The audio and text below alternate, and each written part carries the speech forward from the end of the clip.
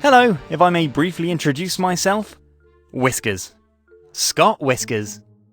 Since I think we'll spend quite a while together, and I already like you pretty well, I would like to apologise briefly. You surely expected an elaborate cutscene. Well, all that would cost trillions of bucks, and my creator is honestly a pretty poor fellow.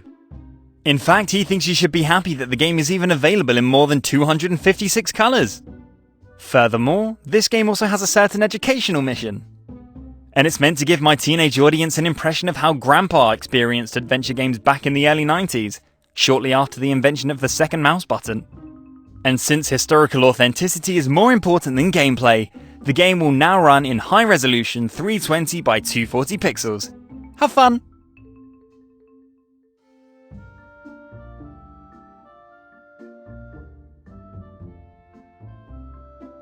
Nah, don't worry, just kidding.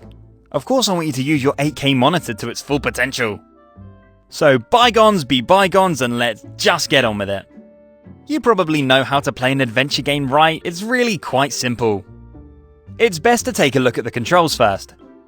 You don't have to memorise the controls now, of course. Unless you have a photographic memory, then I congratulate you. Unfortunately, I can only remember things for a maximum of 5 minutes. That's why it's good I can always look up the controls in settings. Where was I again? Ah yes. For example, say, if a phone suddenly starts ringing, move the mouse pointer over it, select the hand icon with the right mouse button, and use the phone.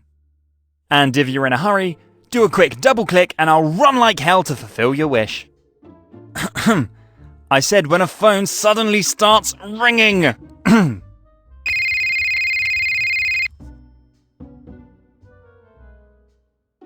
Scott? Good morning. Had a good night's sleep? Hey Mary, sure, just struggled to get out of bed. What's up, isn't it my day off? Yes, I know. And I am sorry. But we're having a medium-sized crisis here at the shelter.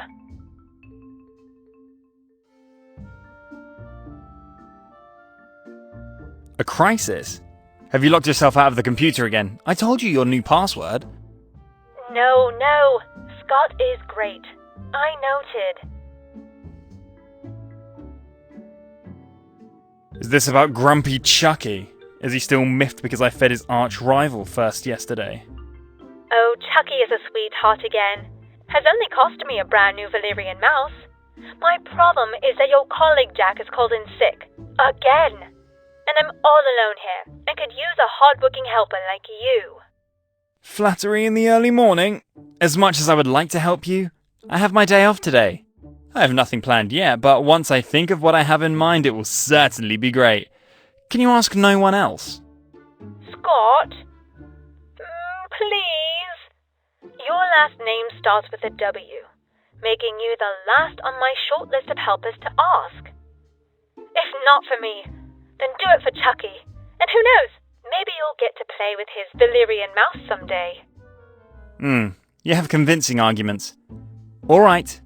Even though I know that probably a bloodbath and no intoxicating mouse awaits me in the cat room, I can't refuse you anything, as usual. Give me an hour or so, then I'll be there. Thank you very much. You are the best. An hour, you say? That still gives me time to buy some cat food at the pet store. See you soon. See you later. Oh, Mary. She is a sweetheart, but as the manager of the local animal shelter, she's always trying to do too much and save the world. But I can understand her. I've grown fond of the furballs in the shelter too. Except for Chucky. That stupid cat can be quite an sometimes, and I'm pretty sure he's out to get me.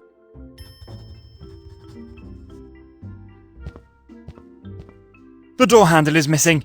How am I ever going to leave my apartment again? Don't panic, Scott.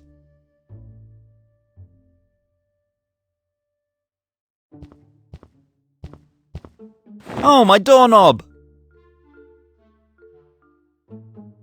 It will probably forever remain a mystery how this thing got into my bed. I've probably been sleepwalking again. I should put the door handle back on the door.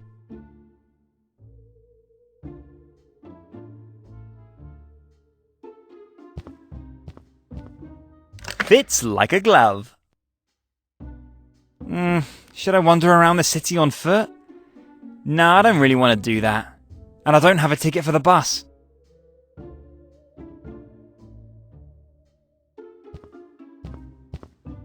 I finally got around to washing the dishes from the last few months.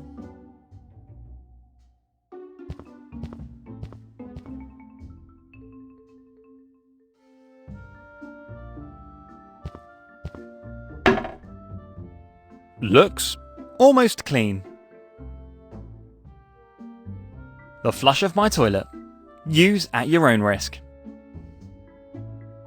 A soothing sound as if something important has been accomplished. Is that my bus ticket? Must have fallen out of my pockets.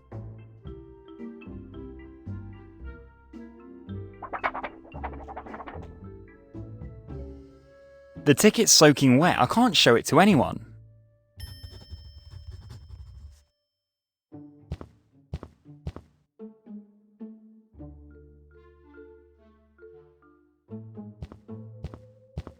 I still need my cell phone, even though this experiment would be quite appealing.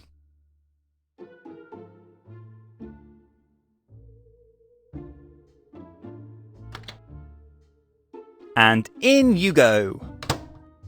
Sizzle, sizzle.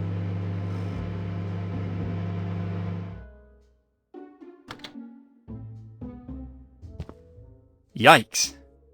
But as we all know, the end justifies the means.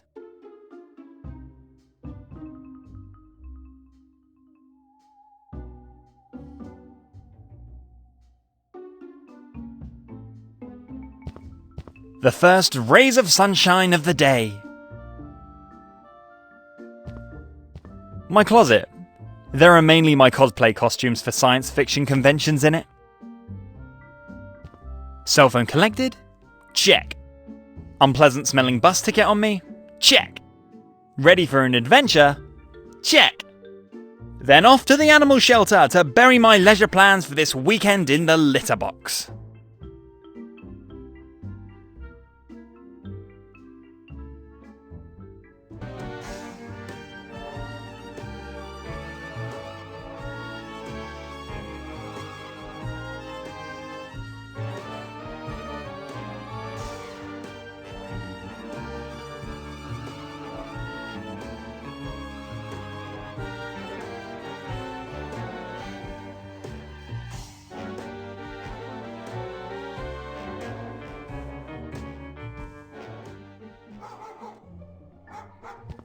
Oh drat, I've left my phone on the bus! My beloved iCell 8 SE Pro! So this is it? After 8 years together? Just like that? Without warning?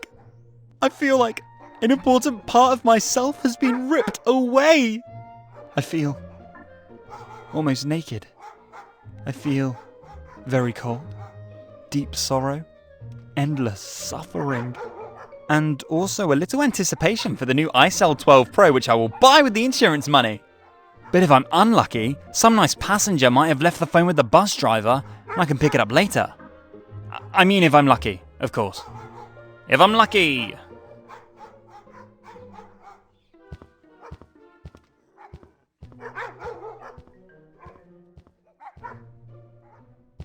I better get right back to Mary. I'm sure there's a lot to do. Oh, Scott, how nice. There you are. You can't believe how happy I am that you didn't leave me hanging here today. No problem. I'm happy to help. Are you still busy creating profiles for our residents on our website? Yes. You wouldn't believe how much work it is. We had so many new arrivals lately. And after all, each of our 2 to 8-legged friends should be presented in the best light.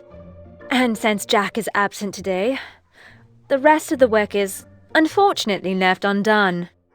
Do you have any particular requests what I should do, or just the usual? It would already suffice if you could tidy up the hallway a bit and feed our cats. I will take care of everything else when I have finished writing the profiles. So first swing the broom and then the predator feeding. You got it. I better get to work right away too. Thank you very, very much. You are the best. I would not disagree with that. Pizzeria headache tablets, the strongest on the market. A creepy looking black tarantula. Fortunately, it's only a rubber one. Maybe I better get my work done first, there's plenty of time for that afterwards.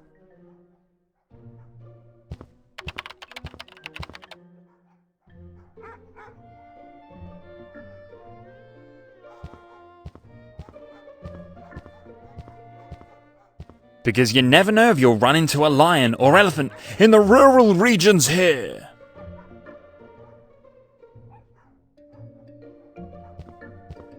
Good. You should always carry a bit of cat food in your pocket.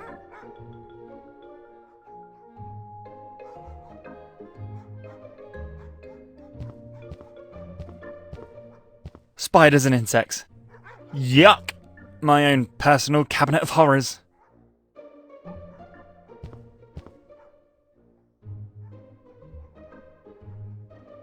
I think I should be able to clean the floor of the hallway with it. Good. Now get to work. As the great contemporary poet MC Hammer once sang, it's hammer time. The animal shelter relies on food donations. Unfortunately, the money from the city is not enough.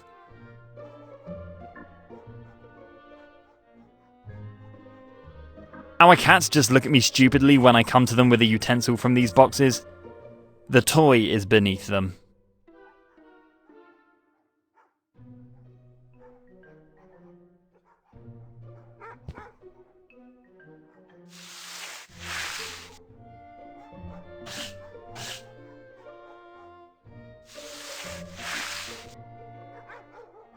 Good work, Scott. One less death trap.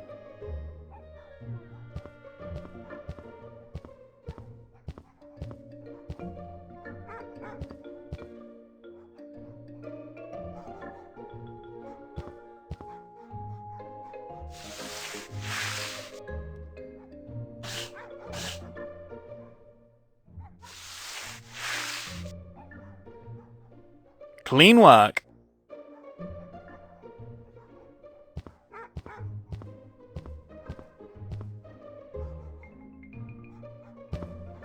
This is Cuddly Jimmy. He's my absolute favourite, and if my apartment wasn't so tiny, I would have adopted him long ago. Grumpy Chucky is a constant threat to my life.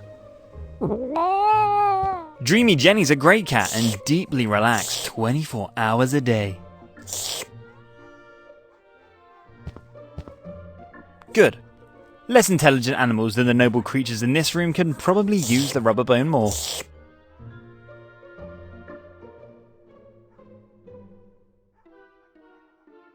Slowly, I'm getting hungry too. Perfect. I think my work here is done. I better tell Mary the good news right away and get my well-deserved praise from her.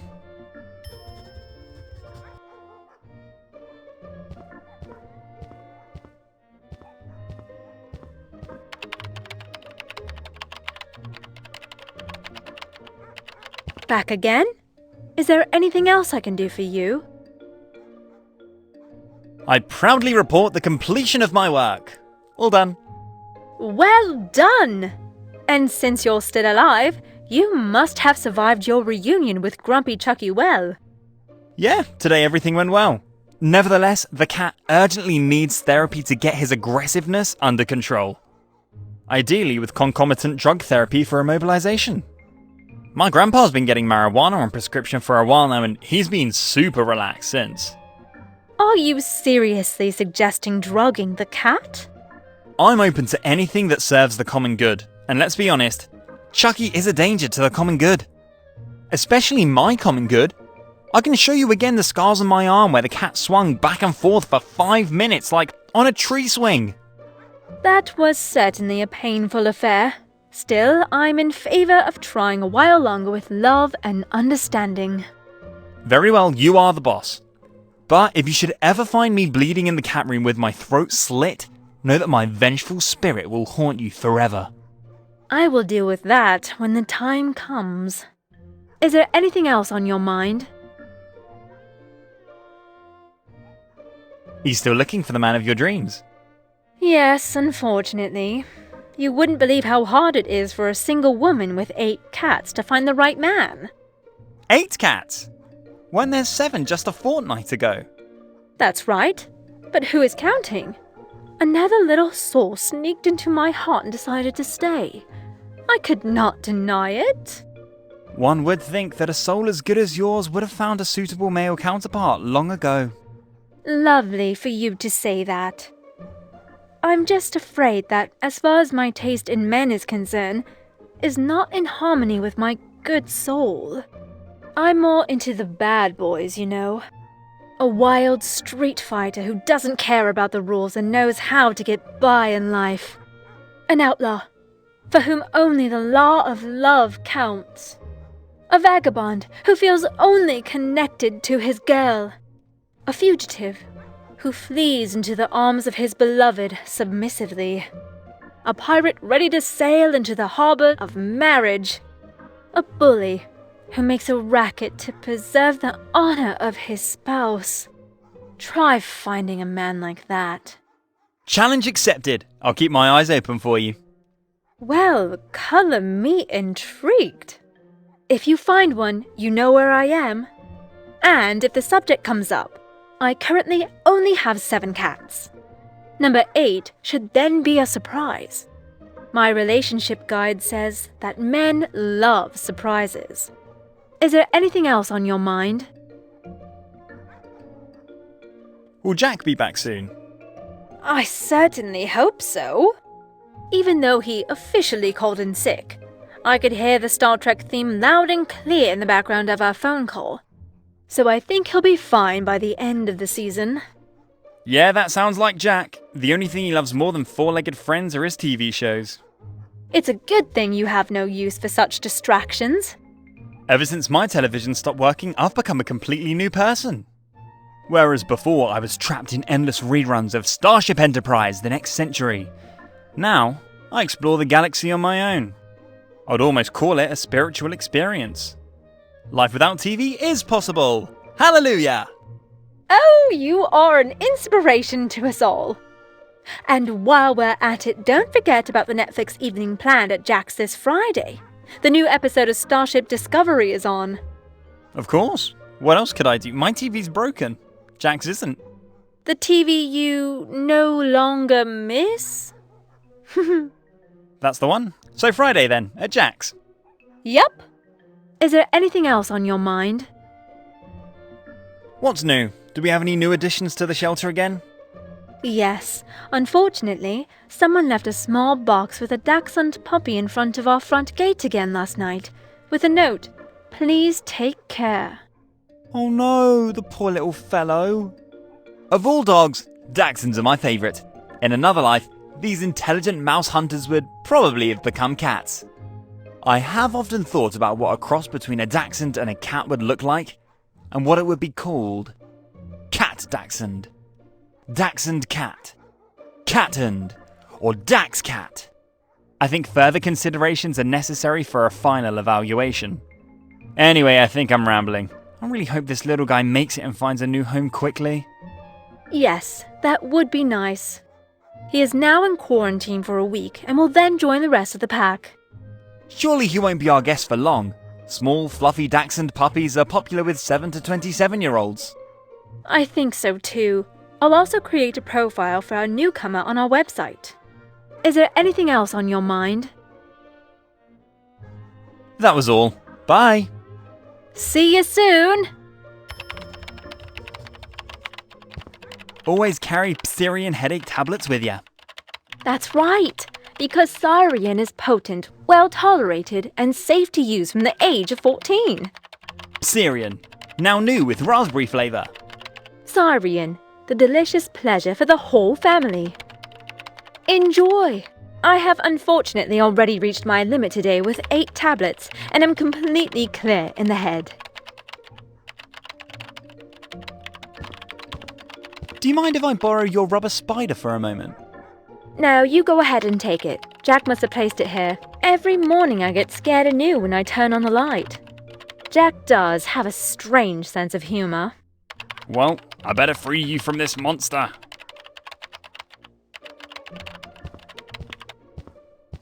This looks like a cat missing flyer. I wonder who's missing. Just as I thought. A missing cat. And a very pretty one at that. Let's see. Maybe I can help you.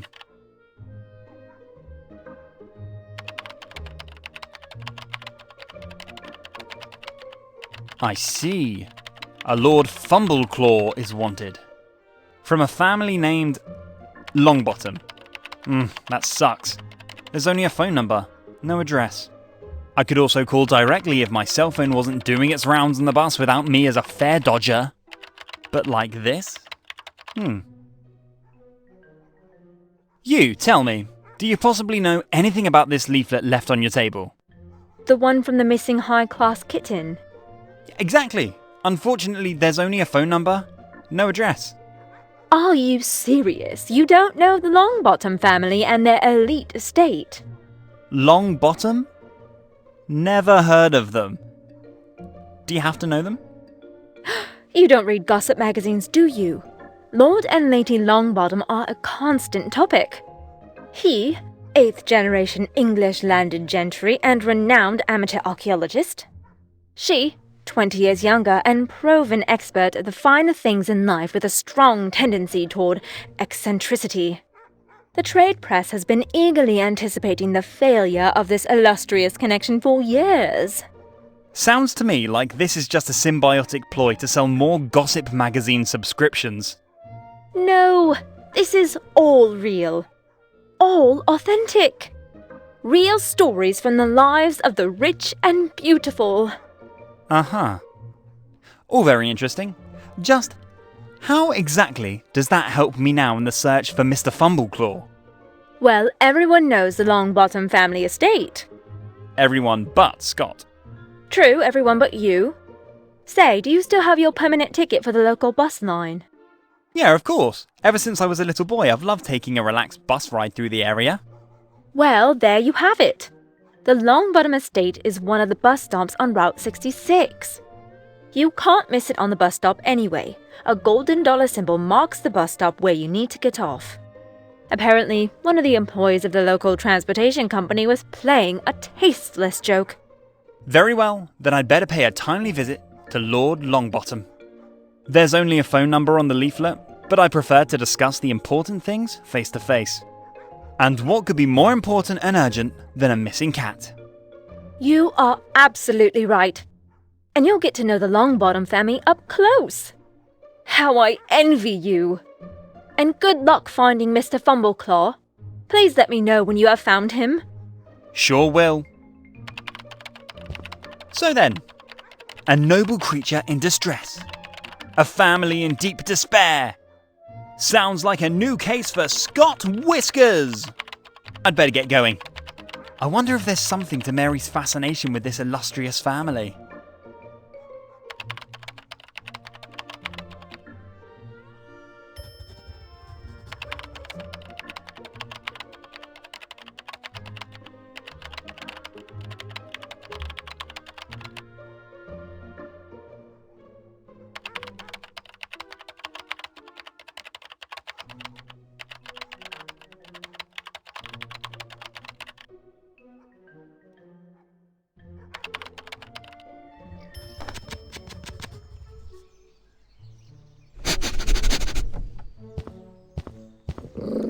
Those who claim that small dogs can't be dangerous have never stood face to face with such a beast. A warning sign. Beware of biting dog. After all, the fearsome portrait on the sign doesn't exactly bear much resemblance to the mutt on the other side of the gate.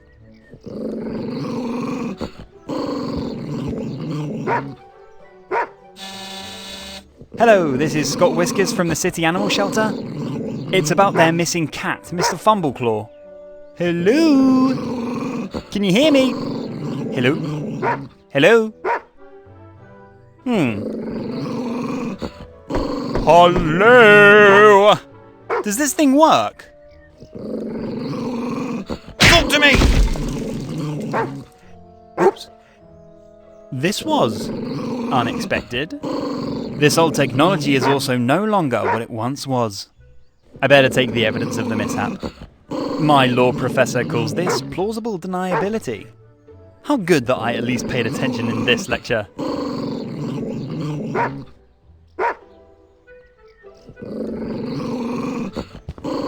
Be gone, you little barker. Then I will prove to you why we humans are the superior species. Who's a good stupid boy? Who's a good stupid boy?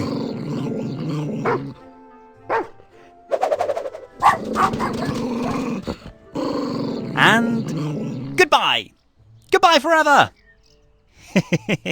I feel pretty smart right now.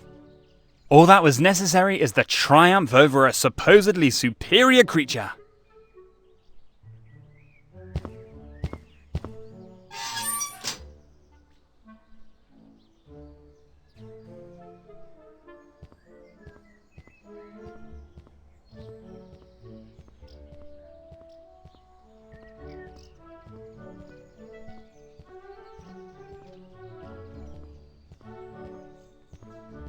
That must have been when the gardener of this property slipped the lawnmower and milled the shape of the dollar symbol into the lawn.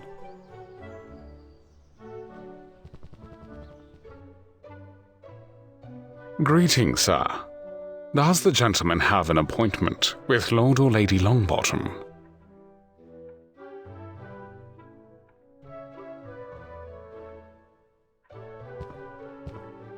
I have this urgent request. I see. So you're looking for Lord Fumbleclaw III? That's right. Son of Lord Fumbleclaw II and Lady Plushhair? I guess so. Grandson of Lord Fumbleclaw I and Madam Goldhair II? I'd have to take a guess. Grandson of the Duke of Worcester and Lady Plushnose V? That's a really good question. And Lady Longbottom's high hopes for winning the city's Ricky's finest noble cat beauty pageant. May I ask what qualifications you bring to this demanding task? Lady Longbottom has the highest expectations of her servants. Servants? I'm not actually looking for work. I just want to help in the search of your missing cat. I see. So you are idealist, without interest in the lavish reward. That's remarkable. But what talents do you have in solving difficult puzzles? Lord Fumbleclaw has already disappeared for a week, and the time of the competition is getting closer. Puzzles? Well, dear Mr. Butler, let me tell you that I am an expert in solving difficult puzzles. For example, I'm one of the few who found the extremely hard-to-find can of gasoline in the classic Manic Mansion without a walkthrough or a call to the LucasArts hotline. Furthermore, I successfully managed to sell, a whole 3 leather jackets at the Castle Brunwald to the butler of the castle in 1938. Only a few can say that about themselves. Well, I honestly have no idea what the gentleman is talking about in particular. Also, you have held up amazingly well for a centenarian. But if you really could persuade a fellow colleague to youthful leather jacket fashion, you seem to be no stranger to difficult tasks. That indeed speaks of the gentleman. So, I think it would probably be in Lady Longbottom's interest to have an audience with you. The gentleman finds the lady in the living area of the mansion at the end of the foyer. Should it become necessary to speak to Lord Longbottom, you will find him upstairs in his study. But please, do not disturb him in his archaeological studies, unless it is an emergency. And last but not least, I would like to ask the gentleman not to disturb little Lady Susie Longbottom with her homework. As far as I know, the child is working on a complex experiment for chemistry class. Alright, then I'd better go and see Mrs. Longbottom right away and ask for the details of her cat's disappearance. Lady Longbottom. The mistress of the house is a lady. Please be careful to address her correctly at all times. If interested, I will be happy to send the gentleman a complete family tree to memorize in an email. Alright, whatever it takes to find Mr. Fumbleclaw. Lord Fumbleclaw III. I guess I shouldn't expect too much from a pizza delivery guy.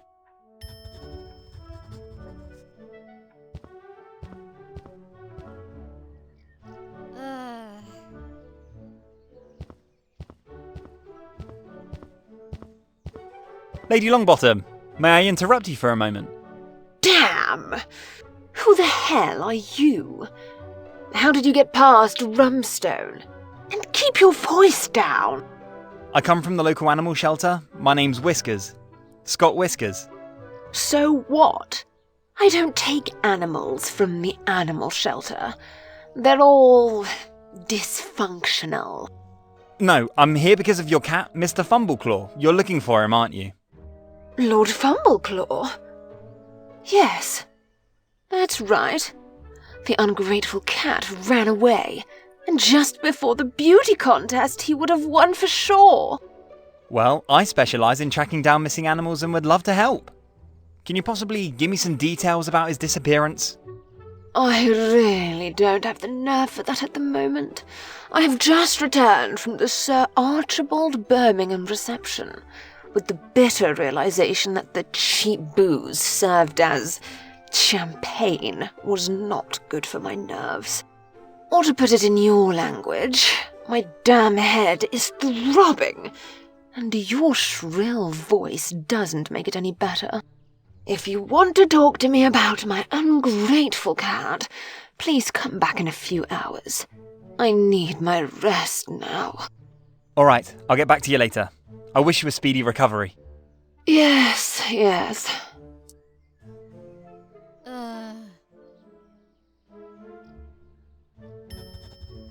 Maybe this can relieve your suffering a little. I have an opened pack of Pizzeria headache tablets here. Syrian? Really? The cheap things are not my usual brand, but I think it will do.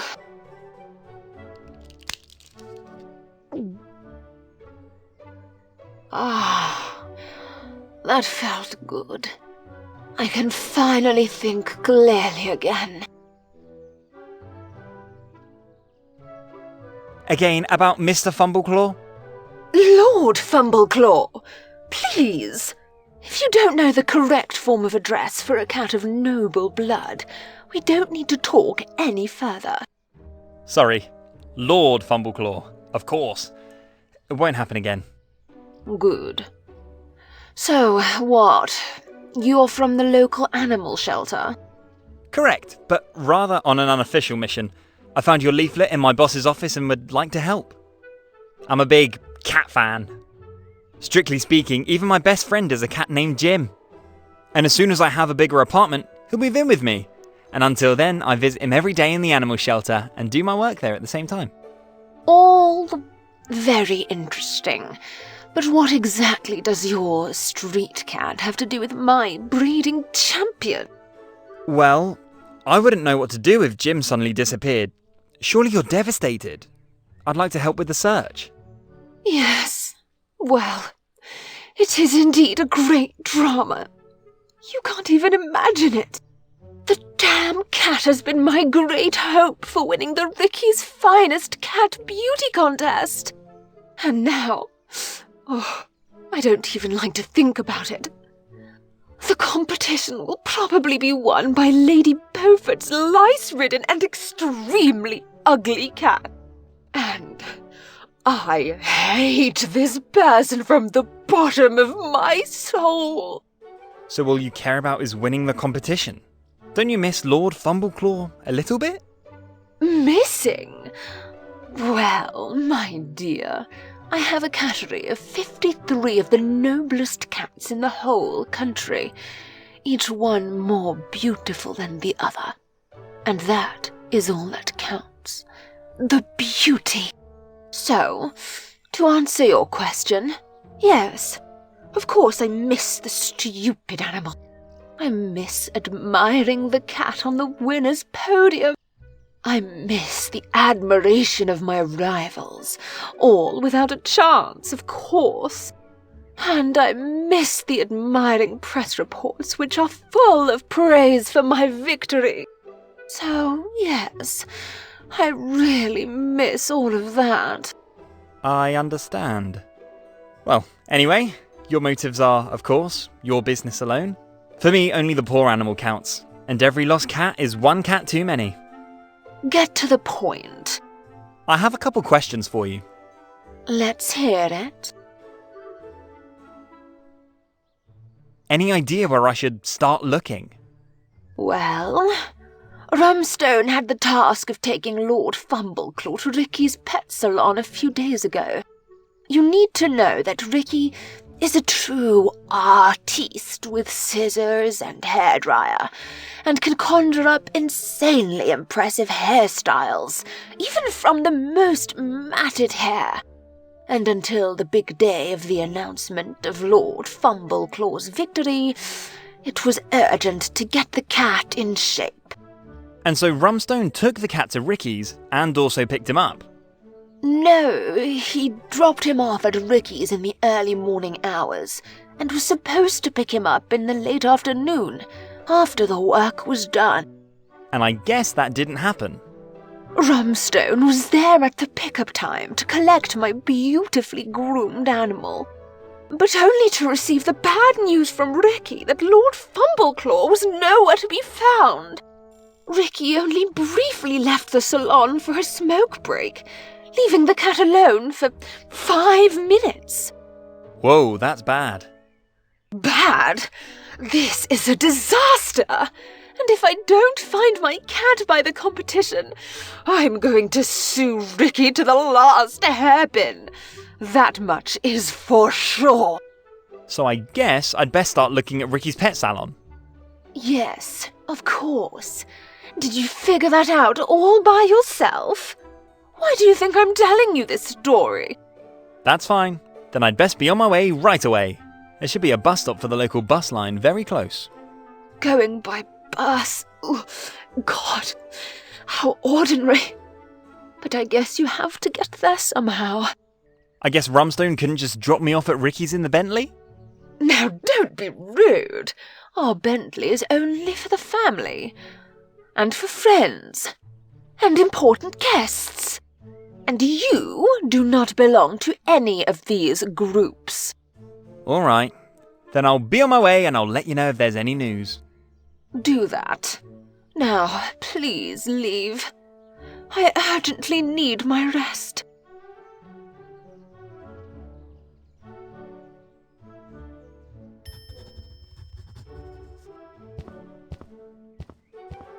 Lady Longbottom's already perfectly made up. I'm sure I'll find someone out there who needs a little visual optimization.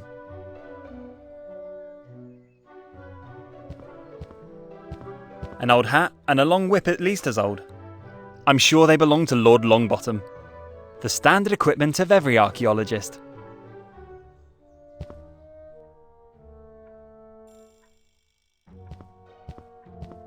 Yes, please. Can I be of service to the gentleman?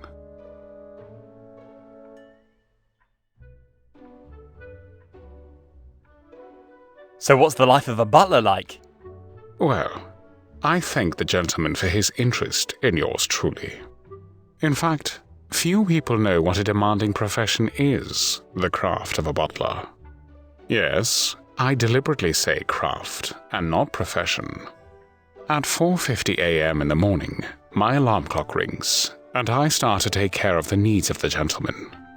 4:50 a.m., of course, only on days when I was allowed to sleep in.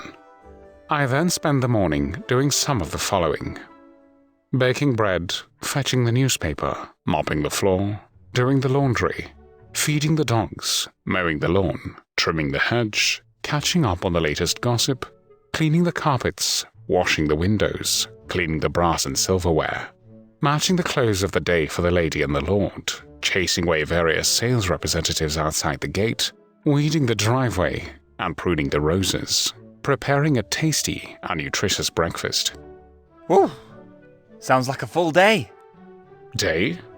It is then 9:35 a.m. at the earliest.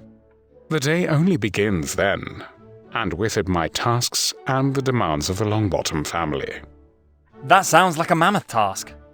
Well, the life of a butler is certainly no bed of roses. But the family's trust in me honors me, of course. Would it be an exaggeration to say that the family would be lost without your services? Well, even though the gentleman obviously speaks the tongue of the common people, there is probably some truth to his statement. Yes, presumably, a resignation on my part would result in a great deal of chaos in the Longbottom household.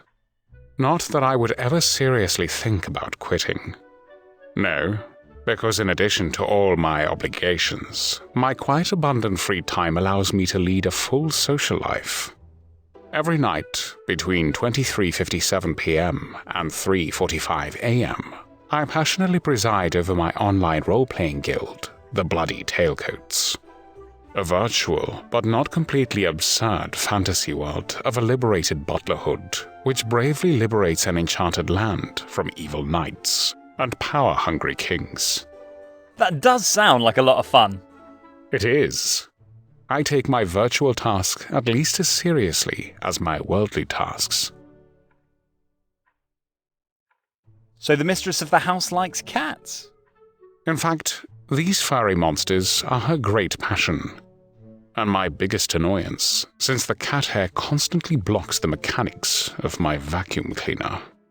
However, I wouldn't necessarily go so far as to call Lady Longbottom particularly fond of animals.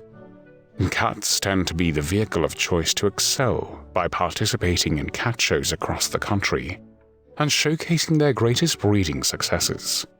A pedigree cat breeding? I'd better not tell my boss Mary about that. Of course, we are talking only about noble pedigree animals. The common street cat rabble has no business in the Longbottom house. The breeding line of the lady is famous throughout the country. For this reason, Lady Longbottom is also deeply upset by the loss of Lord Fumbleclaw. But for more details, the gentleman better talk directly to the lady. With all the pictures on the wall, I would have actually expected more enthusiasm for chihuahuas than cats.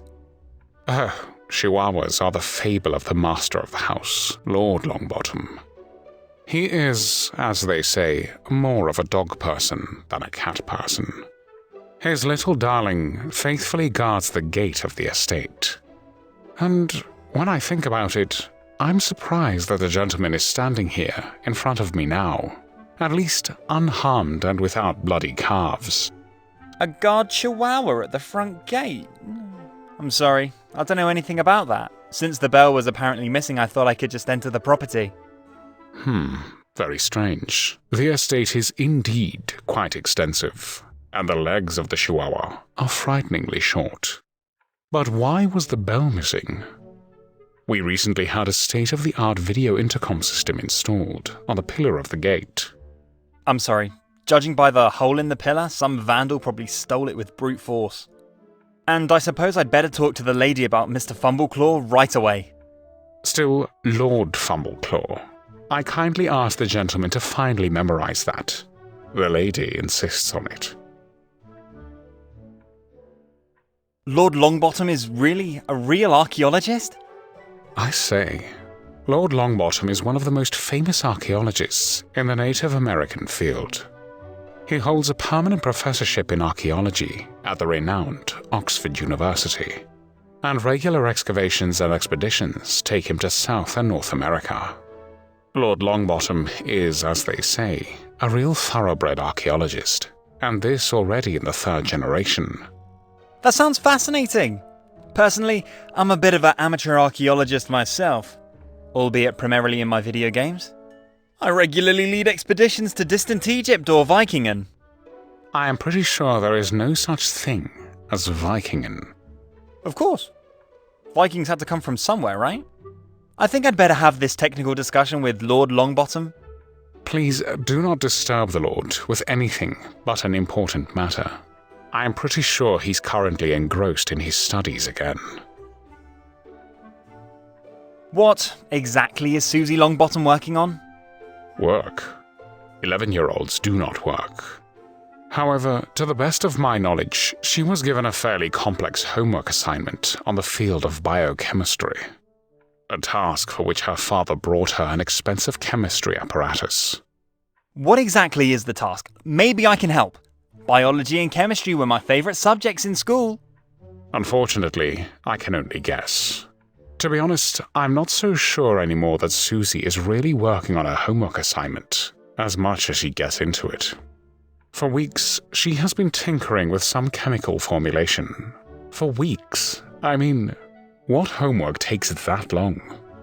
She constantly asks me to buy various other chemical reagents, and far into the night, acrid chemical smells emanate from her nursery. What do her parents say about it?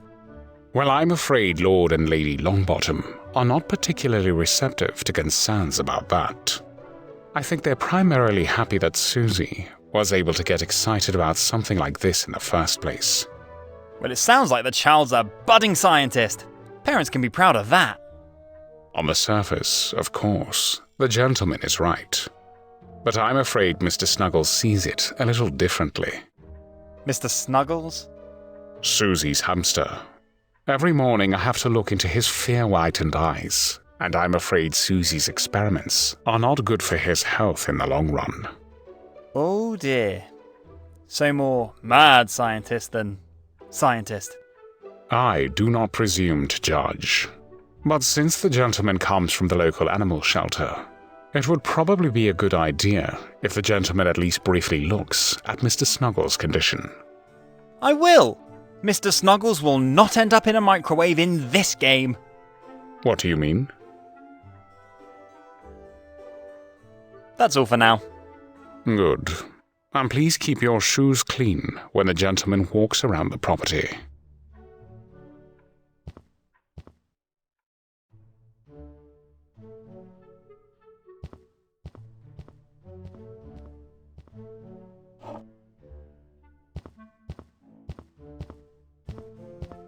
Lord Longbottom, may I interrupt you for a moment? I didn't order a pizza. I'm sure it's for my wife or Rumstone. Pizza? I don't deliver pizza. I want to help find Mr. Fumbleclaw. Lord Fumbleclaw? You're talking about my wife's cat, that walking bedside rug. Your wife? The cat! The animal has so much hair that I can't get closer than 5 meters without my allergy kicking in. Right. I found your leaflet with the missing pet ad at the local animal shelter and would like to help with the search. That is very commendable, but I'm afraid I cannot contribute much. I usually avoid my wife's hairy hobby. My allergy will kill me otherwise. Personally, I prefer far more intelligent creatures. I assume you're talking about chihuahuas. I could admire your paintings downstairs in the foyer. That's right. Personally, I have only 2 great passions: archaeology and my little Rufus, a direct descendant of one of the noblest Chihuahua breeds in the entire country, and my best friend. Only one chihuahua? Yes, of course. My wife has a whole army of hairy allergy donors. All I need is one true friend, and that's him. My Rufus. You should have met him at the front gate. He happily greets every guest. Sorry, I'm afraid not. Probably patrolling the other end of your impressive estate. Too bad. You would have liked him for sure. I'm sure of that. Is there anything else I can help you with? Are you sure you're not delivering a pizza? I'm starting to feel a little hungry. Do you need any help with your archaeology stuff? Help? You probably mean well, my boy. But your language suggests to me that you probably do not hold a PhD in archaeology, or have some other form of qualification in North American history. Well, I've seen plenty of westerns. Does that count? Westerns? So, movies?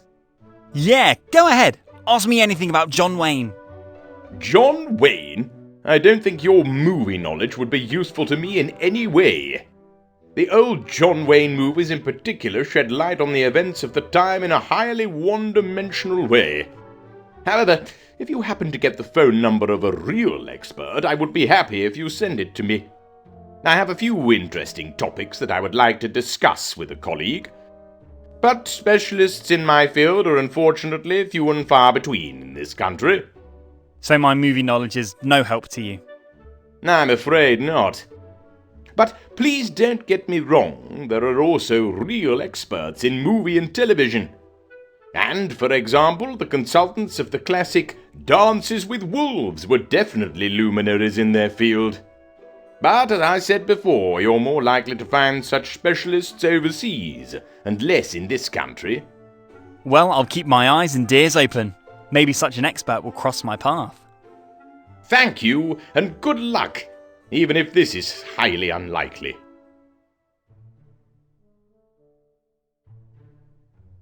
So, your hobby horse is archaeology? That's right. And without flattering myself, I would call myself the expert on Native American history. So you're a real, live Indiana Jones? You mean that movie hero? Well, even if his adventures can be credited with the fact that the youth increasingly deals with my profession, there's still quite clearly more fiction than reality. So you haven't opened the Ark of Covenant yet? No, and unless it was buried by the Incas or Aztecs, I probably never will. Pity. What about the Temple of Doom? Have you discovered it yet? The temple? Of what? I'm sorry, I don't know what you're talking about. Ever met a crusader? I'm afraid I'm 1,000 years too young for that. Possibly you've set foot in Atlantis? No, not yet this year. Or dug up a mysterious crystal skull somewhere? Behind me. There, on the shelf. Cool! May I ask why you're wearing this costume here in your estate? Well, my friend, quite simply, only in the outfit of my grandfather, also a luminary of archaeology, can I fully concentrate on my work. So it's more based on mentality? I suppose so. The exact connections are not quite clear to me, but as soon as I try to concentrate on my work in casual clothes, this is doomed to failure every time. My thoughts wander, and every work step costs me twice the time. Your work? What exactly does it consist of? Well, I specialize, as my father and great-grandfather did, fully in the study of Native American history, both in the South and in North America. More than 1,000 years of history still holds many secrets, and especially the time before the discovery of America by the Vikings.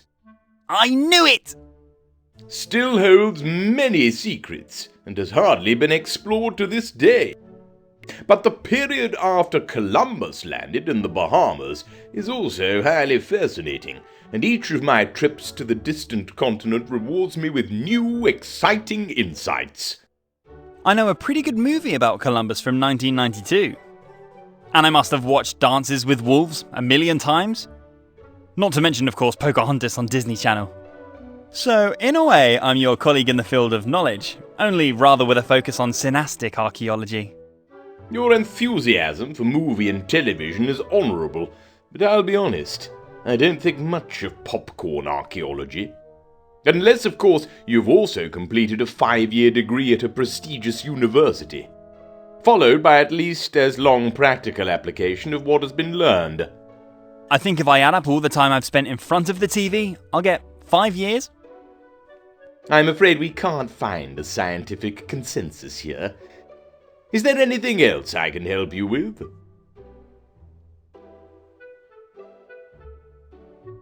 About your cat, Mr. Fumbleclaw.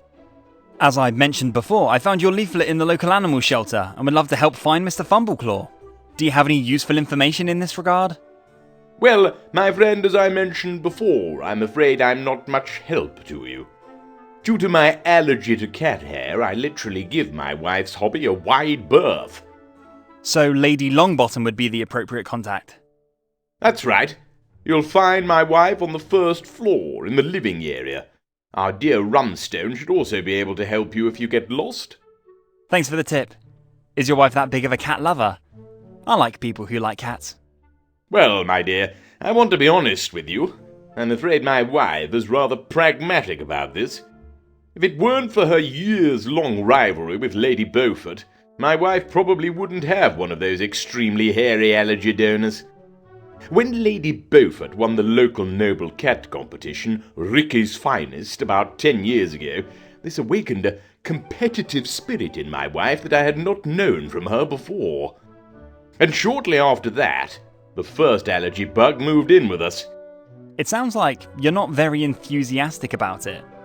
Yes, much to my chagrin, my wife quite quickly developed an amazing talent for standing up to her rivals' competitive successes. And every new victory at Ricky's Finest only encourages her to increase her breeding.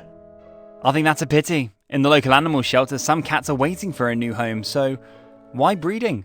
One four-legged friend would be quite enough for me. I see it very similarly. My little Rufus is completely enough for me. No cat in the world could replace this faithful soul. Good. I better talk to your wife about the missing Mr. Fumbleclaw. Do that, my dear. A quite laudable request. I wish you much success. I would be devastated if my Rufus suddenly disappeared. But fortunately our gate is always firmly closed.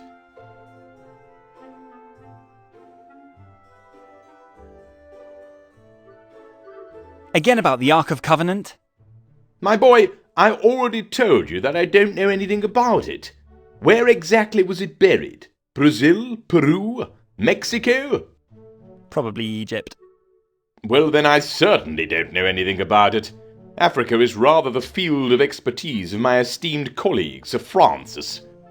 I'd be happy to send you his contact information. Well, maybe Egypt was a rough estimate. What do 1,000 or 2,000 kilometres of deviation in 5,000 years mean? Is it not so that tectonic plates are continually in motion?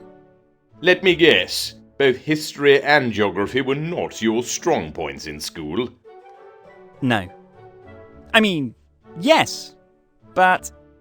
A suggestion. You leave me your phone number, and if I find the Ark of the Covenant on one of my expeditions, you'll be the first person I call, all right? That would be great. Just look for a large golden chest with magical aura.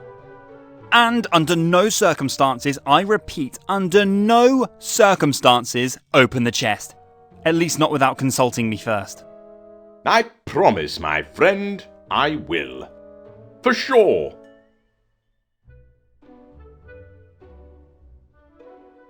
Again, about Atlantis? Do you, as a renowned archaeologist, have a rough idea as to where Atlantis is to be found? Ah, Atlantis, the holy grail of archaeology, and for half of my esteemed colleagues an insane fantasy, for the other half, the incentive of their profession. To which half do you count yourself? Well, I wouldn't go as far as to dismiss Plato's writings about the naval power of Atlantis, but I think that over the millennia, more fiction than fact has been added to history. And today it should be almost impossible to separate the two. In other words, you don't exclude the existence of Atlantis? No, I am a scientist. Skeptical by nature, but I would not rule it out. And where would I have to start digging? Rather in our area or a little further away? Unfortunately, I don't have an answer to that. You should rather discuss this with one of my colleagues. But if I had to guess, I would say much further away. So presumably without bus stop of bus line F. At least that, I think, I can answer with certainty. And what would be your expert answer? No. Again, about the Crusaders. Yes? What about them? Do you think that it's still possible they walk among us today? Possibly locked away somewhere in an old ruin? Well, that seems very far-fetched to me, even if you disregard the aging process of around 1,000 years.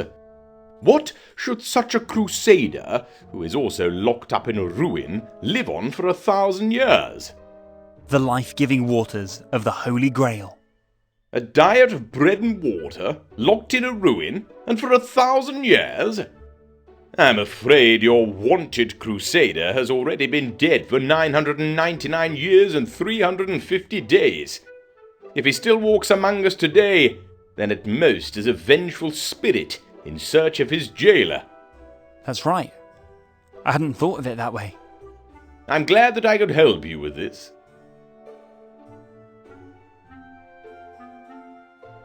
Again, about the Temple of Doom? So you really haven't heard of the Temple of Doom?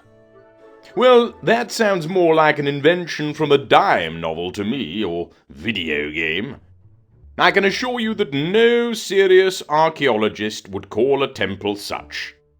Professor Dr. Jones would probably disagree with that. Professor Jones? Are you sure? I have known Professor Jones for quite a long time, and he never mentioned a temple of that name to me. Presumably you mean another Professor Jones. Did your Dr. Jones ever mention Pancot Palace? No, certainly not. And I'm just going to guess that this one, just like the Temple of Doom, is more likely to have come from one of your video games. I'll send you a copy of the corresponding scientific, about 2 hours long documentation at the next opportunity. I would be very pleased about that. It would be presumptuous to claim that I know all of the secrets of our beautiful planet, and I'm always happy to admire the discoveries of my esteemed colleagues. Great. We'll talk about the topic again later. All right. Is there anything else I can help you with?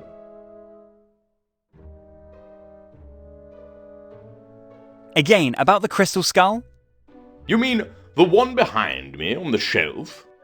Yes, exactly. Is it really real? I can't imagine that. Why? Because of the rather extraterrestrial seeming head shape and your slander of the consequences resulting from it? No, because I bought it at a flea market in Mexico City. Yeah, but still. And because it's made of plastic.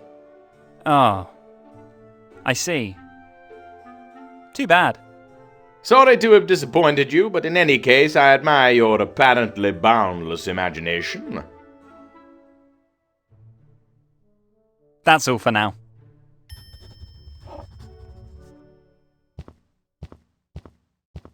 I'll put it away before anyone else stumbles across it.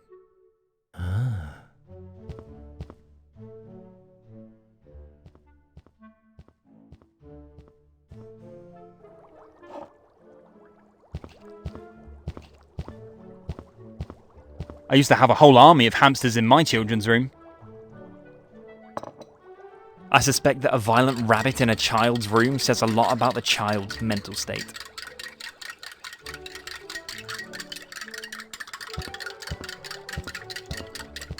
A white fluffy cat made of plush. Who are you? Don't sneak up on me like that. Did I order a pizza? You're the new pizza boy, aren't you? No. I'm Scott, the new boy from the local animal shelter. Animal shelter? Why animal shelter? I have not ordered a new hamster yet. You can't order hamsters from us. Why would you even want to? Does your little friend over there need a playmate? No, I'm working on a project, and that requires hamsters. You mean you have a homework assignment? Should you write an essay about how much you love your hamster? Nonsense. I'm planning the biggest monster movie ever, and before filming can begin, I need, well, a monster. So you see your hamster as a monster? Isn't he much too cuddly for that? Now you've finally understood my problem. Our previous pizza boys were not that clever. I'm not a... Mr. Snuggles is way too fluffy for my movie. I need a real monster. Can't you just use a creepy Godzilla rubber doll for your movie? A doll? Godzilla? Don't really know much about horror movies, do you? The best movies of the genre work with real monsters, without fakes, without tricks. It's all about authenticity. The viewer notices immediately if there is a rubber Godzilla jumping out in front of the camera. But you mean you want a real monster for your movies? You do know there's no such thing as a real monster. Nonsense. I've seen enough movies.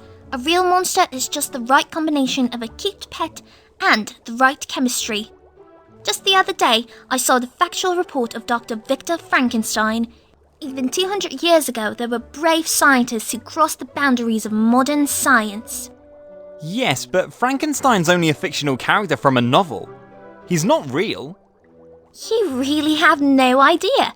I have seen at least 5 versions of this report. Do you really think that science has been wrong 5 times?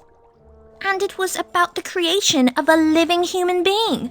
Total madness. All I have in mind is the transformation of a hamster into the star of my movie.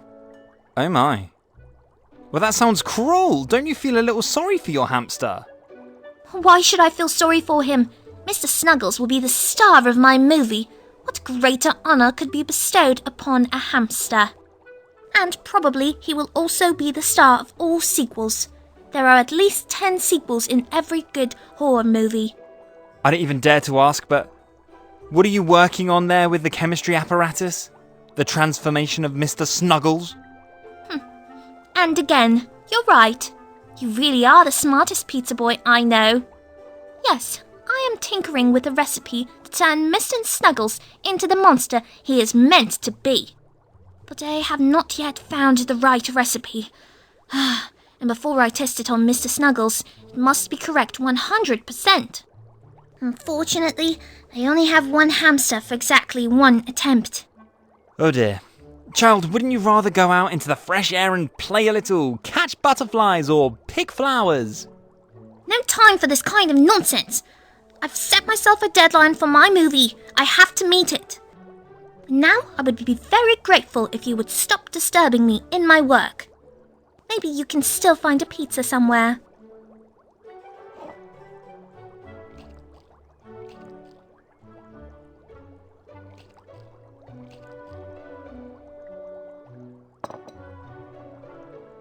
Feel a slight sensation of hunger. I'd better ask Rumstone for a snack.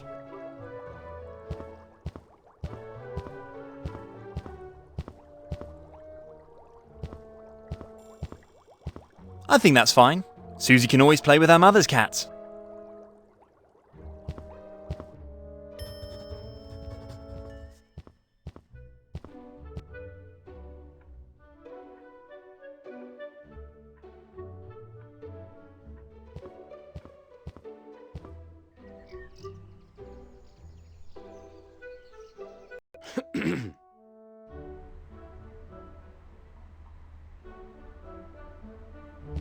Ricky presents some fancy examples of dog hairstyles here.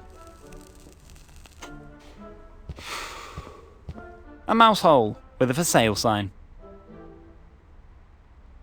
May I interrupt you for a moment? Why, sure. Need some tips regarding your unkempt hair? I definitely see great potential there, but the missing hand of a professional is clearly visible. My hair? No?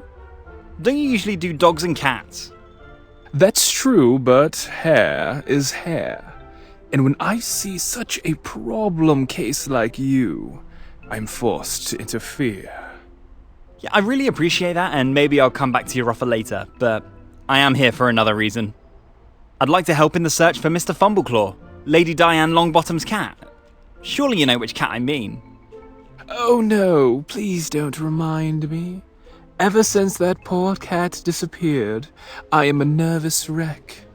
That's a total disaster. So you know who I'm talking about?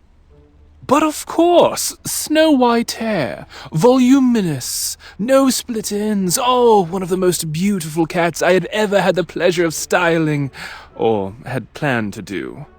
What happened?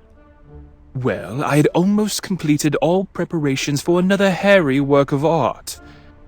The water had almost the right temperature. The battery of my mobile cat hairdryer was almost charged. Comb and scissors were arranged in perfect symmetry on the dressing table. The meditative pet relaxation music was playing at the perfect volume. And all that was left to do was to take one last creative cigarette break. Then what? And then, after the nicotine began to unleash its full creative energy, and I wanted to start working, no trace of Mr. Fumbleclaw far and wide. I had looked everywhere, really everywhere, and turned my salon upside down 100 times. It is a total disaster, and the first time that one of my protégés was lost. Well, that's why I'm here. I hope very much to be able to help you in the search. Would you mind if I took a look around the salon and the surrounding area? No, of course not. Feel free to look around everywhere. It is not impossible that I have overlooked something. I am almost blind, you know. One of my last guests was, well, a little uncooperative. And I still have half a can of hairspray in my eyes. Ouch. I mean, that sounds painful. You have no idea. Since the pain has subsided to some extent, I see colors that I didn't know before. Which is a real problem in my job. I can't deliver a brown dog in black. That would not be very good for my reputation. So now I'm standing here in the fresh air. Next to a garbage can wrapped in cigarette smoke. And wait for brown to be brown again, black to be black again, and white to be white again. After that, I will rejoin the search for Mr. Fumbleclaw. And if you have any questions, whether about Mr. Fumbleclaw or about the possibilities of your hairstyle, just ask me. Thank you. I will. Yes, do you still need help with your hairstyle?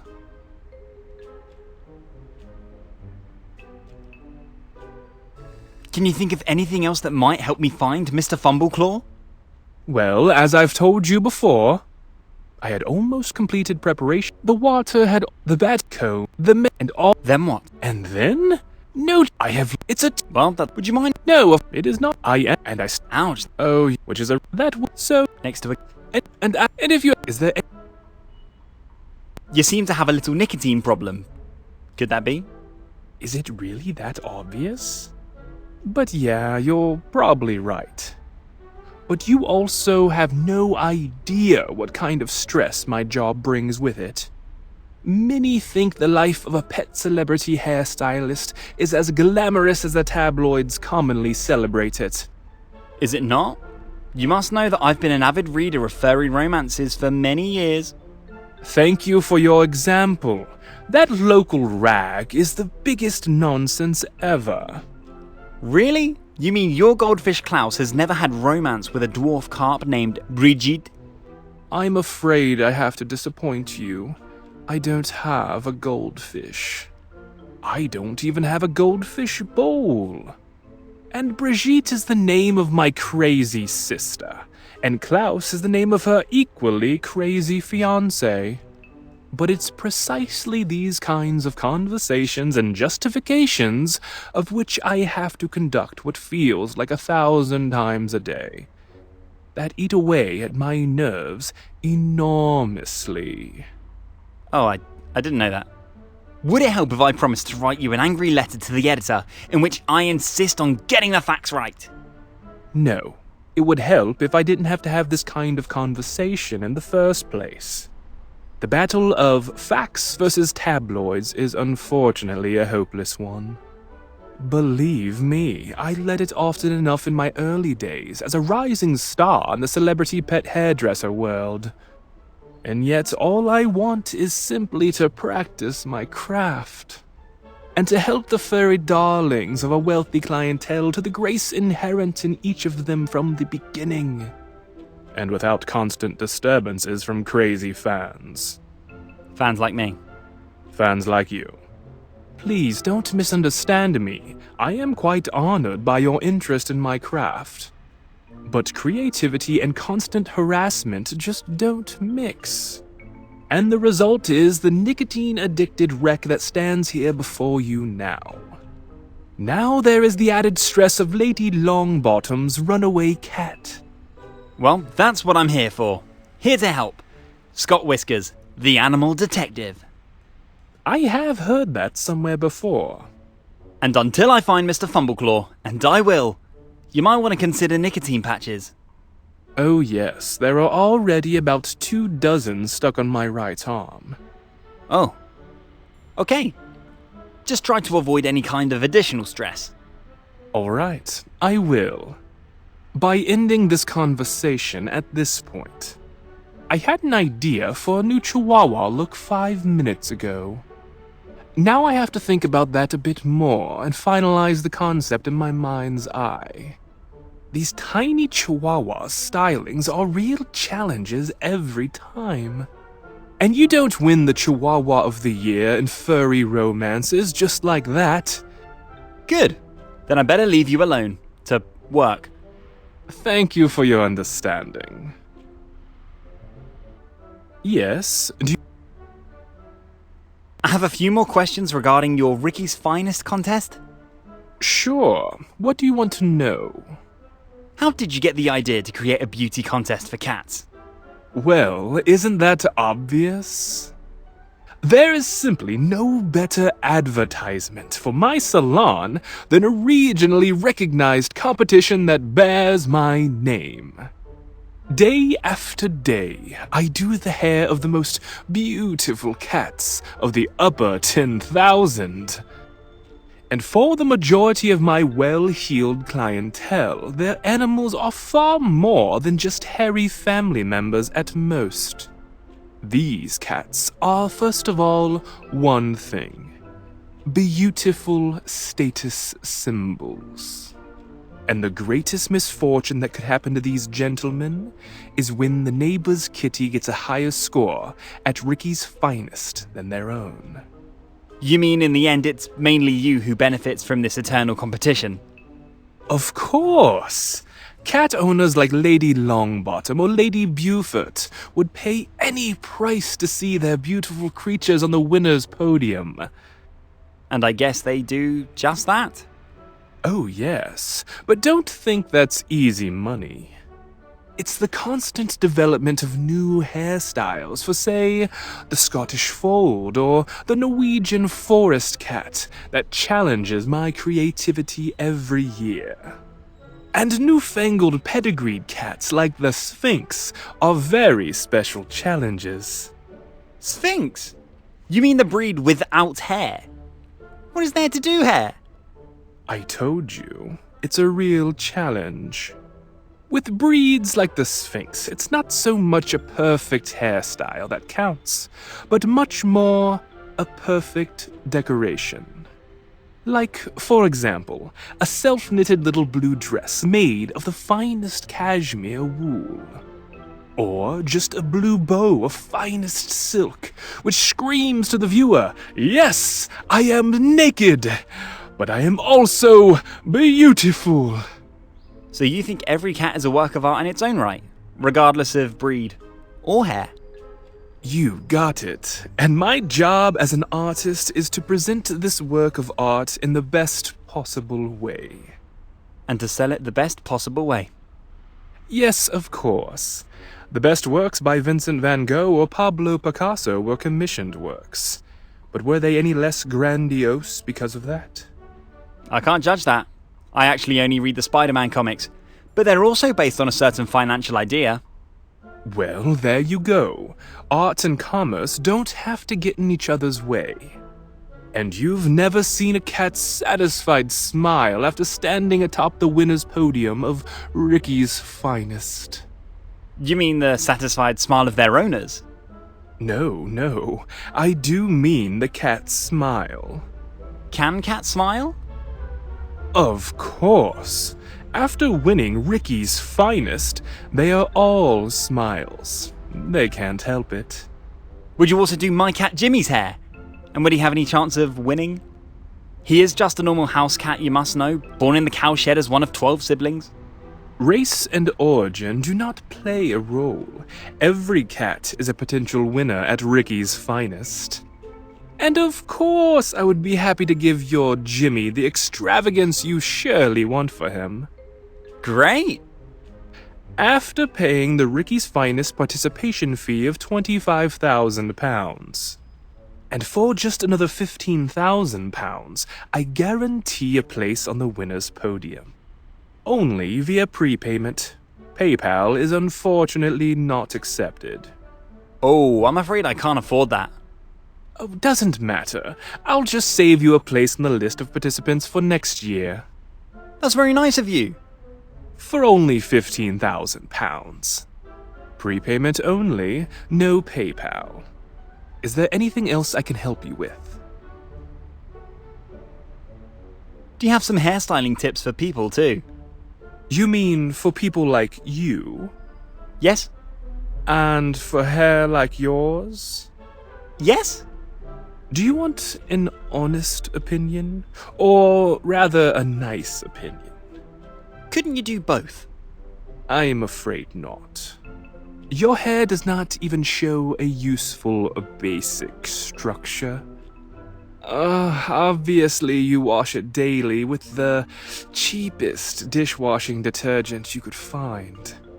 The cut of your hairstyle obviously comes from a cheap video game template.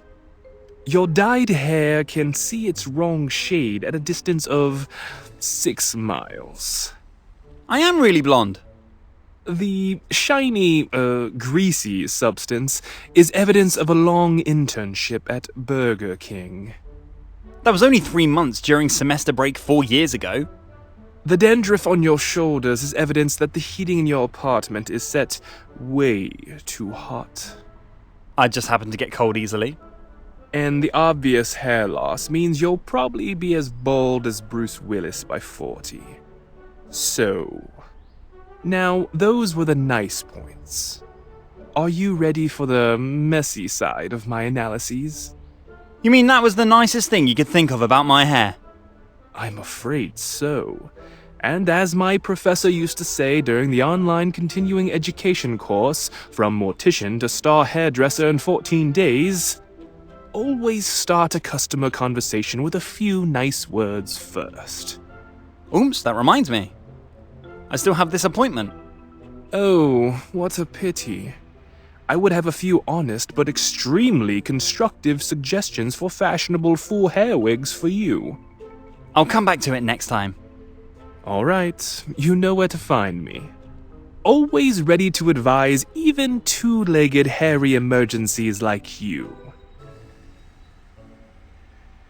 That's all for now. Just come back if you need some more advice regarding your unkempt hair.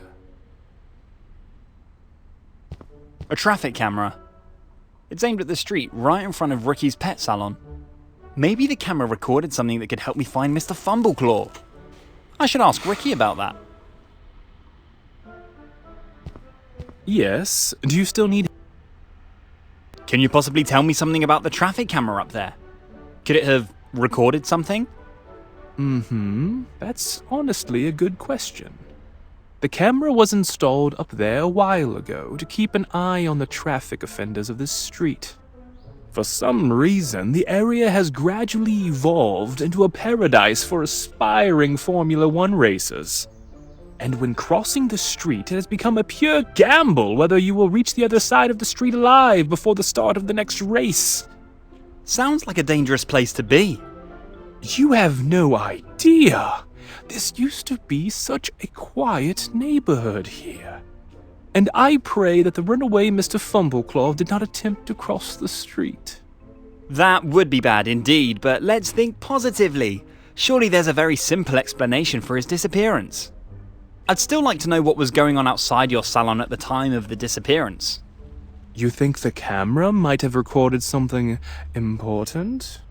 Yeah, that would be logical. If you've already thoroughly searched your salon, it's not impossible that the cat escaped through the open door. Perhaps he's disappeared into one of the surrounding back alleys and is now waiting to be rescued. Do you really have no idea what the recordings could tell me? Have you possibly been busy here in the camera area for the last few days? Oh no, the camera would probably just show me standing here maintaining my nicotine level. Alright, in any case, I should take a look at the camera's recordings. That could be difficult. The camera belongs to the city and is therefore part of the city's traffic monitoring network. Therefore, the records are certainly archived in the nearby police station. You would have to break into the probably best secured building in the vicinity, sneak past the best trained police officers in town, outsmart the most advanced surveillance system in the immediate vicinity, and then make a copy of the surveillance tapes without being noticed. You say that almost as if it were a major problem. I am quite creative in solving such problems, you must know. At the end of the day, this is about rescuing a helpless cat. I'm happy to take any risk for that. I think that's great, really, and I really hope that your research will be successful. You will have plenty of time to think about it in the prison cell. But what did I just tell you? Think positively. Sorry, you're right, of course. I apologize for my cynicism. Nicotine withdrawal is getting to me. I wish you good luck with your research. And please, definitely let me know if you find out anything.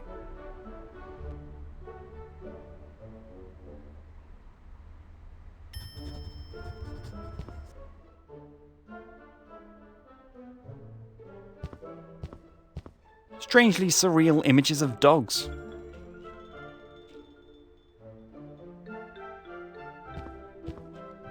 Good! A pair of sharp scissors in your pocket. What could possibly go wrong?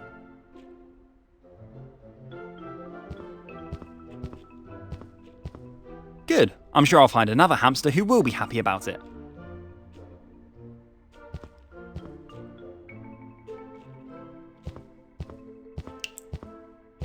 As this restroom has never been visited by a cleaner, I don't have to feel guilty. Ugh, nothing in the world would make me voluntarily use this toilet.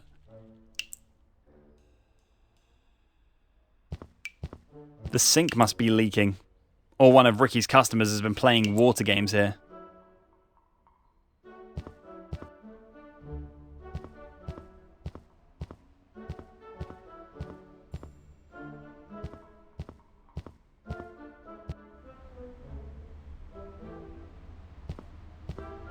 Great, now my pants pockets smell like dog urine.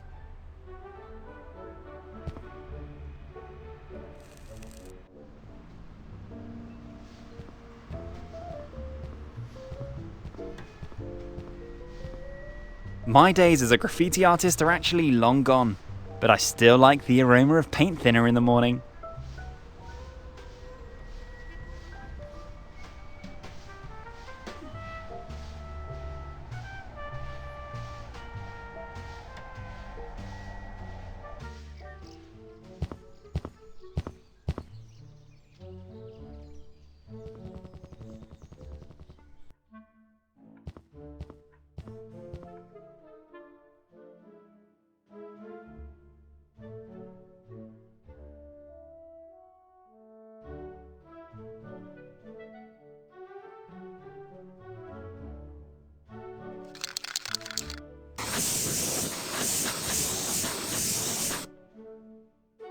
So now the black monster became a brown monster. Ugh, I hate spiders.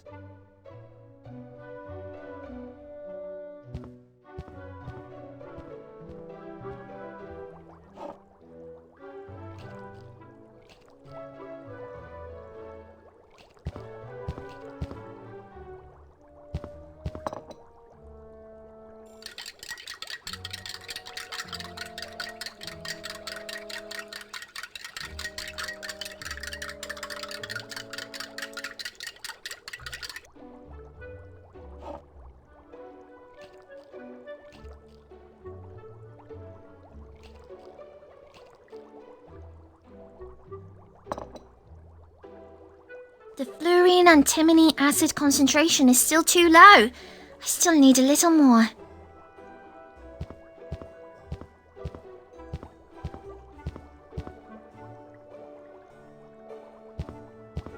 All right. Let's make sure that Susie's dream of a monster movie comes true. And at the same time, and I'm pretty sure of this, save Mr. Snuggles' life. Come to Papa. And in you go, you nasty spider. Ta-da! What a great special effect on 8 legs. Hey, what are you doing? Hands off my experiment. I still need the hamster.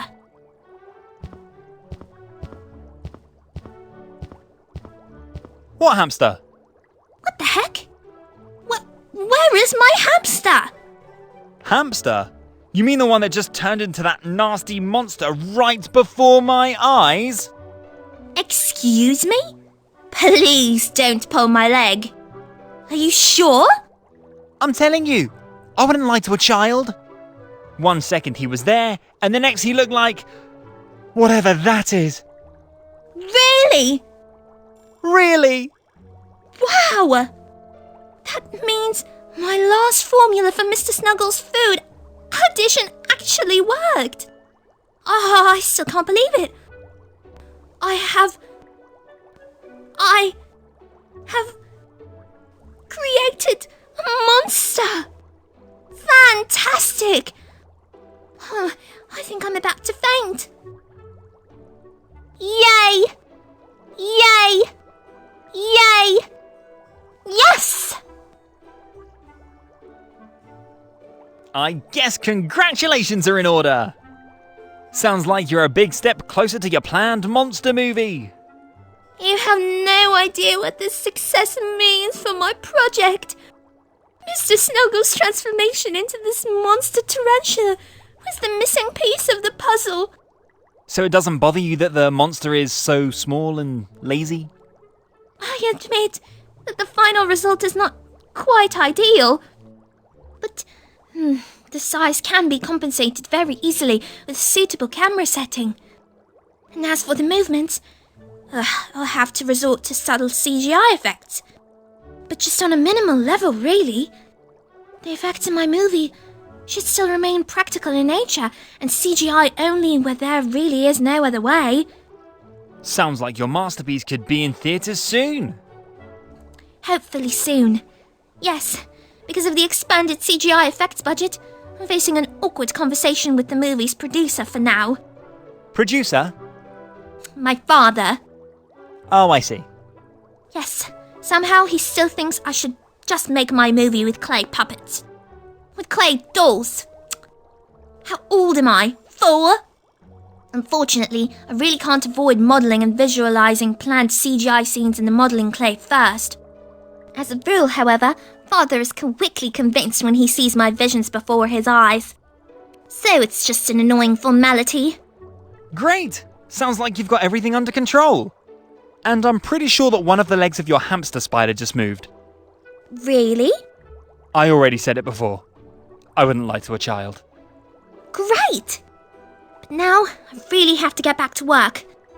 Unfortunately, my supply of modelling clay is almost gone, and I urgently need to produce new clay. Can't you just send Rumstone out to buy some? You can't just get movie modelling clay at the store. It has very special requirements and must not melt away when the cameras are running. No, I prefer to make it myself. I'm pretty good at chemistry, you know. And I strive for perfection in all areas of my movie. Then have fun! Thanks. Then, though I still don't really understand what you actually want here in my room, I don't think you're much good as a pizza boy.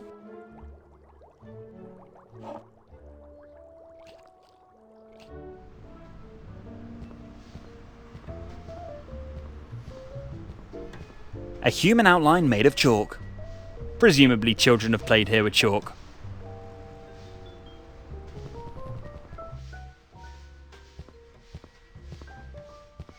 This is a fold-out brochure with portraits of the most wanted criminals in the region. Very creepy. Good day, I'd like to report a missing cat. Good day. Excuse me, a missing cat? This is a police department, not an animal shelter. Yes, but it is a real emergency. Lord Fumbleclaw's been missing for several days and his family are very worried. Whoa, a real lord? Then what's all this nonsense about the cat? Inspector Craddock is responsible for noble missing persons cases. However, like me, he is currently very busy and has little time for new cases. Is the inspector available now? Sounds like he's the right person to talk to about Lord Fumbleclaw's case. I have some clues from the cat's hairdresser that I would like to discuss with the inspector. Hairdresser? And a cat again?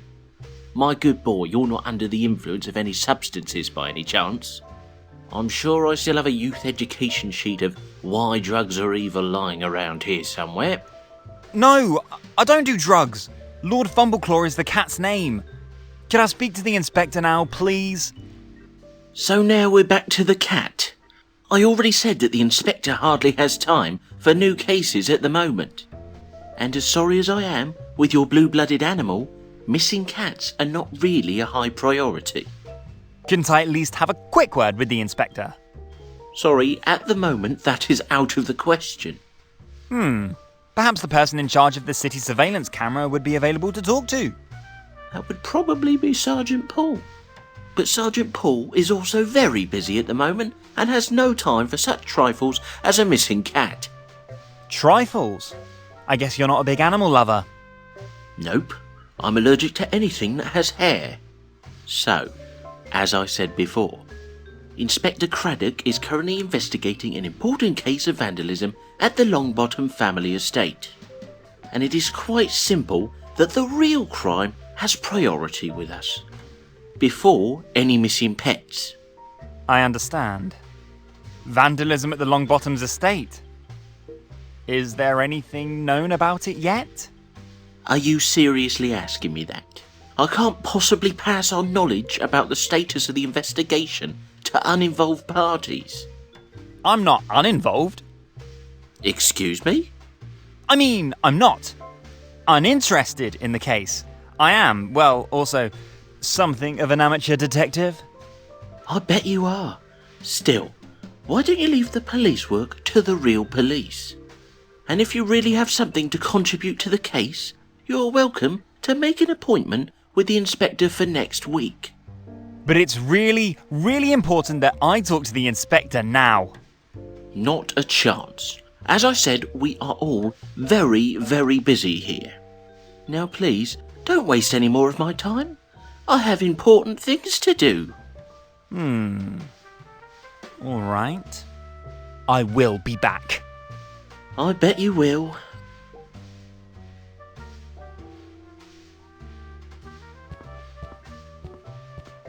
A half-full box of delicious donuts.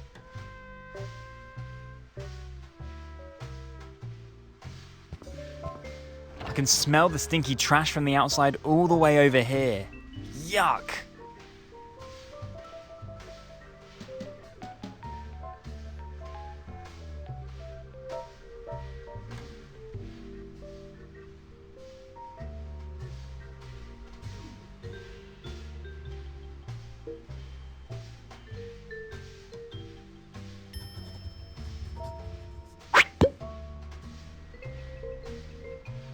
Now I feel much safer.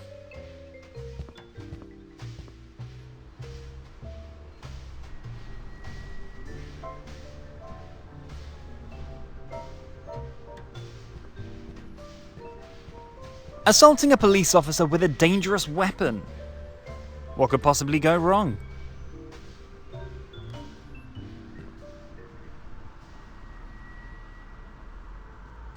Ouch! Sweet dreams. And I better destroy the weapon of crime.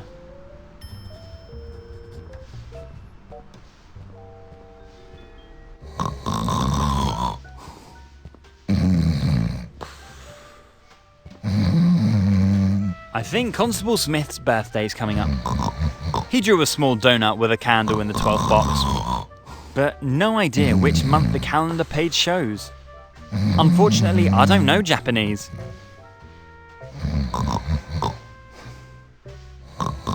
The code input field for the door control.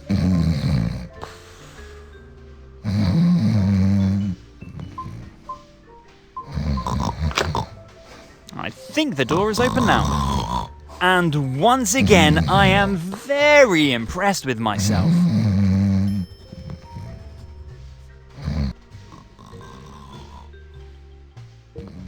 I don't think anyone will miss this museum piece here. I should really charge the battery.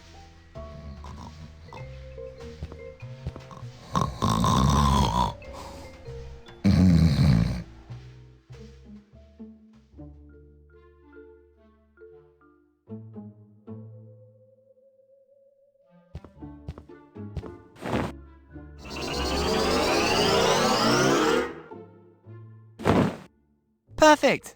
The battery's now fully charged. It's time for some nice photos.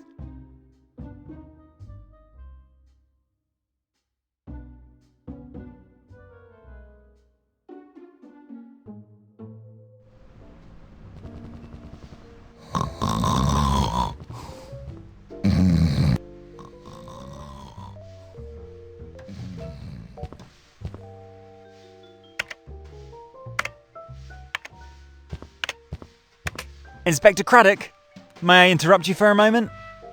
Who the heck are you? What are you doing in my room? I'm Scott, the new recruit from the police academy.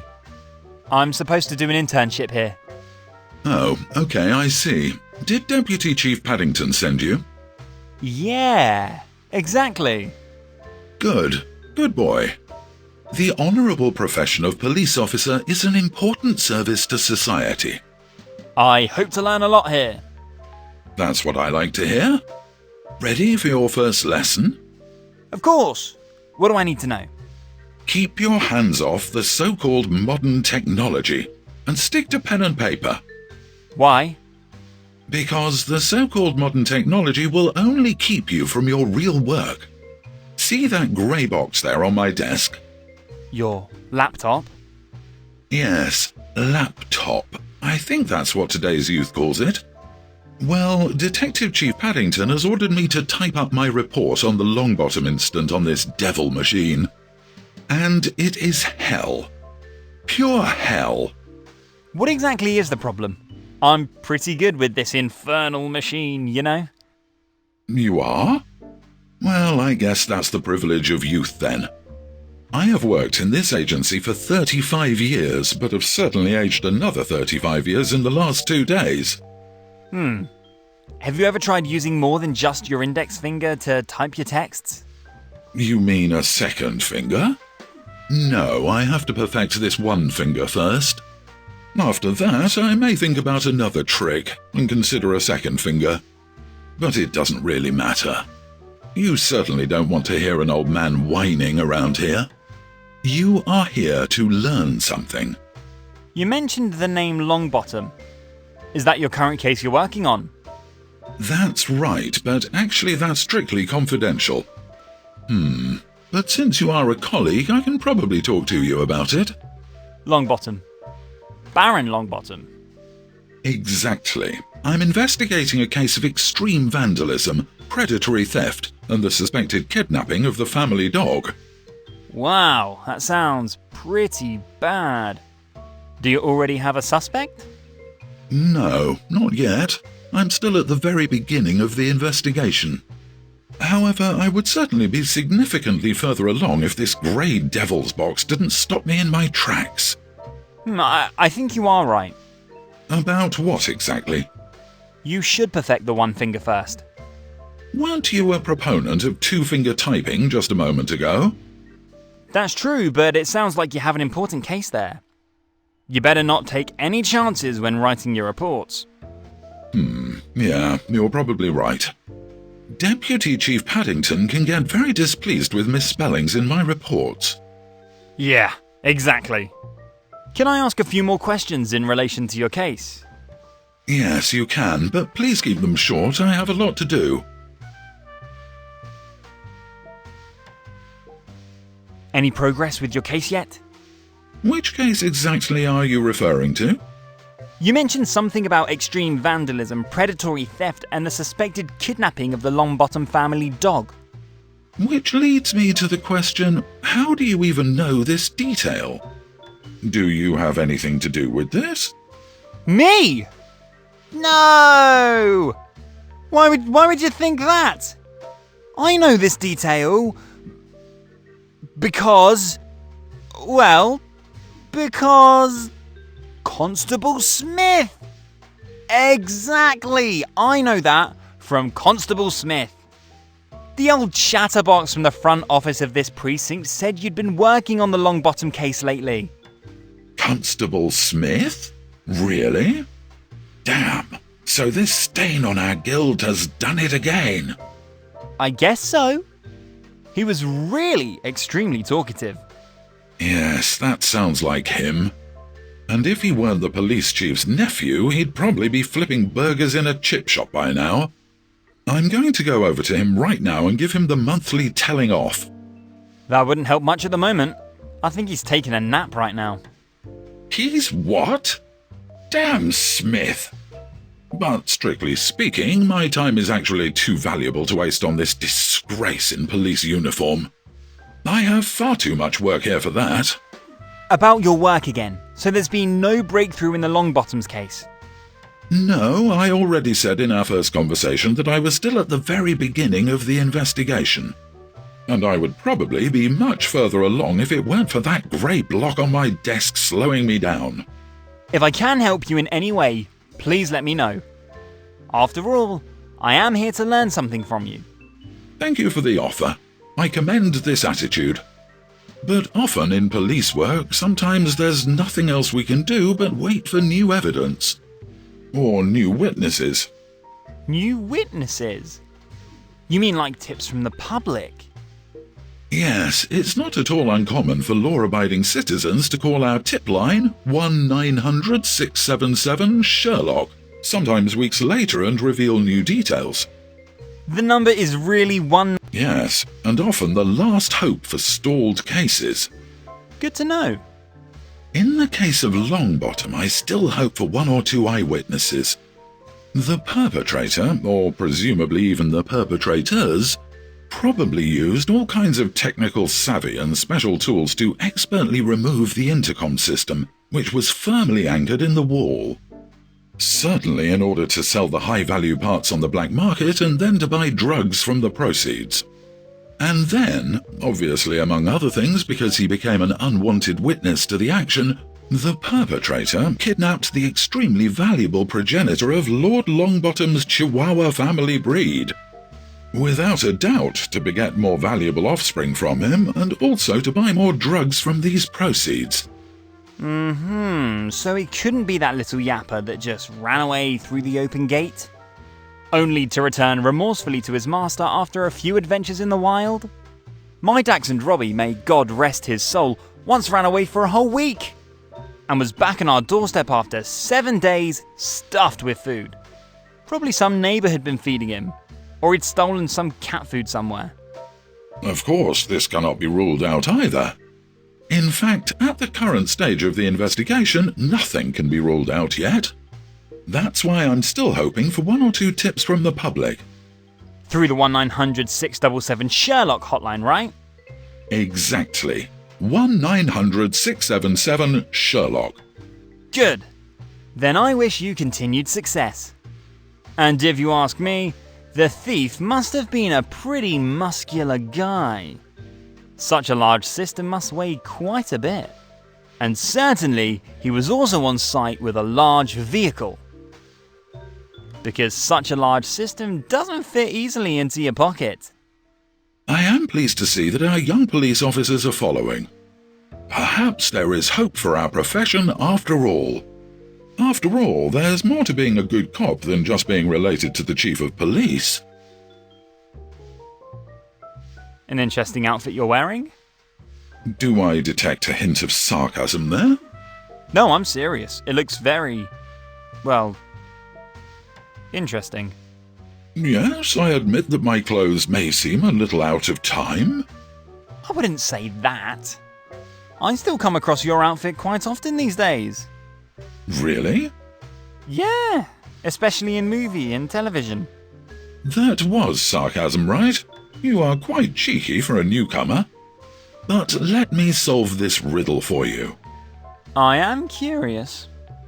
A few years ago, we had this difficult case. A case that seemed unsolvable. A case that made me despair. What was it about? The details don't matter. Now, don't interrupt me any further. Sorry. Good. Okay. Where was I? Unsolvable case. Desperate inspector. I shouldn't interrupt. Right. So the case. I must have spent 6 months or more poring over files, interviewing witnesses, and sifting through evidence.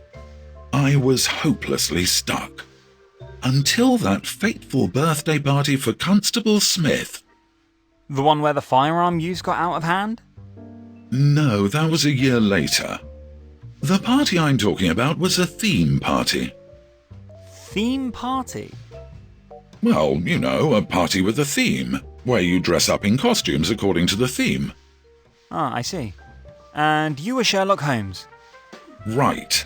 Yes, the motto was, "People who inspire us." Interestingly, half of the participants came dressed as our police chief. As if this would benefit their career in any way. You didn't think much of such well-placed sycophancy. No, I like my position. I don't want to be promoted at all. Not to mention that our boss might inspire me to quit rather than anything else. My biggest inspiration since childhood was, and still is, the greatest detective of all time. Ben Matlock! No, damn it, of course not a TV detective. I'm talking about a real legend. Sherlock Holmes. Who else? I'm pretty sure I've seen Sherlock Holmes on television before. You're starting to interrupt me again. Sorry. Drat, where was I? Unsolvable case, desperate inspector, theme party, Sherlock Holmes is real. I still should not interrupt you. Right. Well, the party was already in full swing, and I had probably had one ale too many. So I fell asleep peacefully. I don't really know where exactly. And all of a sudden, bam! There he is. Who? Sherlock Holmes. Standing there in a dream before me. What an honor! I mean, I know that the master detective has been dead for a long time. Or never lived. But he was so real. And now comes the best. I can hardly wait! He only said 2 words to me. Cotton candy. Cotton candy? Yes, cotton candy. And there it was. The solution to my case. Finally. The solution was as obvious as it was trivial. Sweet, sticky cotton candy. Yum. What was the case about again? Sorry, since you're new here, I can only tell you the solution for privacy reasons. No further details. Too bad. And let me guess. Since then, you're convinced that your costume at the theme party whispered the solution to you. As if the ghost of the fictional or non-fictional Sherlock Holmes has entered you. When you put it that way, it sounds kind of ridiculous. But yes, in principle, you're right. I've been wearing this outfit to work day after day ever since. And you know what? I am convinced it has made me a better detective since then. You really wear this outfit every day? I have 7 of them, 1 for each day of the week. And solving my cases has been a lot easier for me since that fateful day full of alcohol and mystery. Wow. A great story. Think of it as your first lesson with us. Whatever inspires you to do a better job than everyone else, stick with it. And just ignore the wry looks of society or the snickers of your colleagues. So you really think I could do my duty as Captain Kirk of the Enterprise? Well, I don't know, said Captain. Must be from another precinct. Yes, another world, so to speak. Well, if that Captain Kirk makes you a better police officer, then you should also do your duty as Captain Kirk. Great! Can I have that in writing, please? In case my supervisor doesn't want to believe me. Gladly. But please come back later. At the moment, I still have so much to do. Alright, and if you get stuck, just take a little nap. Why do you new recruits always have to be such smartasses? Any other interesting cases lately? Well, yes, quite. Crime never sleeps. Why exactly are you interested in my cases? Research for an essay at the Police Academy. Ah, I see. Well, I'm happy to share my knowledge with our junior staff. So there were interesting cases? Indeed. For example, we have that traffic rowdy who ran a red light and was immediately caught on a traffic camera. The man was wearing a ski mask, had masked the license plates of his cars and made an obscene gesture towards the camera, in the hope that we could then not prosecute him. I guess this plan didn't work. Right. This criminal genius did the math without my magnifying glass.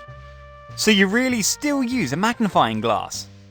Of course. Even if my new colleagues smile at me a bit because of this well-worn tool has always served me well. And so too, this time with the tenfold magnification of the photos taken by the traffic cameras. But now I am curious. You must know that such a camera always takes 2 photos at a traffic light.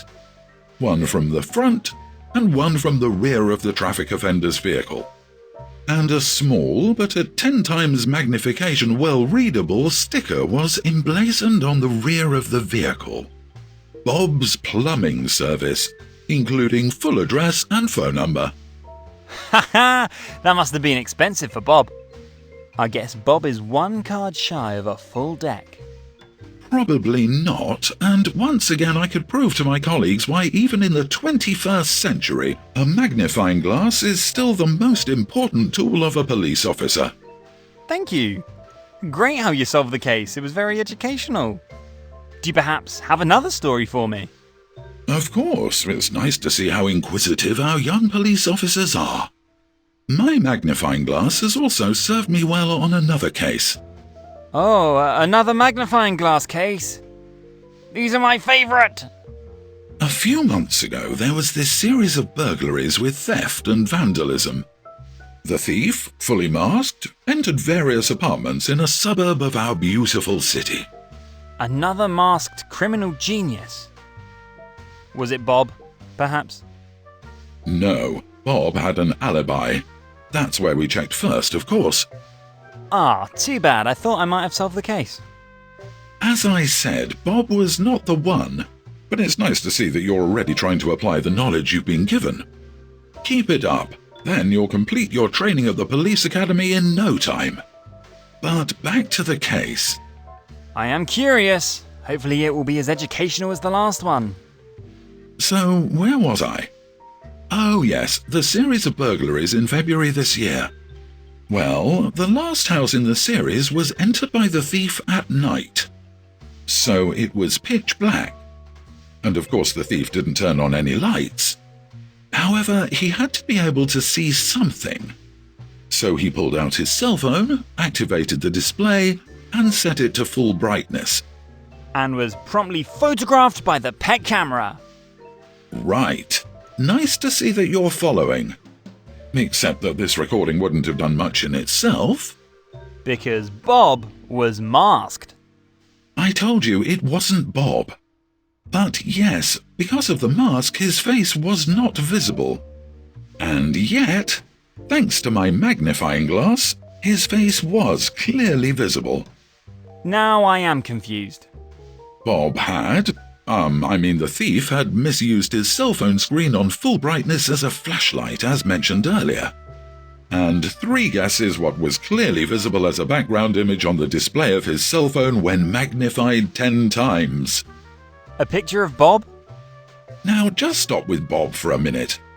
But in fact, the thief had put a self-portrait as the cell phone wallpaper. Ha! What an idiot!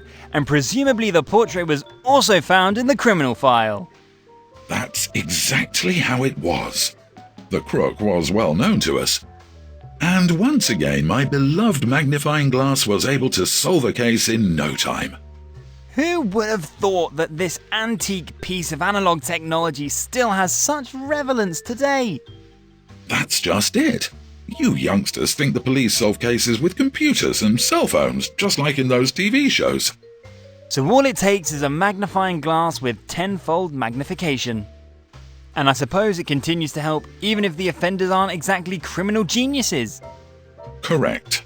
The combination of 10-fold magnification and stupid criminals is a sure win for us law enforcement officers. Bob would certainly agree with that. Thank you for this fascinating insight into your work. I better go right now and get a magnifying glass with tenfold magnification. Would you have a tip as to where I can... Yeah, Thank you. good. I'm all...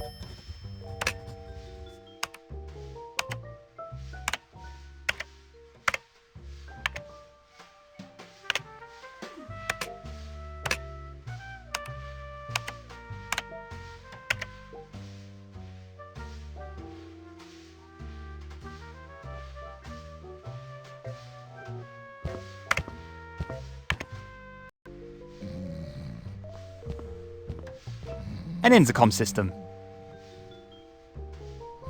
The door is firmly closed, and judging by the stickers on the door, entering is dangerous to life and limb. Password?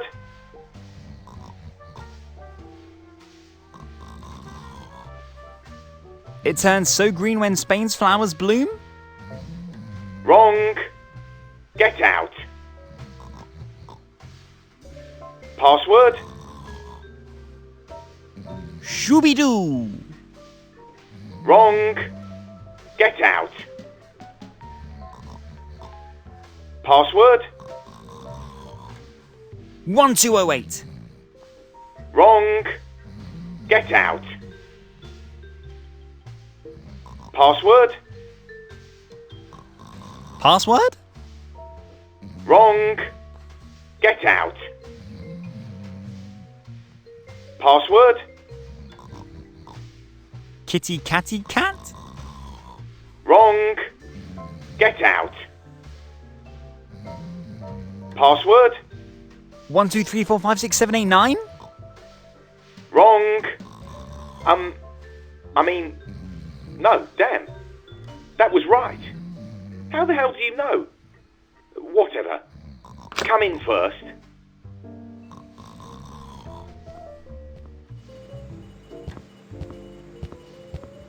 Hi, I'm Scott. I'm the new kid from the police academy. I've got... Yes, good. Scott, Police Academy, I see. Was anyone watching you? Was anyone watching you? Watching? You mean when I walked in the door here? Yes, exactly, door. So you weren't being watched, are you absolutely sure? I don't know exactly. Is that important? Yes, of course it is. Yes, of course it is. They are all watching you. They are all watching me. We are all being watched. Are you okay? Should I maybe get help? Okay. Yes, of course I'm okay. No sun, no oxygen, no people, 12 cans of Red Bull. I'm fine. So you are absolutely sure that no one followed you? I'm just going to say... yes. Good. But where are my manners? I'm Paulie, Sergeant Paulie. You can also call me Captain Paulie. From the Starship Paulie. Sergeant Captain Paulie. Of the Starship Paulie. That's an impressive title. I'm Scott, as I mentioned earlier. Just Scott. Pleased to make your acquaintance, Just Scott. You have to be really careful though, there are eyes and ears everywhere. The only safe space is this one, Starship Paulie. Here we are, safe from foreign eyes and ears. So, this windowless room is your spaceship, which has the same name as its captain. Exactly, that's right. Captain Paulie of the Starship Paulie. That's what my colleagues affectionately call me. Also known in a previous life as Surveillance Specialist Sergeant Montgomery Scott Paul. But that was before this room. This windowless, soulless... Spaceship? Where was I? Spaceship? You mean Starship Paulie? Do you happen to know Captain Paulie? Was anyone watching you? Was anyone watching you? Are you really okay? Can it be that you are a little paranoid? I'm certainly not being followed. Paranoid? I guess so. Damn occupational disease. And I used to be such an even-tempered, relaxed and happy boy. At least if I can believe the words of my mother. But that was long before this. Soulless and windowless space? Exactly. I see we understand each other. What do you want with Captain Paulie? Did they send you? Are you supposed to keep an eye on Captain Paulie? Nobody sends me. Well, that is... Yes, Inspector Craddock sent me. Craddock? Big guy, a little strange, dressed like Sherlock Holmes, that Craddock? Yeah, that Craddock. Oh, good man. Good cop. Captain Paulie likes him. What does Craddock want from Captain Paulie? He... would like... to look at the surveillance videos from Ricky's pet salon this week. Ricky's pet salon? From this week? Is it still about the stolen chihuahua case? Yeah. Right. The stolen chihuahua. Baron Longbottom's favourite. Poor thing. Is there any trace? Well, that's why the inspector needs to see the surveillance videos. Ricky is suspected of illegal... chihuahua trafficking. Ricky? Really? I can't imagine. The only thing Ricky's interested in is cat hair and Marlboro Lights. But what do I know? How well do you know someone whose life you've been keeping an eye on for 654 days, day in, day out, on a surveillance monitor? Yeah, unfortunately, I can't answer that. I guess Inspector Craddock just wants to exclude Ricky from the circle of suspects. Oh, yes. That makes sense. Good. This week's surveillance videos, you say. Then hand me the completed release form A38, please. Release form A38? Yes, you know. Or the inspector should know. The one with the identification number X44PP. I'm afraid the inspector forgot to give me that. Isn't it enough if I submit the form tomorrow? The videos would be really important. Sorry. As much as I would like to do the inspector a favour, rules are rules. No release without form. And of course only with the correct identification number X44PP. Alright, then I better ask the inspector for the form again. Yes, I'd be very grateful. Just come back as soon as you have clearance. And when you leave Starship Paulie, please make sure that no one follows you. You mean upon entering your... spaceship? Then, of course, too. They follow you constantly. And watch you constantly. Watching Captain Paulie constantly.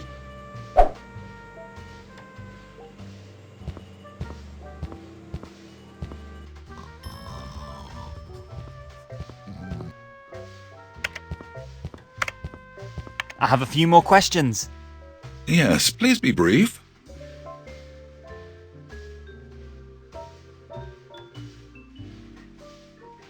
Thank you. That's all for the moment. Good. I'm always available with advice and support for our junior police officers. This is a release form to allow viewing of surveillance video.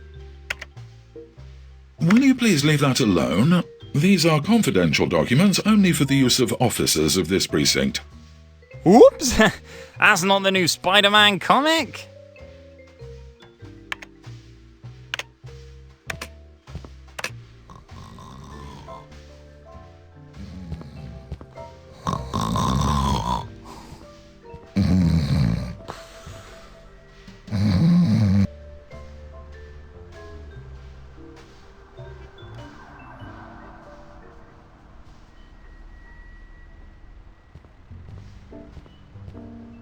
A classic telephone booth.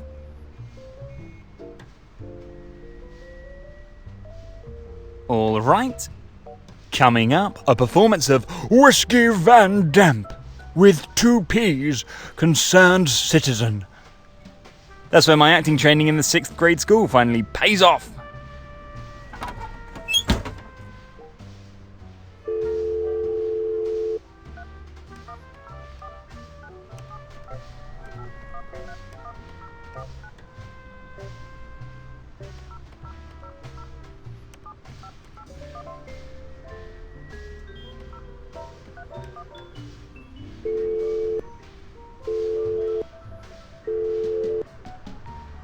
Inspector Craddock, duty clerk of the anonymous Sherlock tip line. What can I do for you? Yes, my name is Whiskey Van Damp. Damp with 2 P's. Yes, Mr. Van Damp. Do you have a tip about one of our cases? And you already know that this is an anonymous hotline? Yes, indeed. I think I've observed something. Some criminal activity, I mean. Yes? What exactly did you observe? Well, I was recently walking with my labradoodle Fuzzy at the estate of the illustrious Longbottom family, and have observed, I think, highly reprehensible things. At the Longbottoms estate, you say? That's interesting. Please go on. Yes, in front of the gate of the property was a black van with tinted windows. And, there were a couple of extremely muscular men in black suits getting out, with sunglasses. And they were tampering with one of the concrete pillars next to the gate, I think. That is interesting. And then what happened? Well, my little Fuzzy was already excited. Because you need to know my little Fuzzy can smell the crime miles away. That's just great. And what did Fuzzy observe then? Well, one of these very muscular guys in a black suit and sunglasses went on to unload some weird, highly scientific technical device from the vehicle, and then used it to get to the heart of one of the stone pillars. I'm no expert, but I think they removed some surveillance camera or something. Certainly in preparation for a later, larger coup. And you could really observe all that? Yes, well, most of that was actually observed by my Fuzzy. Because I was lying on the leaves of the forest with my nose on the ground, you know. After all, I didn't want to get caught. These guys were really very muscular. I see. But what you've just told me, you've already seen with your own eyes. Your Fuzzy didn't report that to you afterwards or something? Of course, Mr. Fuzzy was much too scared for longer conversations after this experience. Very good. And can you think of any other details? Maybe a license plate or an inscription on the van? Something like that? Let me think about that. Oh yes, there was something on the van. Something about Bob something. Bob something? So like a company name, possibly? Like Bob's Delivery Service or Bob's Sanitation? Something like that? Yes, a company name. That would be entirely possible. Great. Have you been able to observe anything else? No, I'm sorry. After that, I withdrew quietly and secretly. I had no desire for a closer encounter with these crooks. And my wife, Frida Van Damp, had almost finished lunch. And my Frida can get very upset if I'm late for dinner. And that, although she constantly tells me to go to hell, Do you perhaps know my Frida? She was at the precinct downtown a year ago to report the theft of our award-winning garden gnome Ulf Olaf. I'm sorry. Unfortunately, I don't know Frida or Ulf Olaf. Well, if you had met my Frida, you would certainly not have forgotten that. Listen, you obviously have other problems to deal with, and if you have nothing more to contribute to the case, I would like to politely ask you to clear this phone line for other callers now. Oh, yes, of course. All right. I hope I could help you with your case. I think you really could. Thank you for your tips. You're welcome. And if you find Ulf Olaf, please let my Frida know. The little man made of porcelain is the only one who lets my Frida's ranting go over him all day long without talking back. Of course. We'll be in touch. Goodbye. Bye.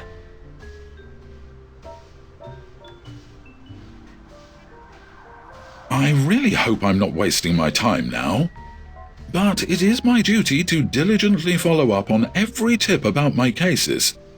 In any case, the eyewitness on the phone sounded very trustworthy. And my instincts have never actually fooled me. What did the caller say? The crooks were very muscular? Well, then I'll try my luck first at Bob's Muscle Factory. You wouldn't believe how many Bob's companies there are in the area. I'm sure it's going to be another long day of police work. One hell of a long day. Well, let's get to work.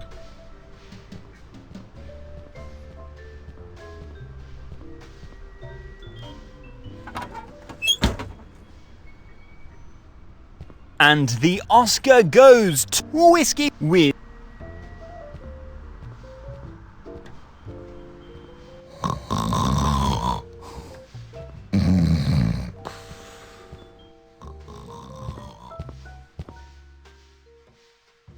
Inspector Craddock is much better off in the wild. Working at a desk with his laptop was clearly not his thing. Good. This should get me clearance for the surveillance videos outside Ricky's pet salon. Of course, I still have to fill out the form. I better take this one. Without a pen, Inspector Craddock is forced to practice a little more writing on the computer keyboard. It's therefore for his own good.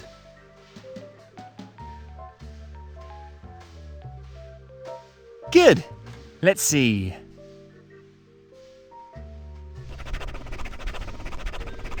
Very nice. I think I filled in everything correctly. The identification number X44PP should be the one right outside Ricky's pet salon. And I only had to improvise a little with the inspector's signature. I simply imitated the signature of Sir Arthur Conan Doyle. Inspector Craddock's a big Sherlock Holmes fan. I'm sure his signature looks similar.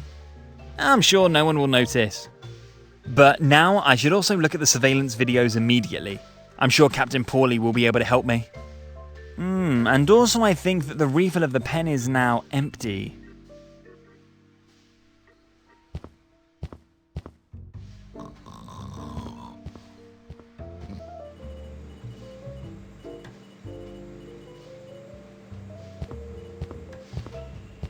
Captain Paulie, I have the release form here for the surveillance video of Ricky's pet salon. You have? Then let's see it.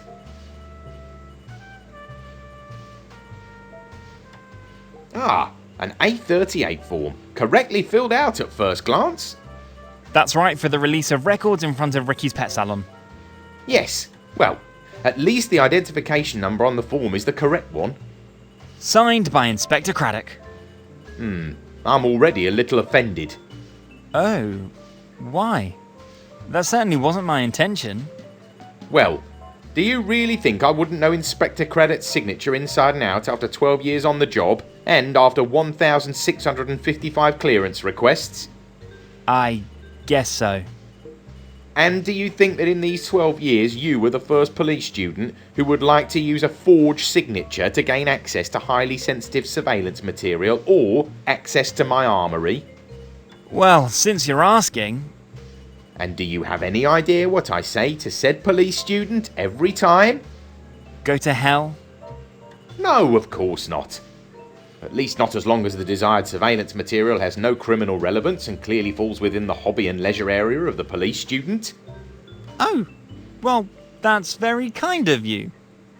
Of course, I'm not a monster. I don't want to deny our young recruits a promising career in the police service because of a small mishap. And after all, we all forge our supervisor's signatures from time to time, don't we? But of course, only in order to be able to detect forged signatures perfectly at any time. In a twisted way that even makes sense. It does. It's just that I can only deal with such a request, which clearly falls into the hobby and leisure area, in my free time or lunch break. I understand that, of course. And in my free time or lunch break, the law, one hand washes the other, prevails. First of all, I'd like to know why you're interested in the surveillance videos in front of Ricky's pet salon, and please don't tell me any nonsense this time. And afterwards, I decide if there's any criminal relevance to the matter, or if I'm willing to sacrifice my lunch break for it. Very well, gotcha. Since every second probably counts and I'd love to use your lunch break services, I might as well tell you the whole story. Here we go. I'm curious. So it was like this. Not too long ago, in a one-bedroom apartment far, far away with a raccoon calendar on the wall.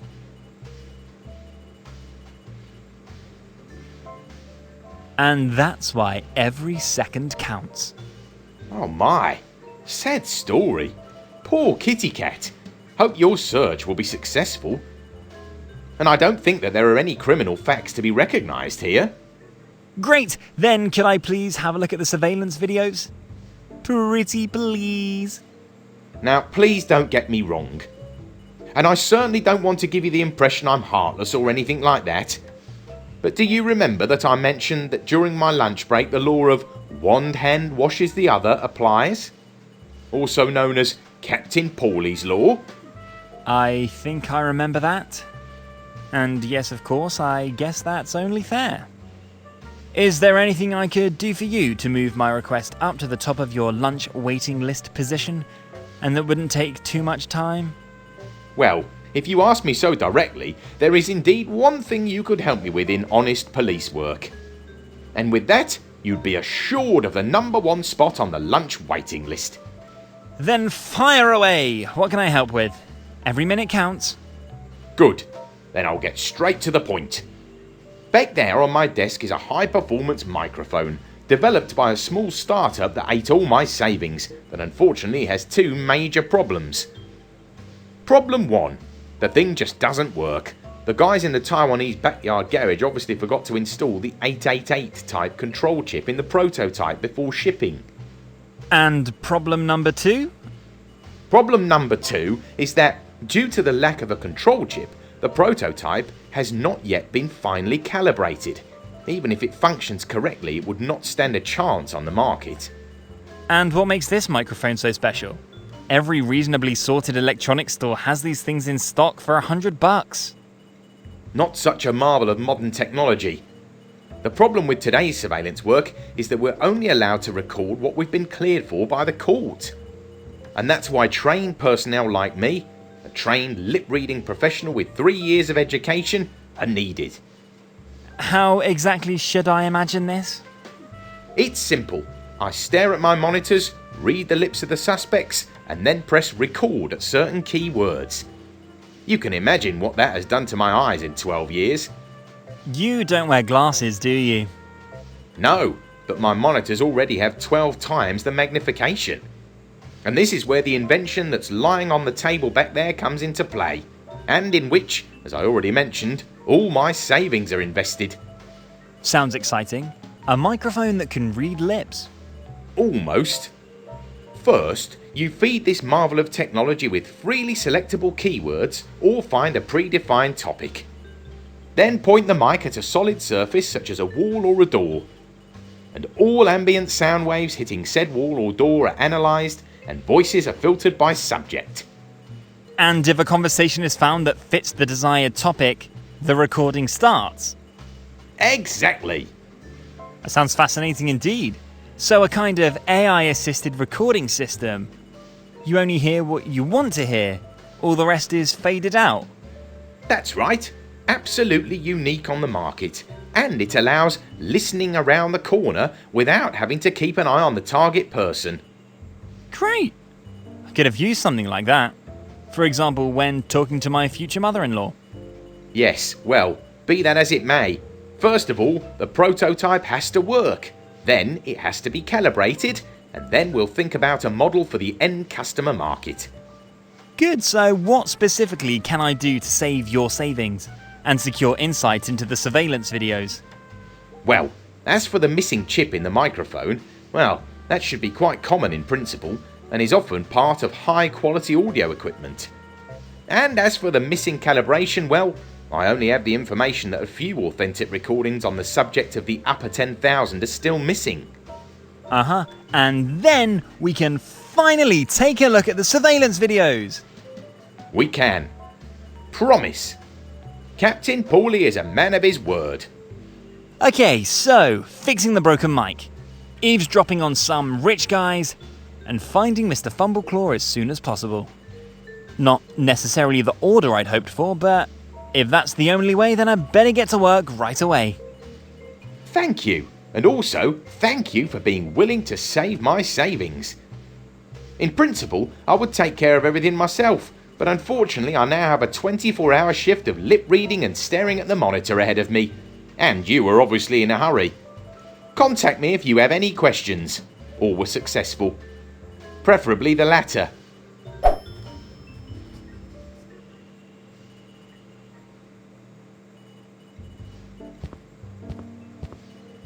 This screwdriver is designed for those exotic Phillips screws found in some modern electronic devices.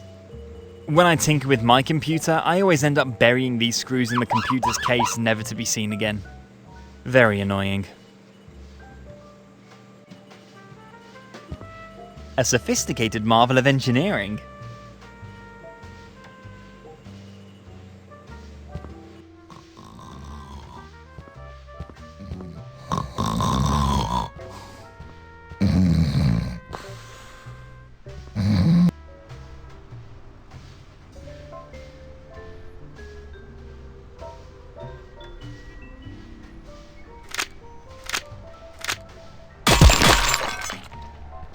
Crap, I think it's now even more broken than before.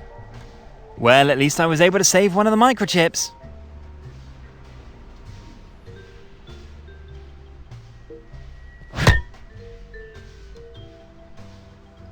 Great! The chip fits like a glove. I believe the mic is now working and should be able to register and record sound waves on solid surfaces. But what did Captain Paulie mean? The microphone still has to be calibrated with recordings on the subject of the upper 10,000. Let's think about how I can best do that. Maybe I can find a wealthy wall that would like to give me an interview.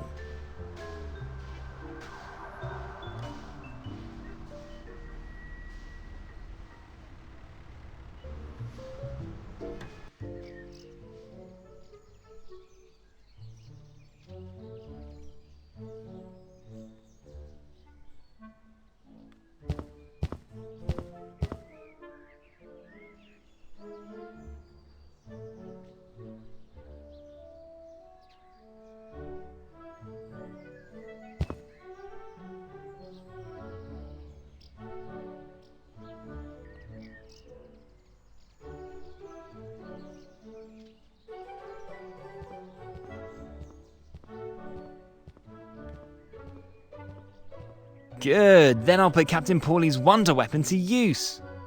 The glass of the window should sufficiently reflect the vibrations of the environment. I hope I'm about to hear something exciting. Nothing is duller than a boring radio program. I hear absolutely nothing here. Does this thing even work?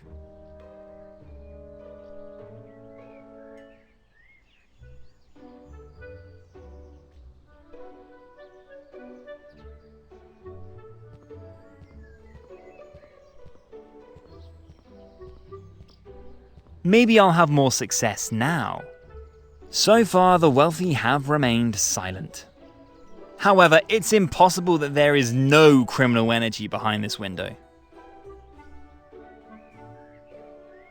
Well, and again, no success. Who would have thought that criminals would be so hard to catch?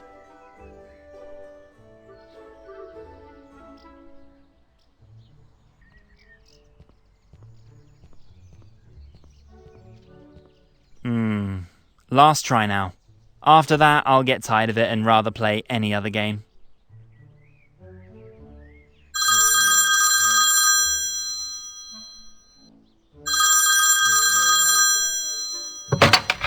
Rumstone? Yes? Shh. Hey. Shh. Excuse me? Shh. Hey, you. Here's, Who is there? I can't understand a word. Speak up, please. Shush. Hey, it's, Mickey. Did you say Mickey? Mickey who? Can you please speak up? I do not understand a word. Damn, Brumstone, it's Ricky. Get yourself a hearing aid. I thought we said no more real names on the phone. Oh, Ricky. Man, every time my heart drops when this old analog phone suddenly rings. I expect my dead grandmother from beyond on the other end of the line every time. You and your superstitions. But what I'm calling for... Do you need supplies? I could deliver 3 kilos at short notice. Of the red stuff? Nope, the white one. But it's almost pure stuff without impurities. I still have enough white in stock. I could really use some of the red stuff. The red things always sell like hotcakes. I have no more red, unfortunately. Possibly I could deliver half a kilo of orange at short notice, but depends on how much the customer can afford. But she has an appointment today. Orange? Could be a compromise. I think that could work. Great. Half a kilo of orange then. But orange will be 20% more expensive. That's all right.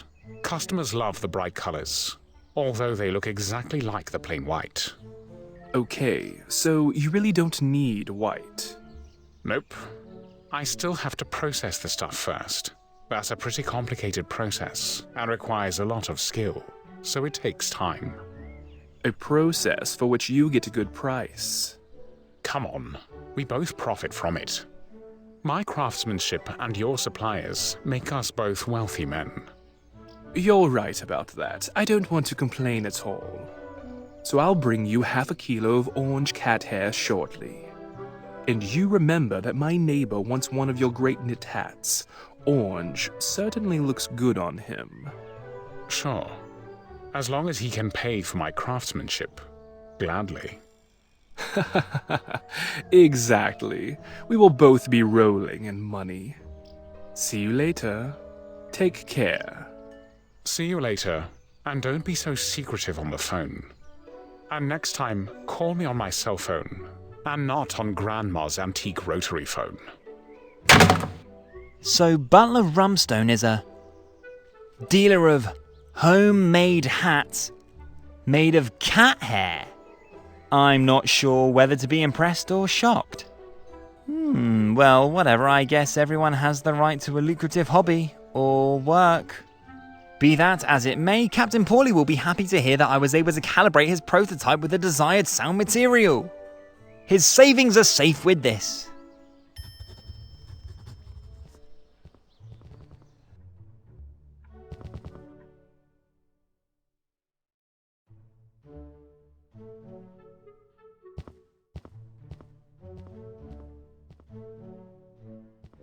The upper floor could use a little more light. This artificial light from the lamps is poison for the eyes. I'll see to it.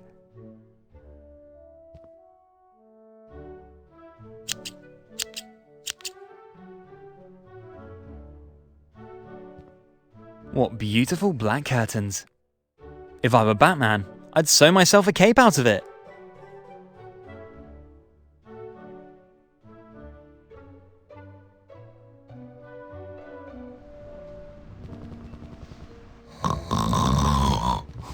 If I want to go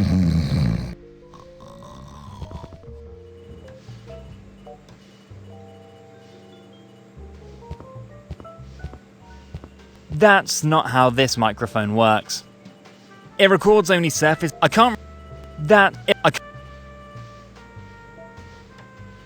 May I interrupt again? Yes, what?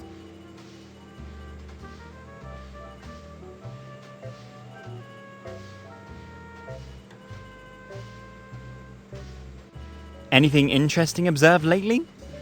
Well, we are all being watched somehow, and always, at all times. It's fantastic. Surveillance cameras at every traffic light, camera drones in neighbours' yards, black helicopters in the sky. Surveillance is omnipresent. You are certainly right. It was more of a technical question. Surely it's very satisfying to catch a criminal red-handed through a cleverly positioned camera. You mean like the vandal who walked into the camera trap at the Longbottom estate and will soon be brought to justice? Oh, excuse me? Was I? I mean, well, was he? No. Excuse me?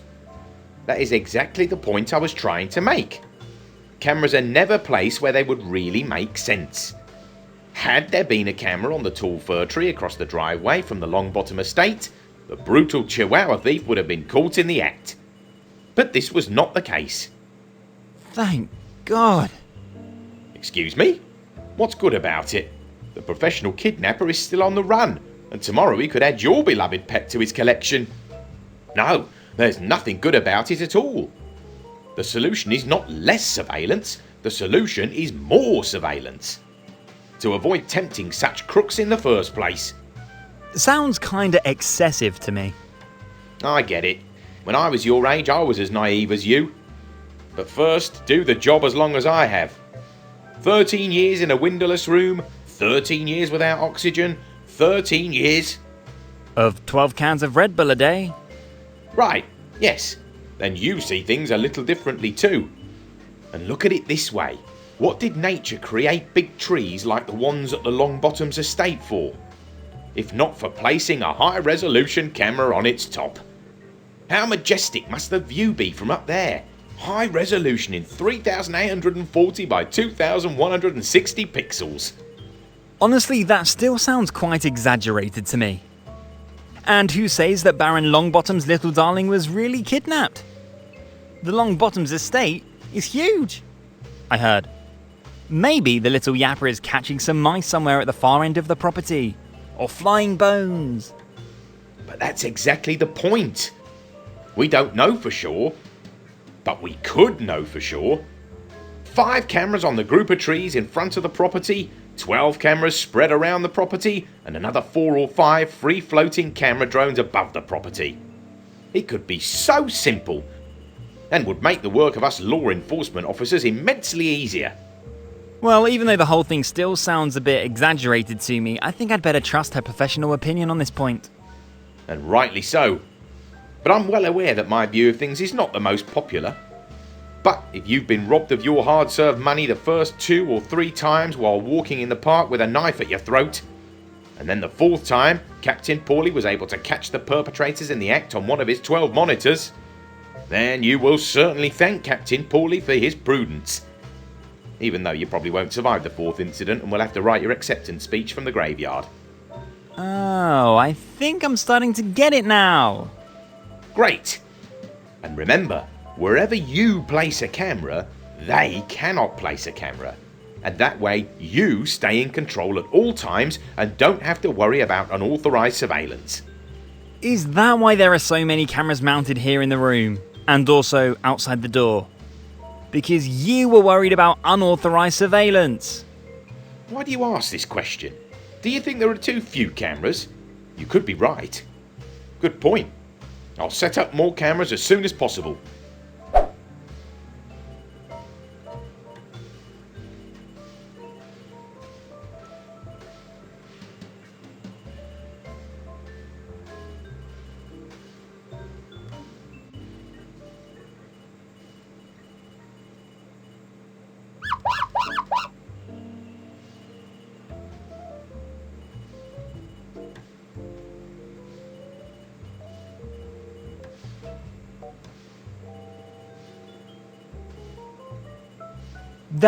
It records only surface vibrations of solid. I can't record direct conversation. The screwdriver's the wrong size for the microphone.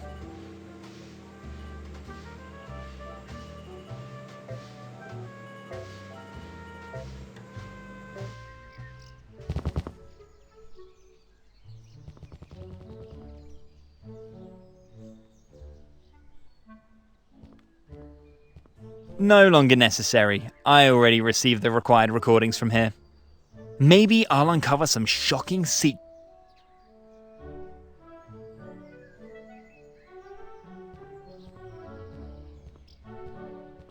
No longer necessary. Maybe.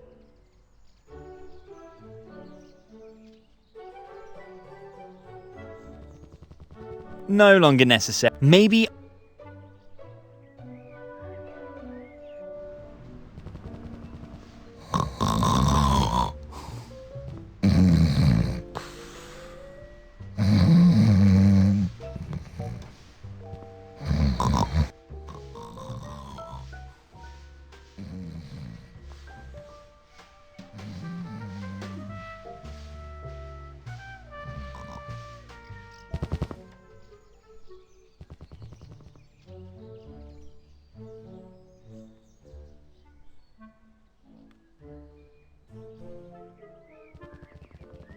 No longer. Maybe I'll uncover.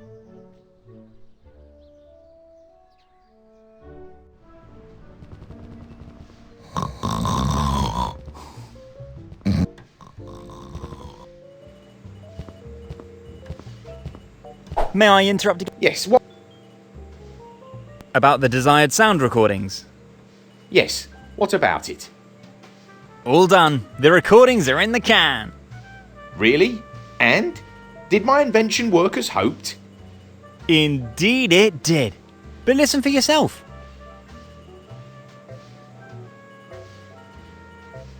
Fantastic! Even though the recording did not reveal any real criminal activity, my prototype worked wonderfully. Every word was crystal clear.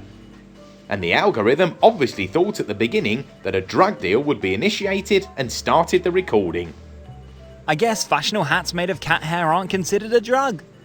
Only if you're addicted to fashionable headwear with a little something extra.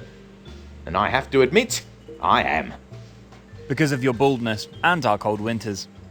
Excuse me? No, of course not. But the ladies just love guys who wear fashionable cat hair hats. Since I discovered Rumstone's wonderful hats for me, I cannot save myself from dates. His headgear says two major things about me. I love cats, and I'm a fashion-conscious guy. And the ladies are into both, I can tell you that much. Okay, this is all terribly interesting, but could I finally take a look at the surveillance footage from Ricky's pet salon now, please? Of course, Captain Paulie is a man of his word. And please keep the mic for a while. My partners in Taiwan said in an email earlier that they need another calibration shortly. And I think you are the local expert for that by now. Maybe I can help you with something else. I can hardly wait. That's what I thought. Okay, but now about these recordings. Just a moment, please. Could this recording possibly be helpful? What do we see there? Is that a mail van? Yes, these red trucks belong to the local postal company and are on the road throughout the city. Apparently, the driver's still at the very beginning of his tour. He's not loaded much. Yeah, seems so. Oh, the TV back there's the exact model that I'd like to have. Unfortunately, I could never afford the TV. Can you see the name on the package? Maybe she or he will invite you to a cosy TV evening. Unfortunately, not decipherable. I think the packages in the back also have nothing to do with Ricky. What about the one at the very front? Is that on the sticker? A picture with a comb? Indeed, a flea comb! The package must have been from or for Ricky. He's the master of fleas. And look how beautifully he decorated the package with cat ears and a cat tail. Ricky really loves his job. What the? Damn, this isn't a decoration. That's a cat. A live cat in a package? The poor animal. Not to mention that it also violates one or two laws. I can't imagine that this was intentional. It's unfortunately a fact that cats love boxes of any kind. Surely Mr. Fumbleclaw has retired there to sleep. And was promptly sent in the mail. Oh my. But I am impressed that you can deduce the name of the cat from 2 ears and a tail. Yeah, I know. It's a gift. A box with tail and ears? I'm afraid it's poor Mr. Fumbleclaw who's stuck in that box. Or Ricky has a strange sense of humour.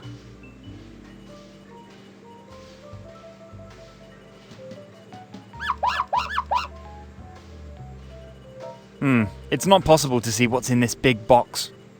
There's some scribble on the lid. No idea what it should mean. Maybe I'll have an idea later. Am I correct in assuming that your Mr. Fumbleclaw is the cat you're looking for? Yeah, that must have been him. Poor guy. Hopefully he wasn't trapped in the box long and only had a short trip. How could I possibly find out what the destination of his journey was? Possibly if you just ask Ricky? Or try your luck at the post office and ask for the destination address of the flea comb box. Good idea. I should do that immediately. Just tell them at the office that Captain Paulie sent you. You won't have any problems then. Johnny from the parcel delivery office and I are old buddies. From the time when he was still a driver. And I caught him on one of my cameras in what we might call an unflattering situation. Since then, I no longer have to pay postage for my packages. Thanks for the tip. I better get going right away. Good luck with your search. With a few more surveillance cameras on the route of the mail van, we would have known long ago where the journey was going. But nobody listens to Captain Paulie.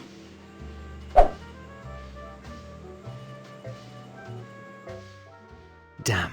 What was that password again?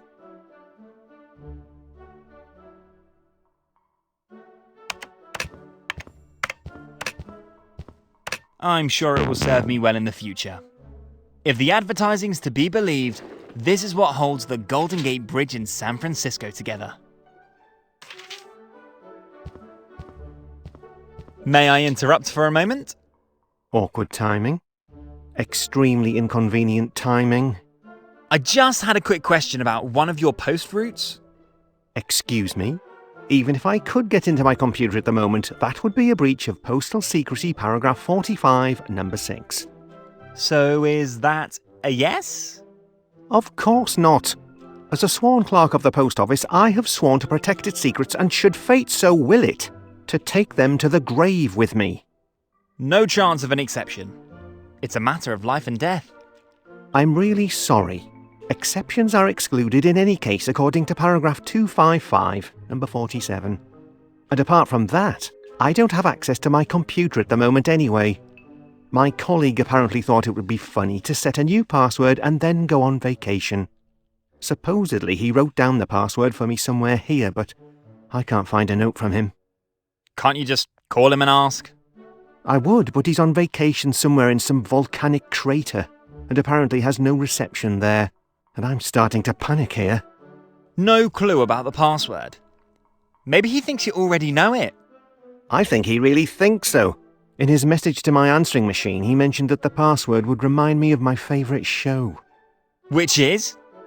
Of course, the American edition of The Office. It was this series that first made me discover my love for mailboxes and for any kind of paper products. This series is much more than just television for me. This series is my religion. And the hero of the series, Dwight Kurt Schrute, is my own personal hero. I strive to be faithful to his example in all respects. The Office? Really? Wasn't Dwight the unsympathetic one who always knew better? Unsympathetic? Excuse me? Dwight was clearly the great hero of this series, albeit a misunderstood hero. And if the staff of this pile of chaos had always adhered to his specifications, there would have been no chaos in the series at all. But then it would have been much less fun. Fun? The series is excellent television drama, not a comedy. And it's clearly about the consequences of disobeying rules. And I suppose you're a friend of the rules. Of course. Without regulations, the world would sink into chaos. And there are no rules for setting a new password. Of course, but my dear colleague Michael is a friend of chaos. And I can't understand why he is still employed here. But it doesn't matter. Even if I were to chat with you, I'd have to keep looking for the password. And then could you tell me the route of your mail van? No, I already told you. That would be a violation of paragraph 45, number 6. Too bad. If you want to post a package or buy stamps, I'll be happy to help. Or if you just want to chat a little about the different cardboard strengths of parcel paper, I'm your man too. Package. Maybe Michael has noted the password on a package. That would suit him. He has made it his business to drive me crazy. All right, then I'll come back later. Maybe you'll be successful by then. Thank you for your understanding. Just watch a few episodes of The Office in the meantime. It will sharpen your view on the really important things in life. The wisdom of Dwight Kurt Schrute has definitely changed my life. No, that wasn't it.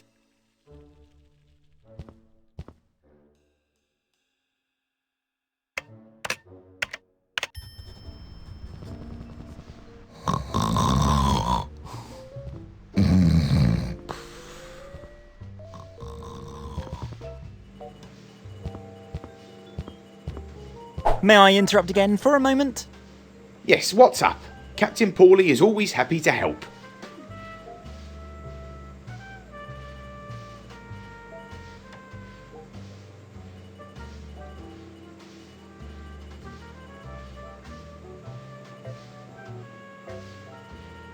About the traffic camera in front of Ricky's pet salon again? Yes, what about it? Could I have a look at the surveillance video, please? Sure.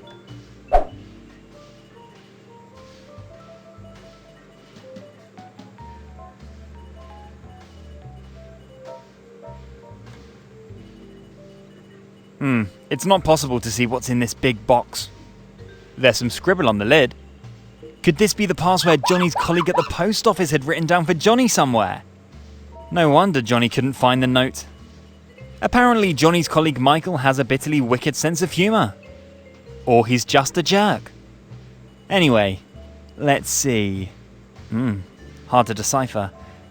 Does it really say big boobs? Oh my. How vulgar. I bet this has something to do with Johnny's favourite TV show, The Office. How else would Michael have assumed that Johnny would figure it out on his own? In any case, it's easy to remember. I think I should tell Johnny in a timely manner. Maybe he'll let me have a look at the route of the mail van. But I'd better not tell him why I suddenly know his password. Maybe I'll try reverse psychology for once. I've always been interested in whether it really works.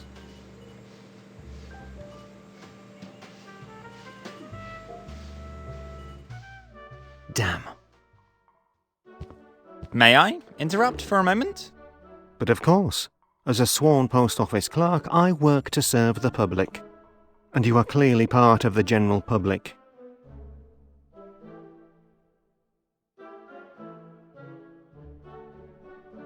So the series The Office is something like your religion? The Office? Oh, you must mean the teachings of Dwight Kurt Schrute. Yes, that show changed my life. Ever since I saw the first episodes of this fantastic TV drama, during a rainy night shift as an intern in the local chemistry lab, my life has never been the same. Drama? Pretty sure it's a comedy series. Bullshit. Of course it's a drama. It is, after all, the adventures of a deeply misunderstood hero of the paper industry, Dwight Schrute. Unsympathetic Dwight? Yeah, he was really funny. See, that's what I mean. Dwight just wanted to make the world a better place, but was trapped in a world of misunderstanding, bad jokes, and despicable bullying. And yet Dwight never lost his optimism and has tried every second of his life to make the world a better place. Because the solution to a better world is actually quite simple. Rules, rules, and more rules.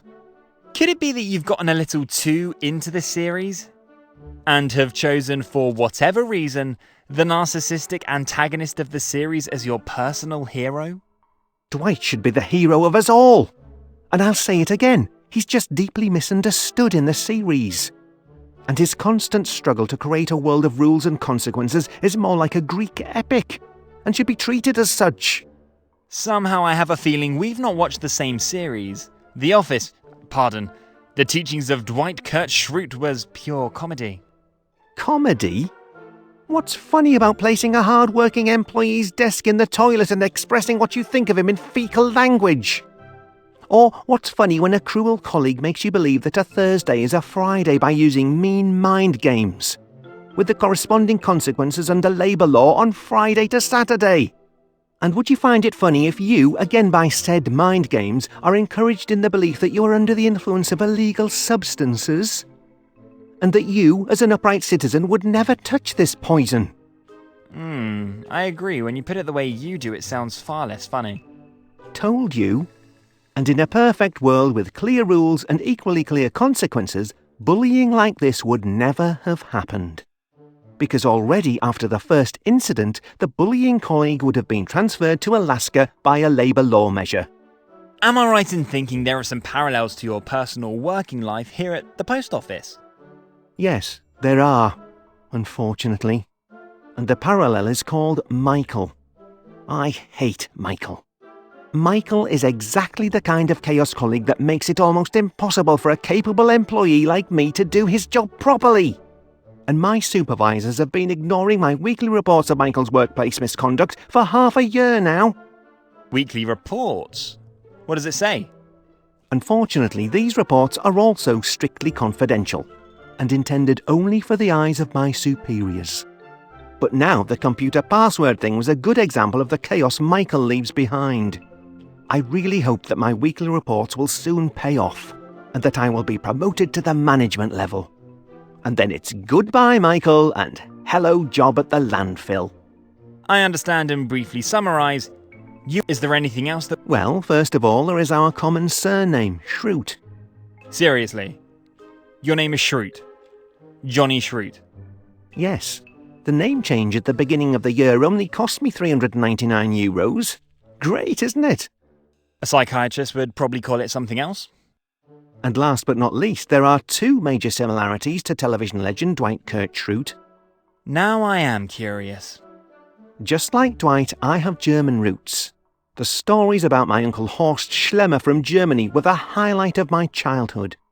And just like Dwight, I'm a huge fan of the series Battlestar Galactica, the best science fiction series of the last 30 years. You're kidding, right? No. Why would I?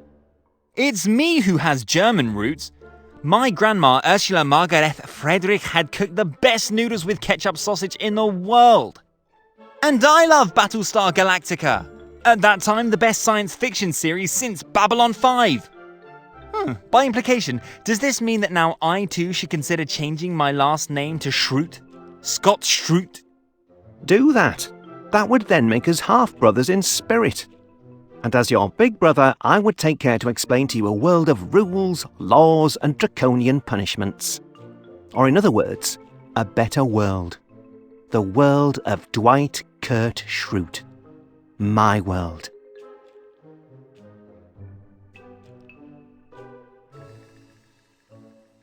Wouldn't you prefer a career in the paper industry? Of course I would.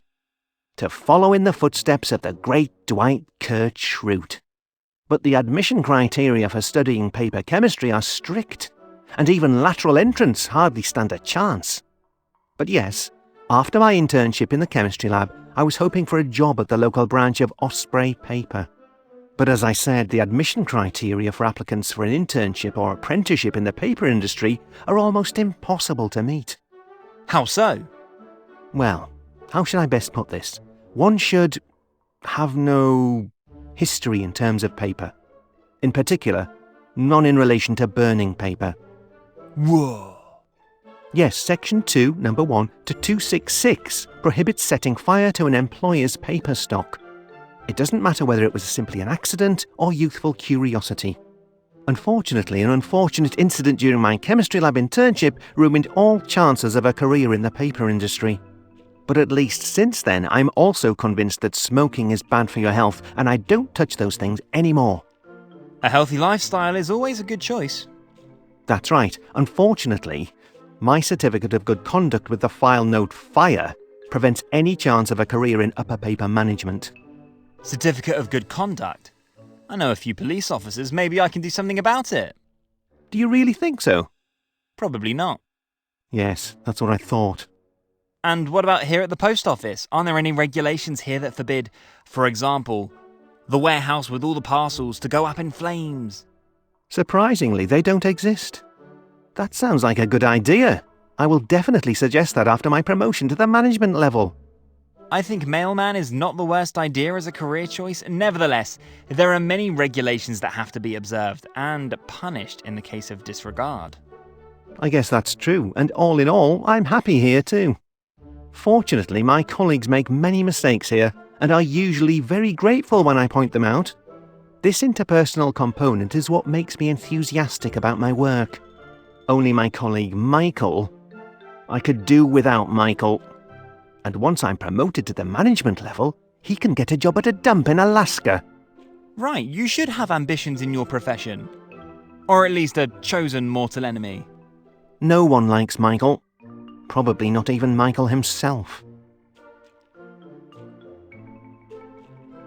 That'll be all. Of course.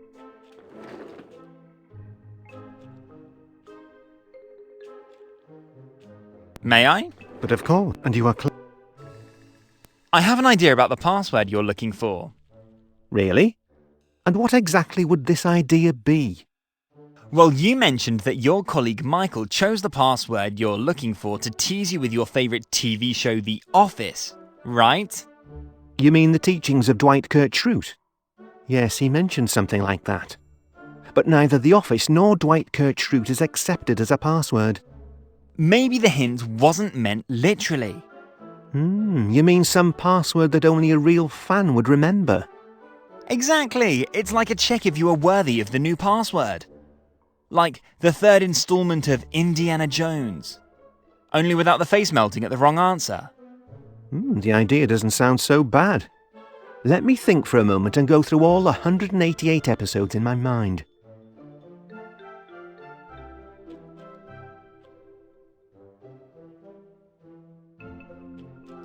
Yes, that must be it. It can only be this one. Just a moment. Good. Then let's see if the password is the right one against all expectations.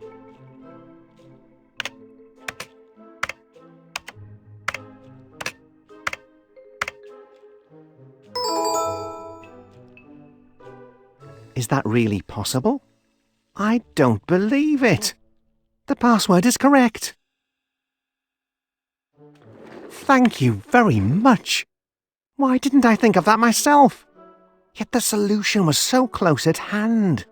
It could only be the password of the Dunder Mifflin Company server. I'm glad I could help. Indeed, you could. Even though this action, especially the assignment of the obscene password, is a clear violation of Postal Law Section 223, Paragraph 3. This time there will be nasty consequences for Michael. I'm so sick of his constant pranks at my expense, and his references to my favourite TV show. And as soon as my promotion goes through, he can get a job in garbage collection. May I? But of course, and you are clear. I would like to pick up a package. Why, of course. I would need the pickup number of the package and the recipient, please. Package number A344Z1233U. A package with a prayer chair consecrated by the Holy Father in Rome for the local nunnery. Good. I'll see if the package is in the warehouse. Please be patient. All right, let's see if I can find the route of the mail van. With a little luck, I can also see where the package with flea combs was delivered. What was that computer password again?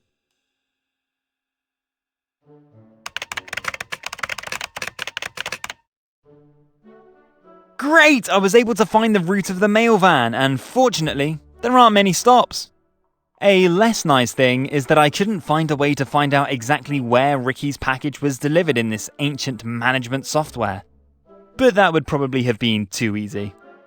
So I have no choice but to go to all the stations en route and ask if the received package made cat sounds. Oh dear. Poor Mr. Fumbleclaw. I hope he's alright. When this is all over, the poor cat will surely need therapy with a psychologist.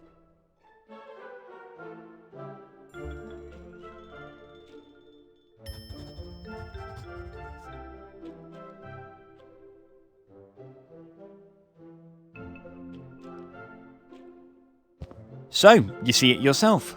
There's much to do. And even if I would like to chat with you for a bit, I definitely have more important things to do. It probably doesn't matter at which mail van station I start asking for Mr. Fumbleclaw. My ticket for the bus is already paid for this month. Maybe I'll start at Alfredo's Pizzeria. A slice of pizza is always a good idea.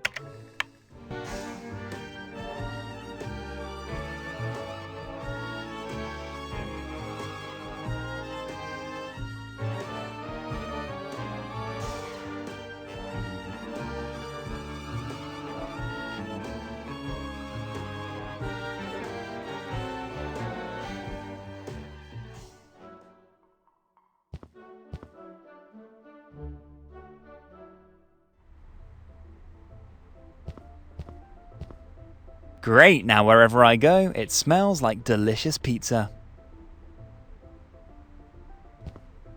Someone is probably at home. The light is still on.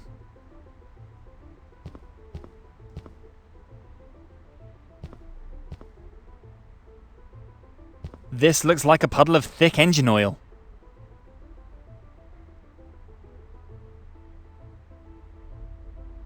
Good idea. even if a little unconventional. By the way, the technical term for this is moon logic. Every adventure game that's something special also needs a few moon logic puzzles. Great! The pen is now ready for use again. And smells a little like a '68's Ford Mustang.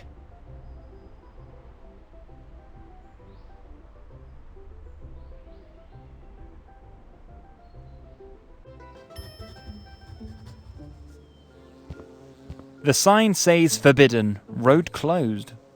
Decorated with a few tyre tracks. A toolbox. The construction workers working on the road here must have forgotten it. When I look at the hole in the road, I can only hope that they're still okay. Wow! That's what I call luck in disguise. I can only congratulate the driver of the mail van for his cat-like reflexes. I could have turned out quite differently. All right, 2 become 1.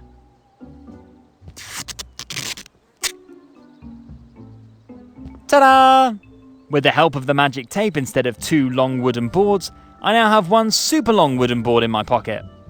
Good thing my magic pants pocket is infinitely deep. Good idea. With the longboard, I should be able to bridge this death trap.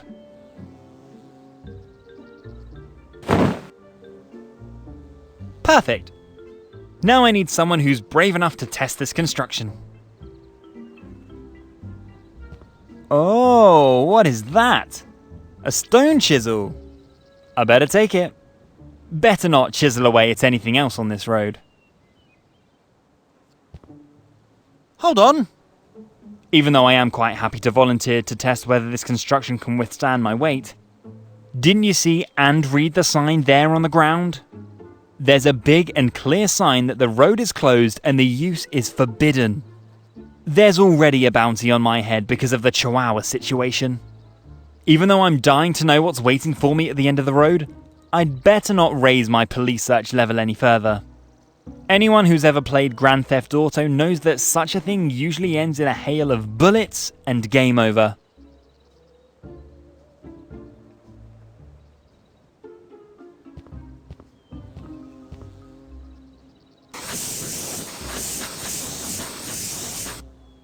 Out of sight, out of mind. And the road was reopened.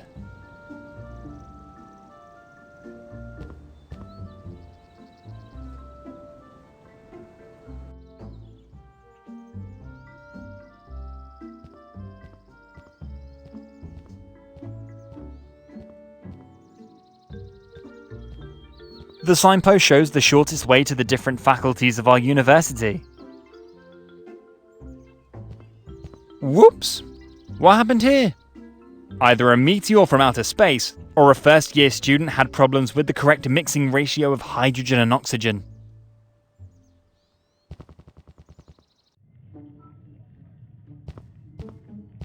Wow! Now that's what I call a realistic-looking rubber head. Rubber head? Have you ever seen a talking rubber head? Whoop! The head speaks. There's some kind of technical gimmick? Hey, I could ask you the same question. That's fascinating.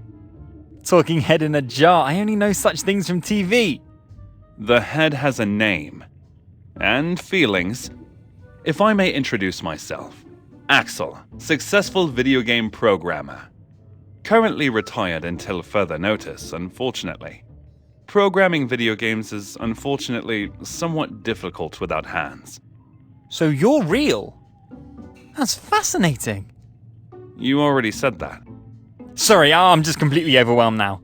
I'm Scott, by the way. Pleased to meet you. You haven't seen my body anywhere, have you? I was promised that the experiment would only be temporary. That was 2 years ago. Sorry, no. Why the heck did you agree to this experiment in the first place? I did not! This is a clear case of deceitful body robbery! Even though they are probably on the safe side contractually, unfortunately. What exactly happened? I'll have to elaborate a little on that. I am curious. Well, Did I mention that I am a successful video game programmer? Yep. Have you deployed anything I need to know? Of course I have. Ever heard of Slice the Ice? But I'm sure you have that. Actually, no. Really? Never played Slice the Ice, the challenging physics puzzle game with Scrappy the blue polo weasel? Sorry, still doesn't ring any bells. That is a pity, and a real gap in your education, which you'd better close today. Where can I play this? And what's so great about the game? What's so great about it? 100 in words. 100 levels of challenging physics puzzle fun. Help Scrappy save his yellow rubber duck on a wild journey through ice and snow. Scrappy was the polar weasel, right? That sounds cute. It is, and the game is as simple as it is challenging. Cut blocks of ice and save the rubber duck. What fun! And the best part is that the game is completely free if you want to play it on your mobile. Only for the PC it costs a little something. After all, I have to live on something. Oh, I'd like to take a look at it. How do I get the game? Well, just visit the website slicetheice.com and you're almost there. Slicetheice.com. Just a moment, I better write that down. Alright, I made a note of it. Slicetheice.com. As soon as I get a cell phone again, I'll play a bit. Great! And don't blame me if you get addicted to it. The addictiveness of the game should not be underestimated. I am curious. Still doesn't explain how you ended up here. Well, I was tricked. By a scientist who is obviously as mad as he is brilliant. Actually, I only accepted an invitation to give a lecture as a guest lecturer. As a topic, the groundbreaking software design and incredible physics systems of my hit game Slice the Ice. When the invitation from Dr. Fleischer arrived, I naturally felt honored and accepted gratefully, in the happy expectation to pass on my knowledge to curious students. But unfortunately, the planned lecture developed differently than planned. What happened? Let's put it this way. If a scientist offers you a coffee, there is an acute danger of waking up without a body after a short fainting spell. Whoa, that sounds unpleasant. And not necessarily legal, right? I'm afraid so. Before said coffee, I signed a document pledging to the university to conserve my knowledge in groundbreaking software design for future generations. I felt flattered and did not necessarily take this sentence literally, but I should have. The key word here is conserve. Oh, I see. Conserved as in head off and conserved in a jar with water. That's annoying. That's why you should always read the fine print in the contracts. You're right about that. And unfortunately, due to a lack of hands, it's not possible for me to tear up my contract. So I guess I'll have to wait until the 5-year contract period is up, and trust that the rest of my body will survive this time well chilled. I just wish they would put a TV in my room here. The white wall across the street lost its appeal after the first week. No TV and no cell phone? That sounds like hell. You have no idea. When I see one of the scientists, I'll urge them. You would? Thanks a lot! And if the TV really works out, I promise you a free copy of Slice the Ice for the PC! Wow, that sounds great! What's the website of Slice the Ice again? I think I, forgot it. Again. Haven't you written it down? I must have misplaced the note. Well, please remember it now. Slicetheice.com. Slicetheice.com, gotcha! Would it be okay if I played around first before taking care of your TV? I think that's a good idea. Have fun! Thank you. See you later then. See you later!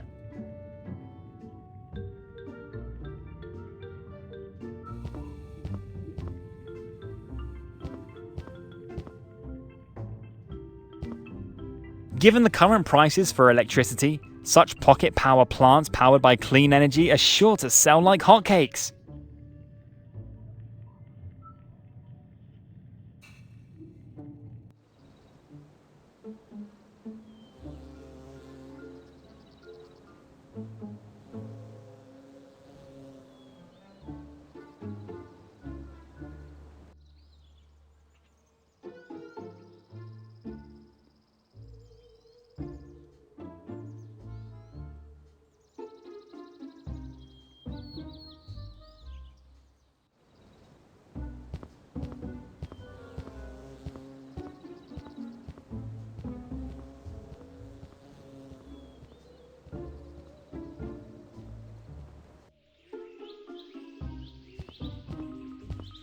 the decrepit power generator. Seems to be broken. Wow, a blank employee ID card from the post office. If I fill it out, I'll surely get access to hidden treasures. As a postal employee, you enjoy this privilege.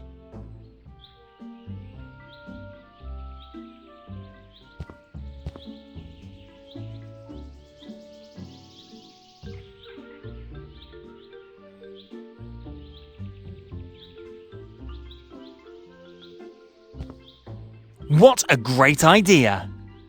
That's what I call a sensible application for the Pants Pocket High Capacity Power Generator!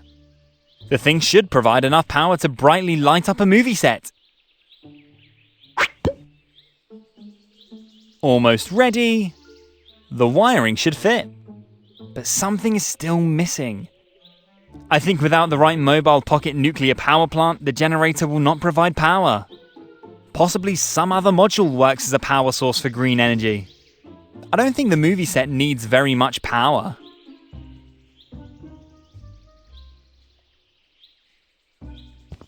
Now this is very strange, but the hamster wheel could really fit into the fixture for the drive module.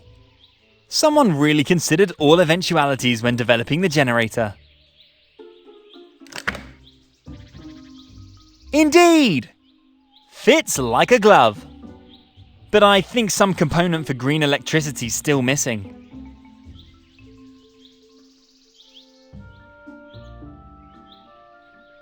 Great!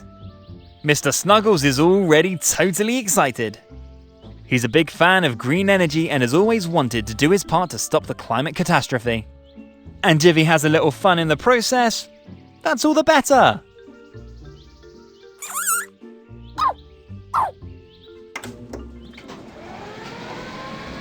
Wow, this really seems to work. Fantastic! Green hamster-powered green electricity! I think that's the future. In any case, the movie set now has enough power again for the time being. And Mr. Snuggles looks like he's having a lot of fun at work. The little guy's to be envied.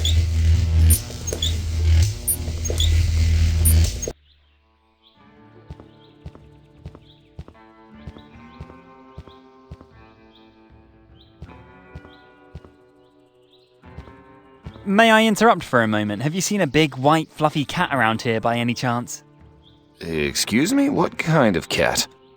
Large, white, and fluffy. Probably arrived here with a package of flea combs. Tell me, boy, are you on drugs?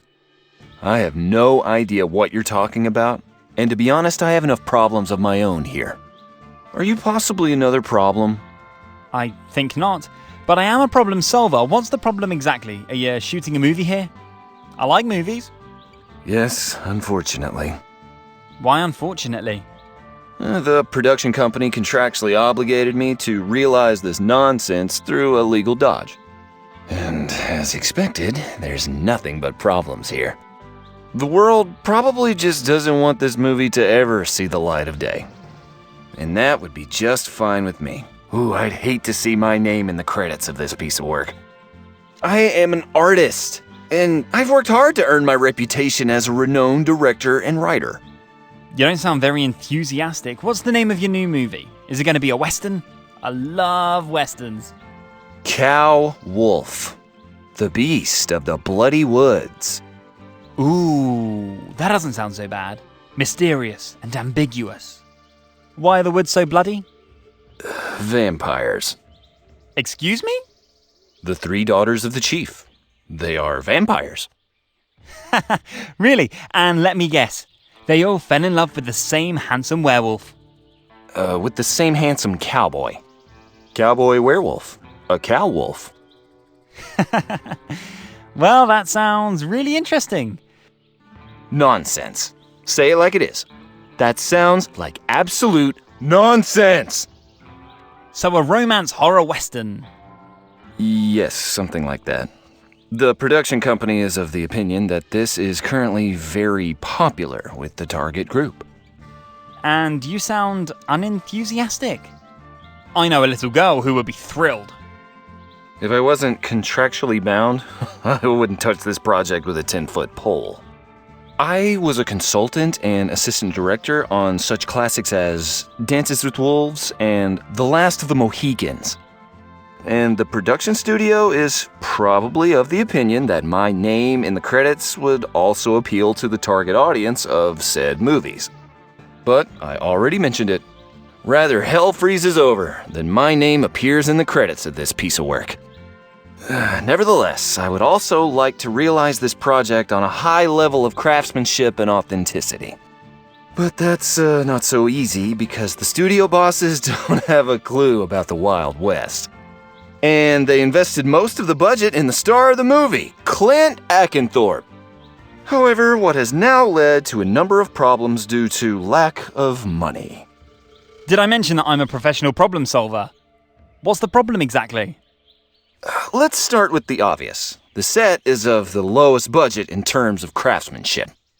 The tents are cheap plywood dummies, and the lawn is artificial turf, stolen from a golf course somewhere. And the carpenter of the totem pole, due to lack of payment, left after half of the work. Also, for budgetary reasons, all the extras were fired. Just like our star's youthful sidekick, who was never at a loss for a funny quip. Woo! That sounds like a lot of problems indeed. Oh, that was by no means all. The decrepit power generator that supplies the set, and especially the lighting with electricity, recently broke down. And last but not least, my star is on a hunger strike, since the access bridge collapsed and you have to drive a mile-long detour. And as a result, the catering has been discontinued. You mean he's on strike because he's hungry? Yes, that's what I said. And try ordering a pizza here in the woods. No pizza service delivers all the way out here. Damn, I wouldn't even know what to put as an address. The third tree behind the raccoon's den? You see, my boy, the project is basically doomed to failure, and it will probably remain a stain on my CV forever. I'm very sorry about that. If my time permits, I'll see whether I can be helpful to you with one or the other thing, even though I actually have other priorities at the moment. But we movie people have to stick together after all. You work in movies too? Yeah, I did, currently retired, unfortunately. But my parents still think that the video recording of my enrollment was the hit of the year. I see. Well, in any case, thank you for your effort. But now, I would like to ask you to let me continue working. I'm in the process of thinking up some spectacular camera shots for tomorrow's shoot, which becomes a real challenge due to the lack of actors, scenery, and good lighting. Maybe I'll just movie some cute raccoons and baby foxes.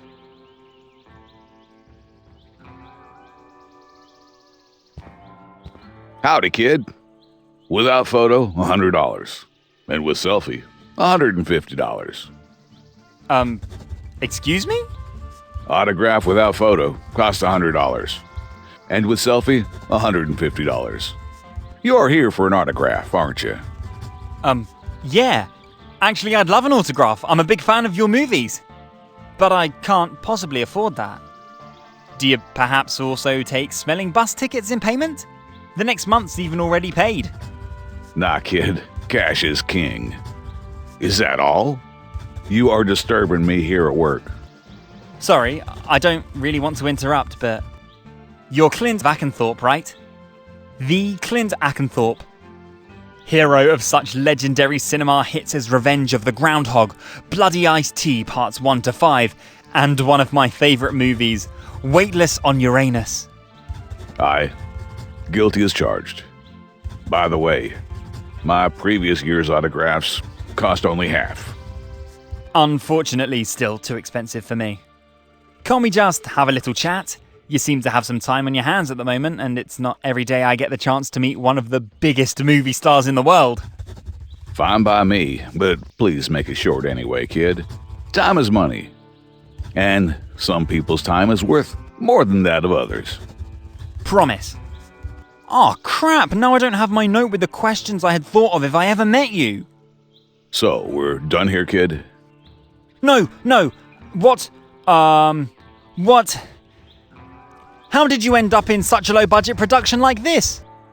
Isn't the movie way beneath you budget-wise? You know, kid, I'm not really interested in the total budget of a movie. As long as the producers can provide the money for my budget, I don't care if it's a blockbuster or an art house movie like this one. I'm not picky about that.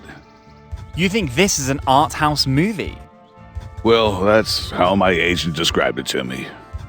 But probably it's just a cheap horror flick with a famous director and even more famous star of the movie.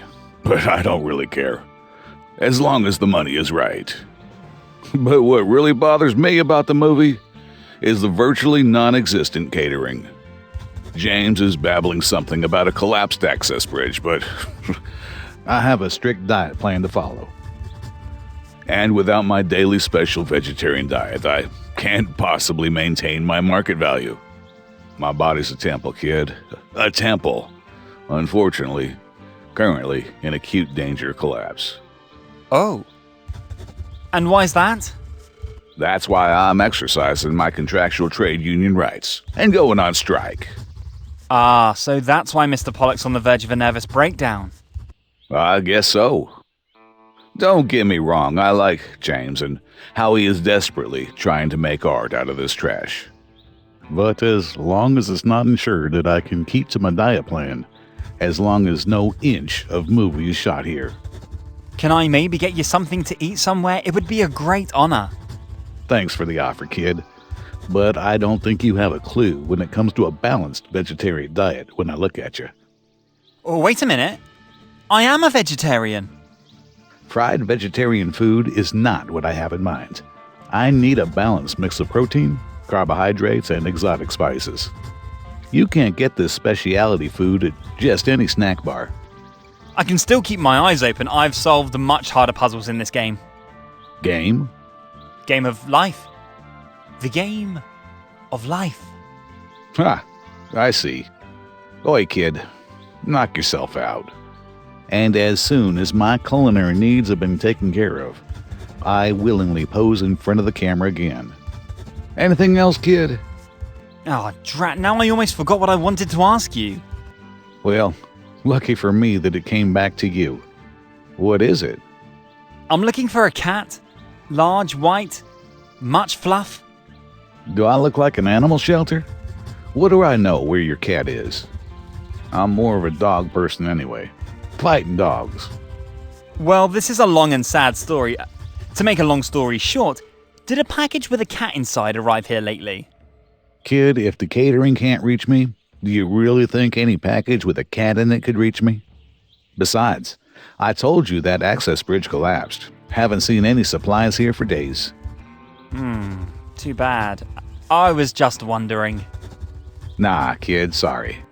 And thanks to my allergy to cat hair, I would have tracked down any cat package within a mile. And now excuse me, kid. I still have to save some energy until the food is here. That was the last time I made a cheap flick like that.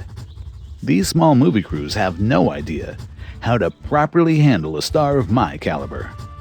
In the future, I better stick to Michael Bay and Roland Emmerich again. You again? The generator was professionally repaired. Was that your doing? How did you do that? The generator was completely ruined! Do you remember our first conversation, where I mentioned that I was a professional problem solver? And you are, indeed. The entire movie set has power again! That's absolutely fantastic! And the best thing is, the electricity is 100% green electricity. Thanks to a loan from the local university and the tireless efforts of Mr. Snuggles. Oh, does Mr. Snuggles work for the university? Then please pass on my thanks to him. I will happily do that. And now I'll see if I can find a solution for your other problems. Thanks a lot. I think you've almost earned a mention in the credits of the movie. This could be the beginning of a great career in the movie business.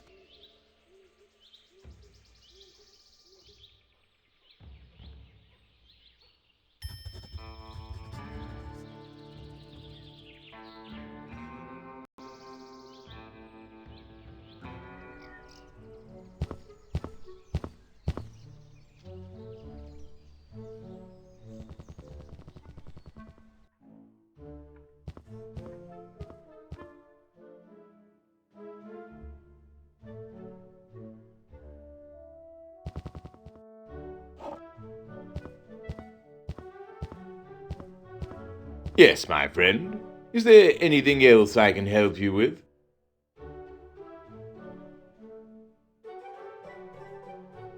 Do you need any help with your archaeology stuff? Help? You probably mean well, my boy. But your language suggests to me that you probably do not hold a PhD in archaeology, or have some other form of qualification in North American history. Well, I've seen plenty of westerns. Does that count? Westerns? So, movies? Yeah, go ahead. Ask me anything about John Wayne. John Wayne? I don't think your movie knowledge would be useful to me in any way. The old John Wayne movies in particular shed light on the events of the time in a highly one-dimensional way. However, if you happen to get the phone number of a real expert, I would be happy if you send it to me. I have a few interesting topics that I would like to discuss with a colleague. But specialists in my field are unfortunately few and far between in this country. So my movie knowledge is no help to you? I'm afraid not. But please don't get me wrong, there are also real experts in movie and television. And, for example, the consultants of the classic Dances with Wolves were definitely luminaries in their field. But, as I said before, you're more likely to find such specialists overseas, and less in this country. As it happens, one of the advisors of the classic The Last of the Mohicans is a good friend of mine. Really? This was indeed a good and very authentic, well-researched movie, albeit with a questionable cast in the lead role. And your friend was one of the consultants on the flick? He was. Whenever things got technically stuck during filming, thanks to James's advice, the camera was up and running again in no time. And you would let me have his phone number? Even much better. My good, really very good friend is now a successful director and is shooting a new movie. Another western, by the way, just a few miles from here. Surely I could arrange a timely meeting. You would? I am overwhelmed. That would be absolutely great. I miss this professional exchange with like-minded people so much. Yeah, great. I'll let James know you're interested in talking. And surely you can explain to him why some aspects of the movie are rather questionable in nature and less authentic. Oh, for example? Well, James had better tell you himself. I don't want to spoil the surprise. All right. I'm very excited. That's all.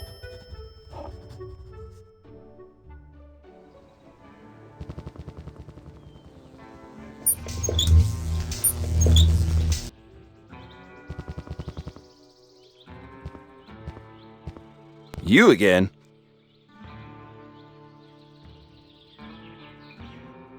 Are you by any chance an expert on the Wild West? Interesting question. You think that just because I'm a movie director shooting a western here that I'm necessarily an expert on the era? No, actually I think so because you told me yourself that you were a consultant and assistant director on the flicks like Dances with Wolves and The Last of the Mohicans. Oh, you actually remembered that. I am impressed. You have to know that I wasn't always in the movie business. Before all the glitz and glamour, I was a student of North American history for a brief period of my life. However, after successfully completing my degree and spending a year as a high school history teacher, I changed my mind rather quickly. Was there a particular reason for this? Indeed there was. Unfortunately, today's kids are all little psychopaths. And the kids in an American high school in particular. Aren't you being a little too harsh with today's youth? Quite possibly. But my delicate nervous system of that time was not made for the daily problems of the youth of that time. And secretly, it had always been my wish to make my hard-earned knowledge a reality anyway. I was a big fan of the cinema from an early age. And as luck would have it, and a few fortunate circumstances later, I took my first steps in Hollywood as a consultant on Dances with Wolves. And because of the enormous success of the movie, Hollywood was then probably lining up for you. Yes, exactly. I guess you could say I had done a pretty good job and had made the right decision at the right time. And now, a few decades later, I'm standing here in the woods shooting a western again, living my dream. A romance horror western. Yes, okay, the dream requires a few sacrifices from time to time. But, my boy, as much as I like to reminisce with you, why do you want to know all of this anyway? Well, would you be interested in talking to another expert on North American history? He's a luminary in the field, as are you. I have a pretty tight schedule here. It doesn't really allow me to get distracted like that. Don't you think there are currently a few problems that needed to be solved first, until they can start filming again? That is also true. And the exchange with a like-minded person may give me some ideas how to improve this production. Who is your expert? Do I know him?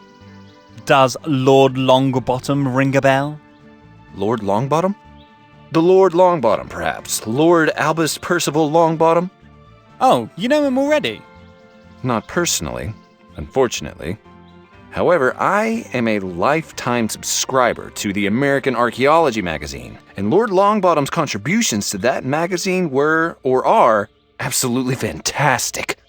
His expeditions in South and North America are legendary, and milestones of modern archaeology. Oops, you sound really excited. And you know Lord Longbottom? Really? He's kind of like the modern Indiana Jones, you know. Yeah, I know him. Very well even. We've been friends for a long time, ever since we ran into each other walking our chihuahuas. And the comparison with Indiana Jones, he doesn't like that at all, but it's okay. I once made the same mistake. Would you be interested in a meeting? That could certainly be arranged. Are you seriously asking that? Of course, I'd be interested. This kind of distraction might be just what I need right now. After all these years, deep in my heart, the fire of the historian and archaeologist still burns brightly. Even though I myself have never had the pleasure of going on an archaeological trip. I would be all the more pleased to hear from Lord Longbottom about his travels firsthand. Great! Then I'll let Lord Longbottom know promptly that he'll find a like-minded person here. Thanks a lot, my boy. I really appreciate that. Good, I'll let you get on with your work. See you later. I can't wait to hear from Lord Longbottom.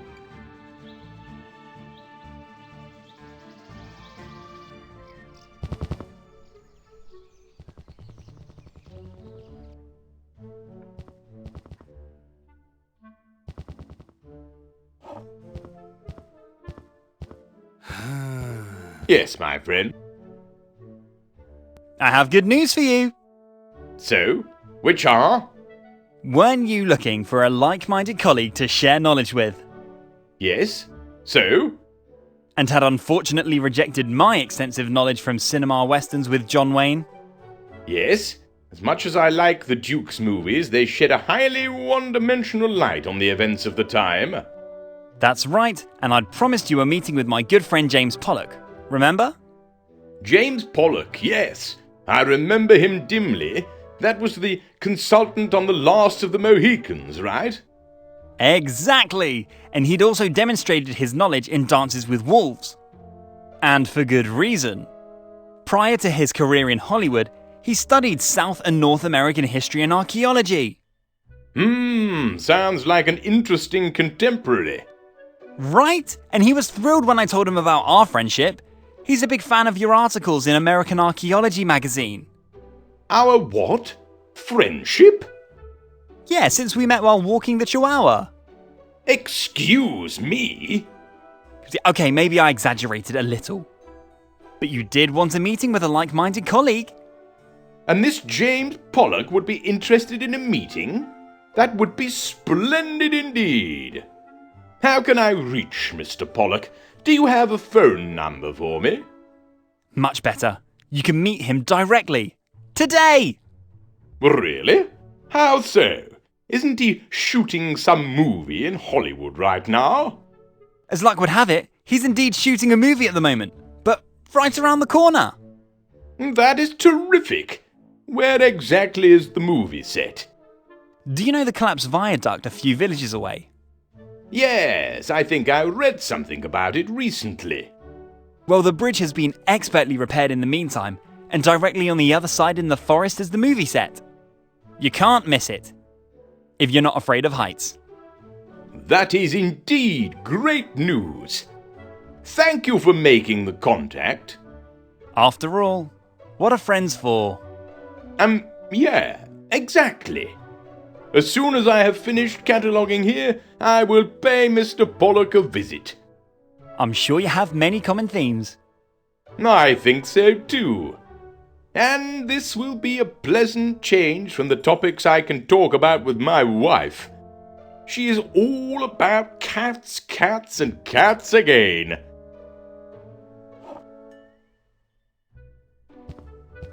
Would you mind if I borrowed the chief for a moment? Actually, I do. What do you want with him?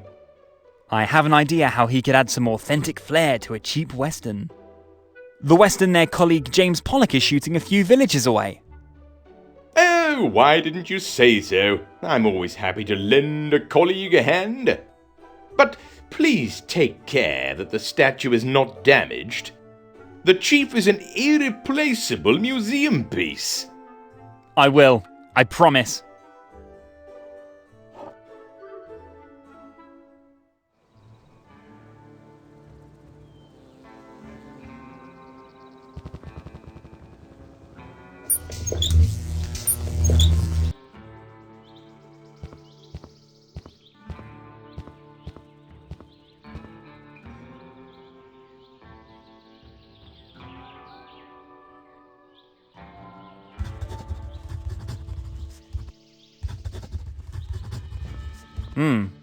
From the camera position, this perfectly carved statue could probably really pass for an extra. Today's moviegoers are not particularly attentive anyway. Let's see how the chief looks here, in the perfect light. Wow! An impressive appearance. Even more so here in the perfect light. I wonder what Mr. Pollock thinks about that.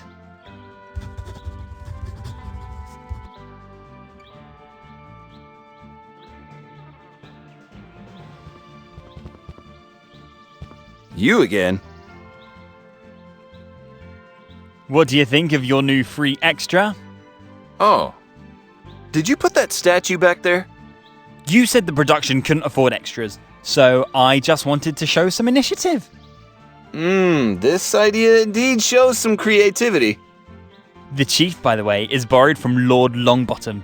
He's said to give you his best regards and he wishes you much success with the movie. Do you think that solves your extra problems? Lord Longbottom, really? I'll have to thank him in due time for that nice idea. Yes, I think that might even work. I was just looking for a simple stand-in extra anyway. So he really just has to stand there and look majestic. Exactly. And from the camera position and at a distance, there is indeed no reason for the extra to have a pulse. Drat, why didn't I think of that before? In any case, many thanks for that. The Lord also deserves my thanks. I was happy to help. Have you had a chance to meet Lord Longbottom? Unfortunately, not yet. But I'm really looking forward to it. Great, I think the Lord feels the same way. Okay, then I better let you get back to work. And maybe I have an idea for one of your other problems.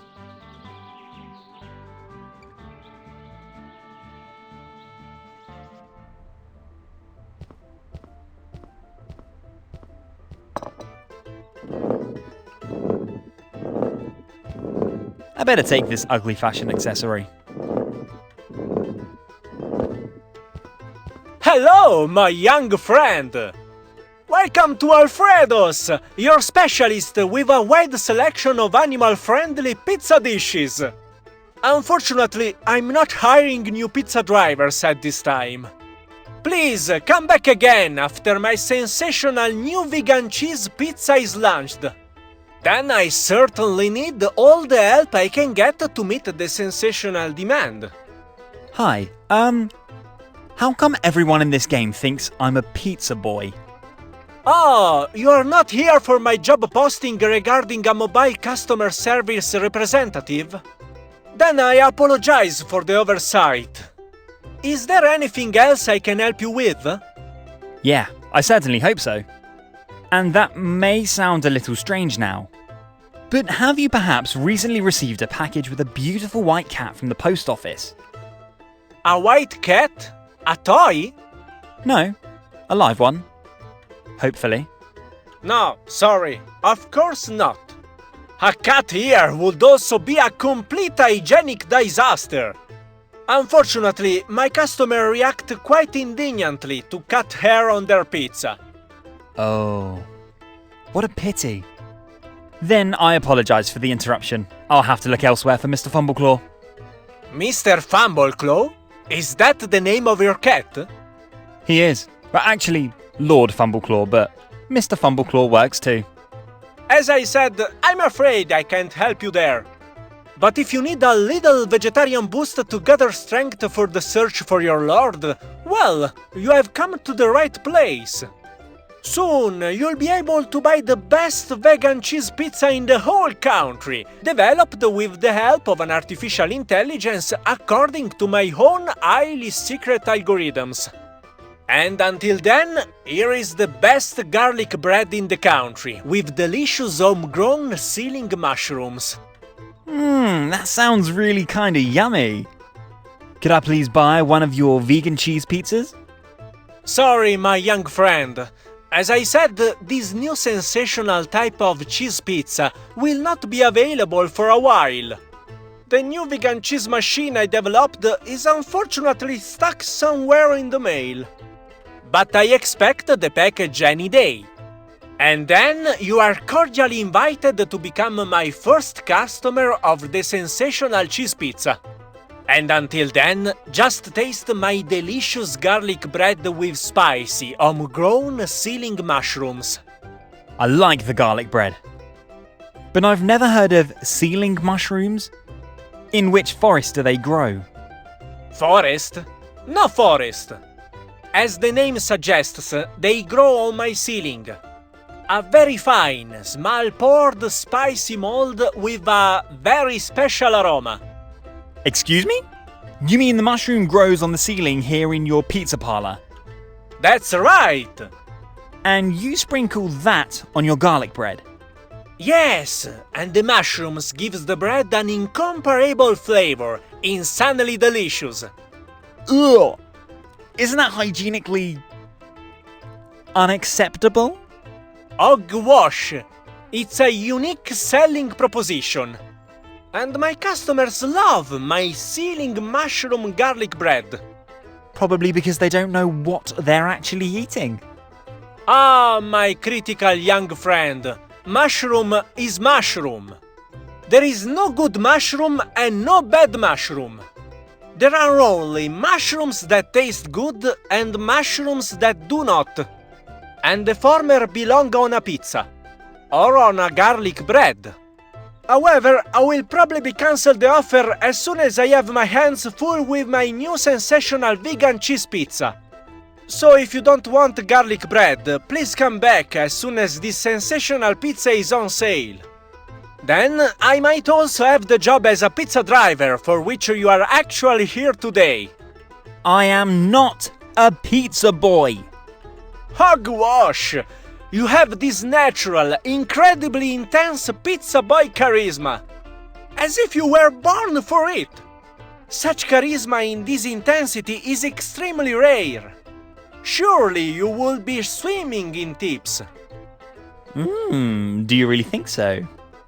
The tips sound really interesting. Maybe I really will get back to you after I find Mr. Fumbleclaw. Do that. And if nothing else, I would like to continue working now.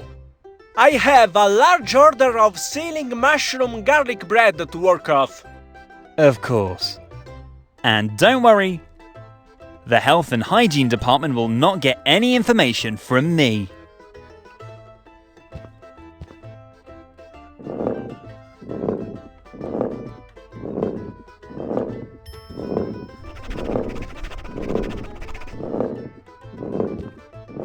That's what I call a rapid rise.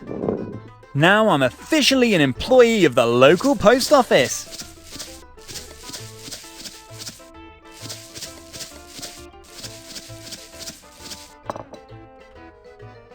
Up.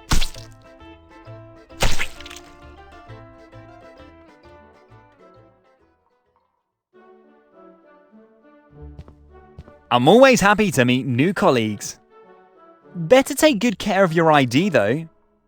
These things are like gold on the black market. Criminal individuals gain unhindered access to all of the post office's premises with that. May I interrupt for a moment? But of course, and you are clear.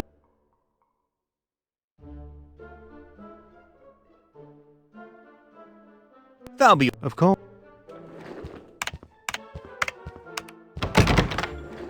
I would like to ask you to keep your hands off this oh, 1 second. I apologise for any inconvenience. Now I can clearly feel your aura. You exude that unmistakable aura of an employee of our company. Am I not right? Yeah. I've been working for the post office for many years. Of course, yes. Now I feel it very clearly. My sincerest apologies. My employee radar seems to be getting error-prone. Were you possibly transferred to us from District 9? Yeah, of course. From District 9. Freshly transferred. Is old Charles still running his regime now with a hard hand? Charles? Yeah. That was probably the best thing you could do. The old dog is not easy to deal with. Yeah, I guess that's him. The old dog. Now that I'm, officially part of the team, does that mean I can enter the warehouse? Why, of course. Your employee ID card entitles you to freely enter all facilities at this branch. Great! Then, I better get back to work. I still have a few packages to deliver before it gets dark. Of course, and I apologise once again for the oversight. Welcome to the team.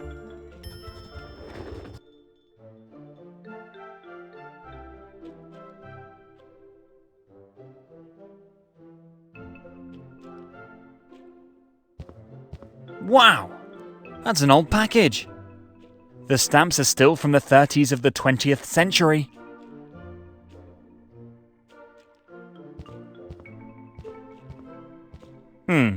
I can't say exactly why, but the package looks interesting. As a newly sworn postal employee, I certainly feel an important aura.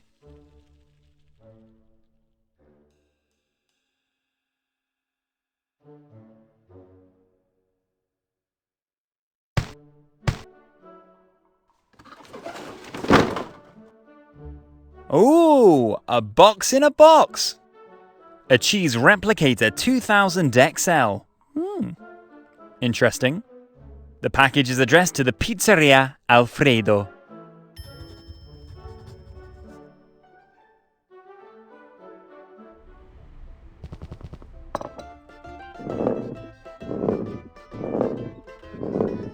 I think the package is here for you. A package? For me? Really? At least your address is on the package. Well, I didn't open the package, of course, but on the top it says Cheese Replicator 2000 XL. Best you take a look for yourself. Really? My Cheese Replicator 2000 XL? The future of modern vegan cheese industry? And as I would like to note with pride, my very own invention? Oh God, I'm so excited! Yes, please hand over the package quickly.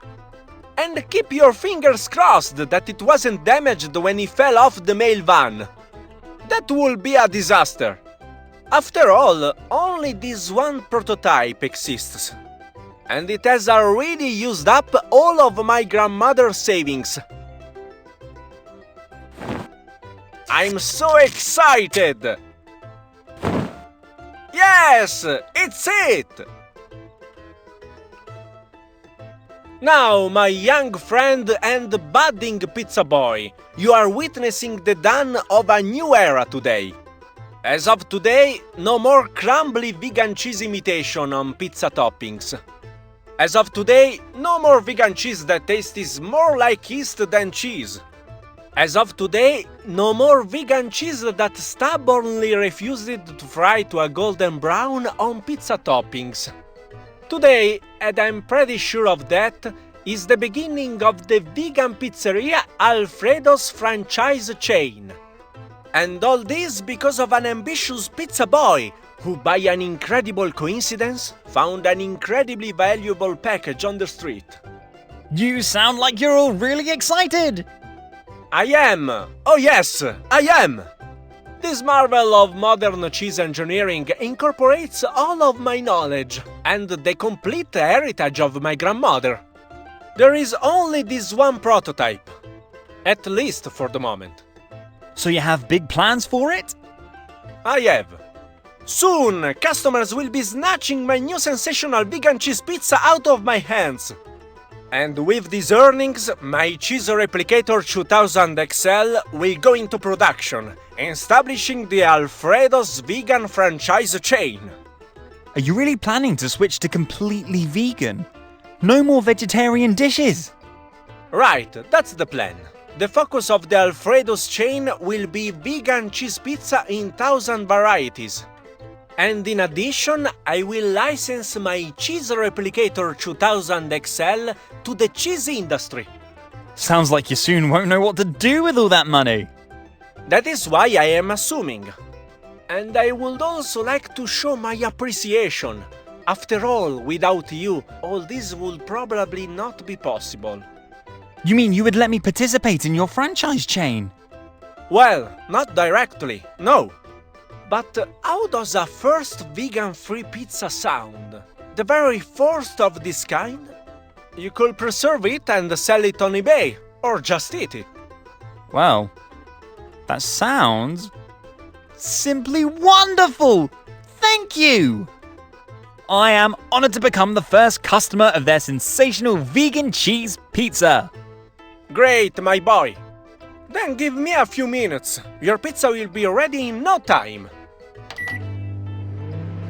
Just a moment. And done! Here you go! Doesn't it smell delicious? In fact, it smells amazingly delicious in my pocket. And is indistinguishable from a real cheese pizza in terms of smell, taste and texture. I would suggest not to walk too close to stray dogs or cats through. You smell so irresistible now. This could turn into a flight to the death. Thanks for the tip. Good to know.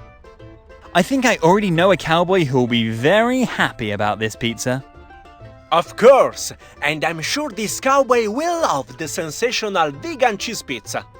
And if you know any other cowboys, tell them about the Alfredo's franchise chain. But now I would like to ask you to let me continue working first. I'm afraid I still have that bug before I...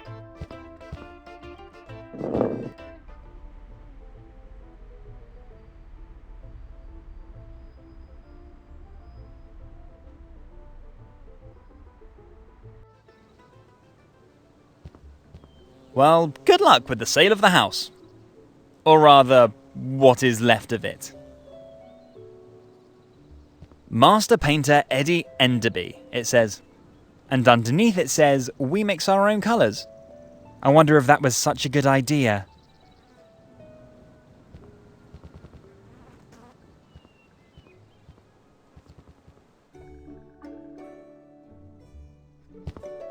I wonder what the sculpture will represent when it's finished. A huge pile of broken hammers and stone chisels. Yikes! Who are you? And why are you standing in my living room? Did Alfredo send you? From the Pizzeria, Alfredo? I had already told the last pizza guy that I wasn't interested in vegan giveaways. Alfredo is welcome to keep these chemical bombs. I prefer a dead animal-topped pizza over this vegan crap any day. Oh, I'm sorry to hear that. But, I don't deliver pizza. I'm looking for a box of flea combs that may have been recently delivered to you. What kind of box? One with flea combs. For the hair. Did something possibly come in the mail?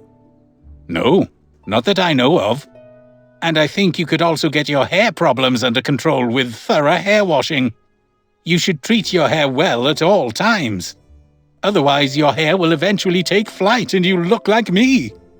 Oh no, the flea combs are for dogs and cats. Uh-huh. Well, actually, I don't really care. Is there any other reason why you're stealing my time here? Is there a particular reason for your bad mood? You mean aside from my burned-down house, including all my belongings and the end of my career as a master painter? And apart from the fact that I lack the right tools to get my new career as a sculptor rolling? Or, in other words, apart from my acute existential crisis and the end of my life so far? Because you must know that I actually have a very sunny temperament.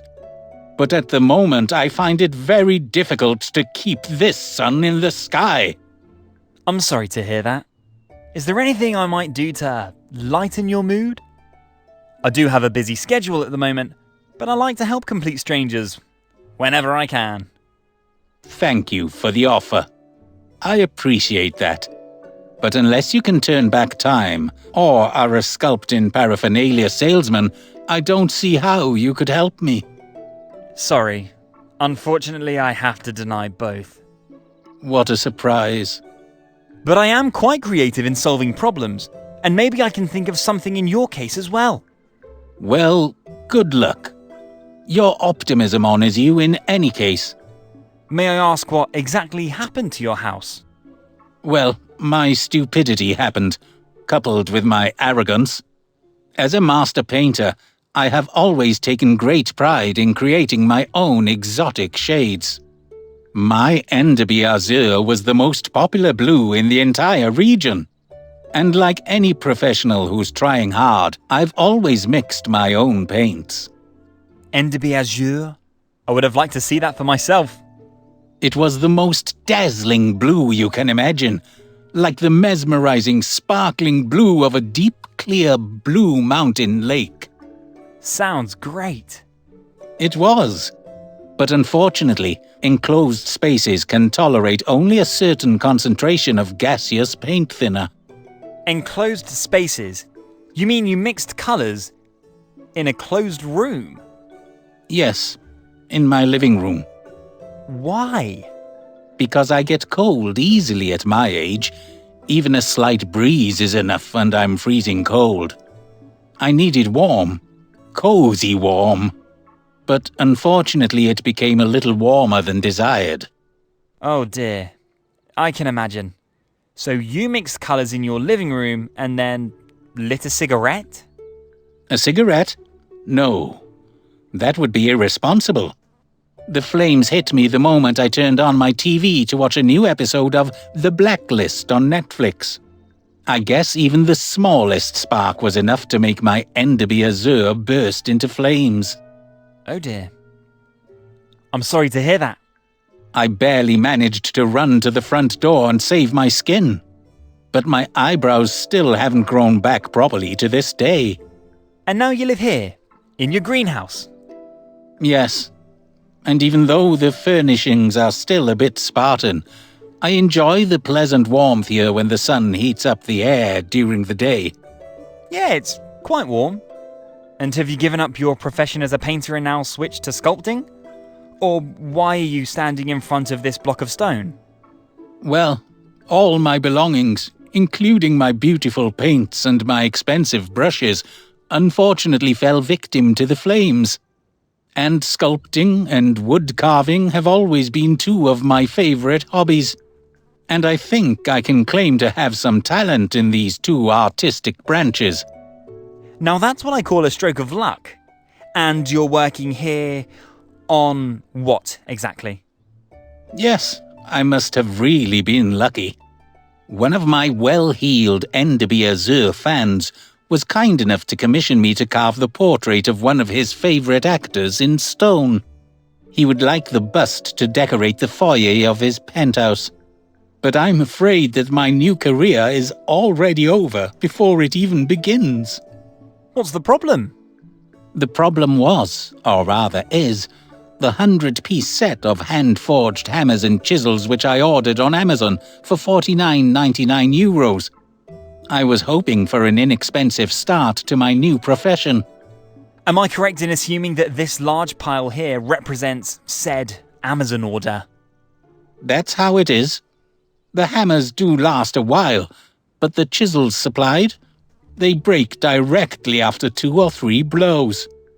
And now I'm standing here with a handful of hammers, 0 chisels, and complaining to a complete stranger delivering pizza in my new makeshift well-tempered living room. And even if I appreciate your interest in my life story, or rather crisis, I think you should leave my living room now. At least now I have the time to ponder a little on the subject of wrong decisions. You wanted to leave now? However, feel free to come back when you have a dead animal-topped pizza with you. Staring at this block of stone is starting to make me hungry. Yes?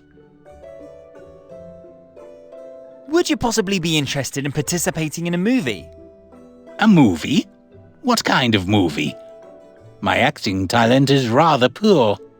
Well, a western is currently being filmed nearby, and the director is looking for a craftsman who knows how to carve wood. There's a really impressive totem pole that would need to be finished. And I seem to remember you mentioning in that addition to carving stone, you also had talent in carving wood. A western? Really? In this country? That's what I call highly unusual. But yes, you are right. I think I can say with a clear conscience that I do indeed have some talent in carving wood.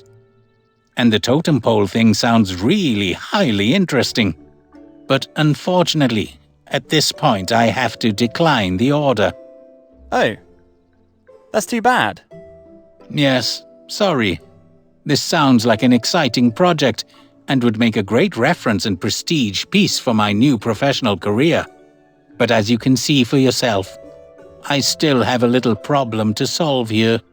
And until I finish this bust here, I can't possibly start a new project. That would not be fair to the customer. Yes, I think I can relate to that. Still, a pity. Just ask me again after I finish this work here. Because as I said, carving a totem pole for a western, that sounds like something I'd like to do. I love westerns. Especially the old classics with John Wayne or James Stewart. Is there anything else?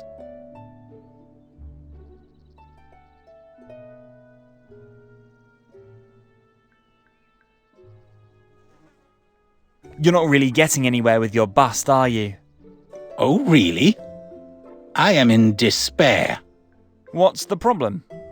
The problem is that my customer has ordered an impressive bust of his favorite actor, and I'm unable to deliver. An actor? Which one? Do I know them? Does that really matter? What does matter is that I'm just not getting anywhere here. And reason is this damn 100-piece set of hand-forged hammers and chisels which I ordered for €49.99 on Amazon. Sounds like a great offer. I thought so too.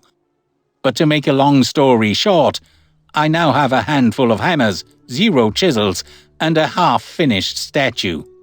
The quality of the steel on the chisels is so poor that they shatter into 1,000 pieces after only 2 or 3 powerful blows.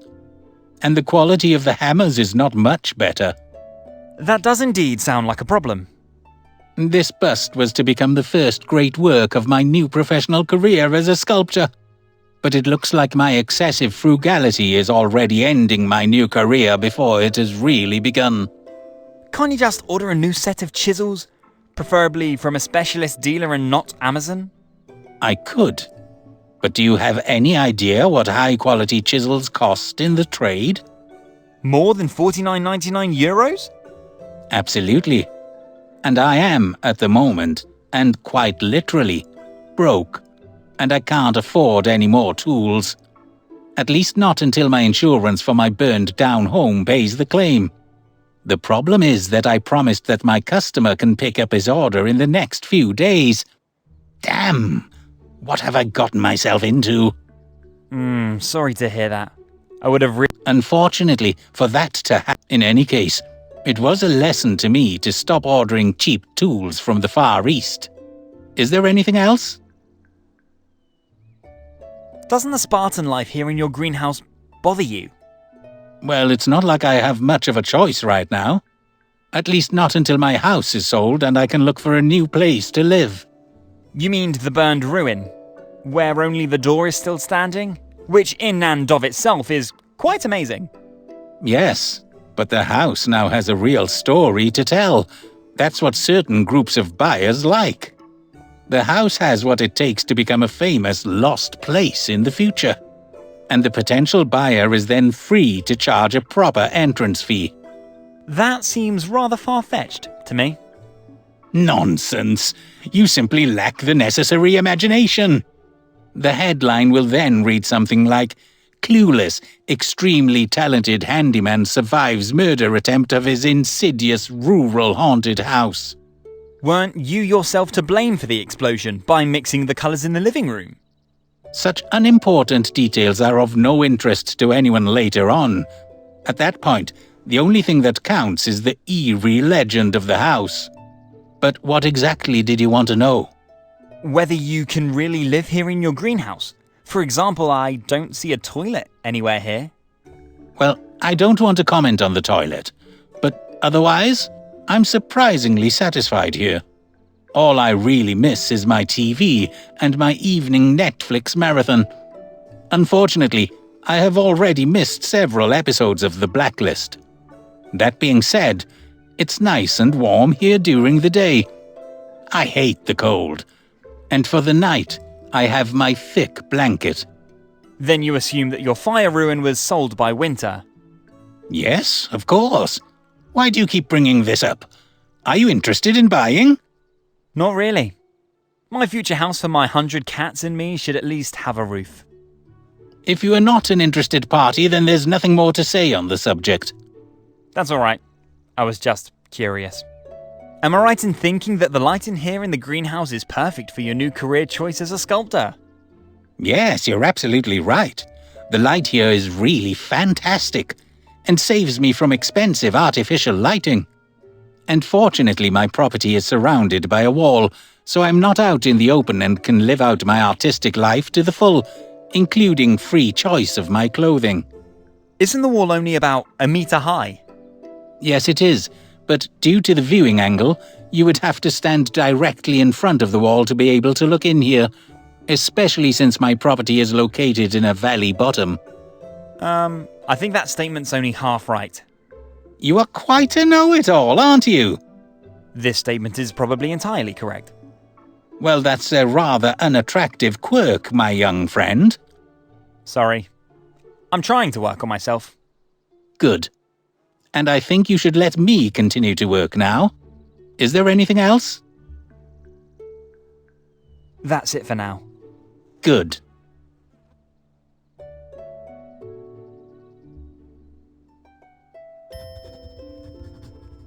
Perhaps a professional chisel could make sure that you can finish your stone bust. Joker? For sure, a professional chisel would help finish the bust. But I do not own a professional chisel. Just this cheap junk from my Amazon order. Or rather, I owned this cheap junk from my Amazon order. Because all the chisels from this order are broken. And with them, my hope for a new career as a successful stonemason. Well, as luck would have it, I recently found a high-quality looking stone chisel on the side of the road. Presumably it had fallen off some truck. Really? And you would let me have him? Just like that? You're welcome. I'm dying to see which actor is hiding behind the mask of stone. Oh, I would be forever in your debt if your stone chisel was really any good. Well, there's only one way to find out, isn't there? Here you go, and good luck!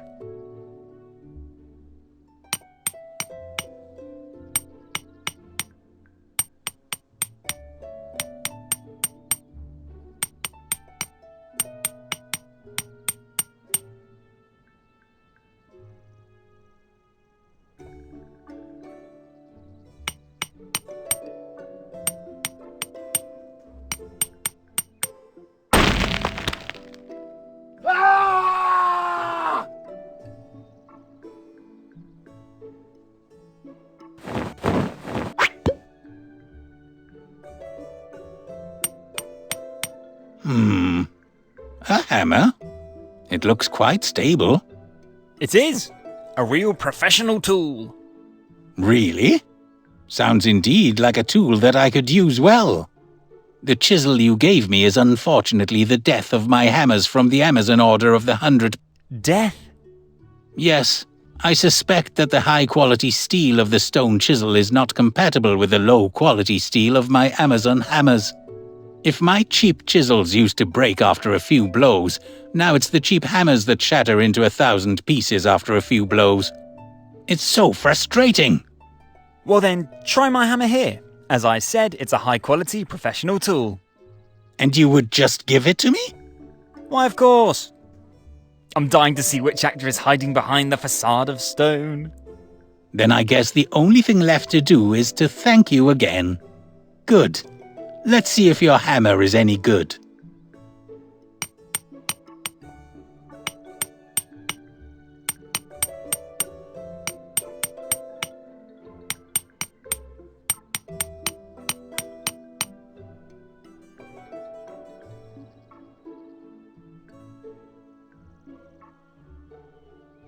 Can this be? Is this really? This is indeed the unforgettable, the unique Mr. Spock! Fascinating! Yes? Wow, that's Leonard Nimoy, isn't it? In the Futurama version. I'm deeply impressed. But why the critical expression on your face? Are you not satisfied with your work? Oh, yes. The work is really successful thanks to your excellent tools, I think. It's just... I don't know. Don't you think that somehow that certain something is missing? Well, I think you've done a wonderful job with Spock. Your customer will certainly be very happy with the work. Do you really think so? Don't you? I don't know. Technically, the bust is already quite okay, but it somehow still lacks some character, I think. The customer attaches great importance to the fact that the work depicts the characteristics of Mr. Nimoy as authentically as possible. Characteristics? Yes, as far as I know, Mr. Nimoy was a very serious person during his lifetime on the one hand, with a cool detachment. Had a great sense of humor on the other hand. And I would like to depict both qualities in a subtle way with my work. Well, the fact that you chose the Futurama Leonard Nimoy as a template is pretty funny. So that would be half the battle. I think you misunderstand. I chose this cartoon template because its clean lines and colors made it very easy to chisel. Not because I wanted to depict a characteristic of the actor. Oh. I see. I suggest you let me think about that a little first. I knew Mr. Nimoy very well. First, of course, from all of his adventures with Starship Enterprise. On the other hand, I had the great honor to see him in person at one of his last science fiction conventions. Really? Yeah. And I'm convinced I can think of a way to make Spock's coolness and humor even better. That would really be a big help. Please let me know if you have any ideas. Promise.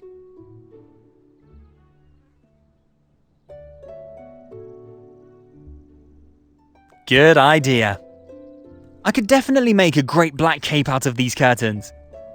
It's a good thing my grandmother forced me to learn the art of needle and thread when I was a child. Even though sharp scissors would be quite enough for this job.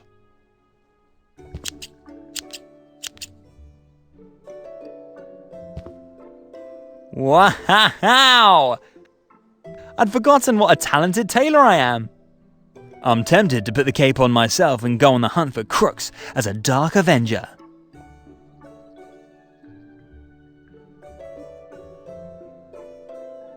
Good. The lenses of the glasses are probably the only stylish thing about this model anyway. I hope I won't saw off a finger now.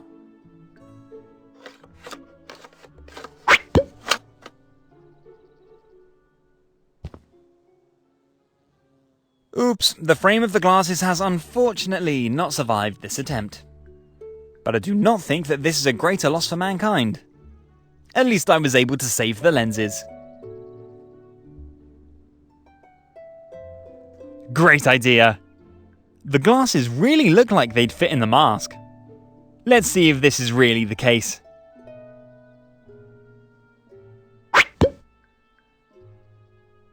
Just as I thought.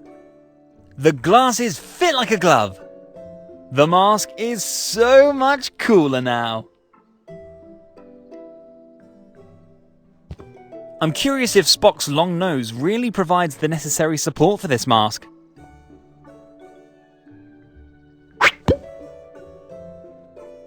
Well, this may be a bit unconventional, but these funny glasses could be just the certain extra that Eddie wants for his statue. Symbolic of Leonard Nimoy's great sense of humour. And anyone who's seen him in Futurama knows exactly what I'm talking about. And through the great sunglasses lenses, the bust radiates a cool detachment at the same time. Possibly this combination could be exactly what Eddie was looking for. Yes?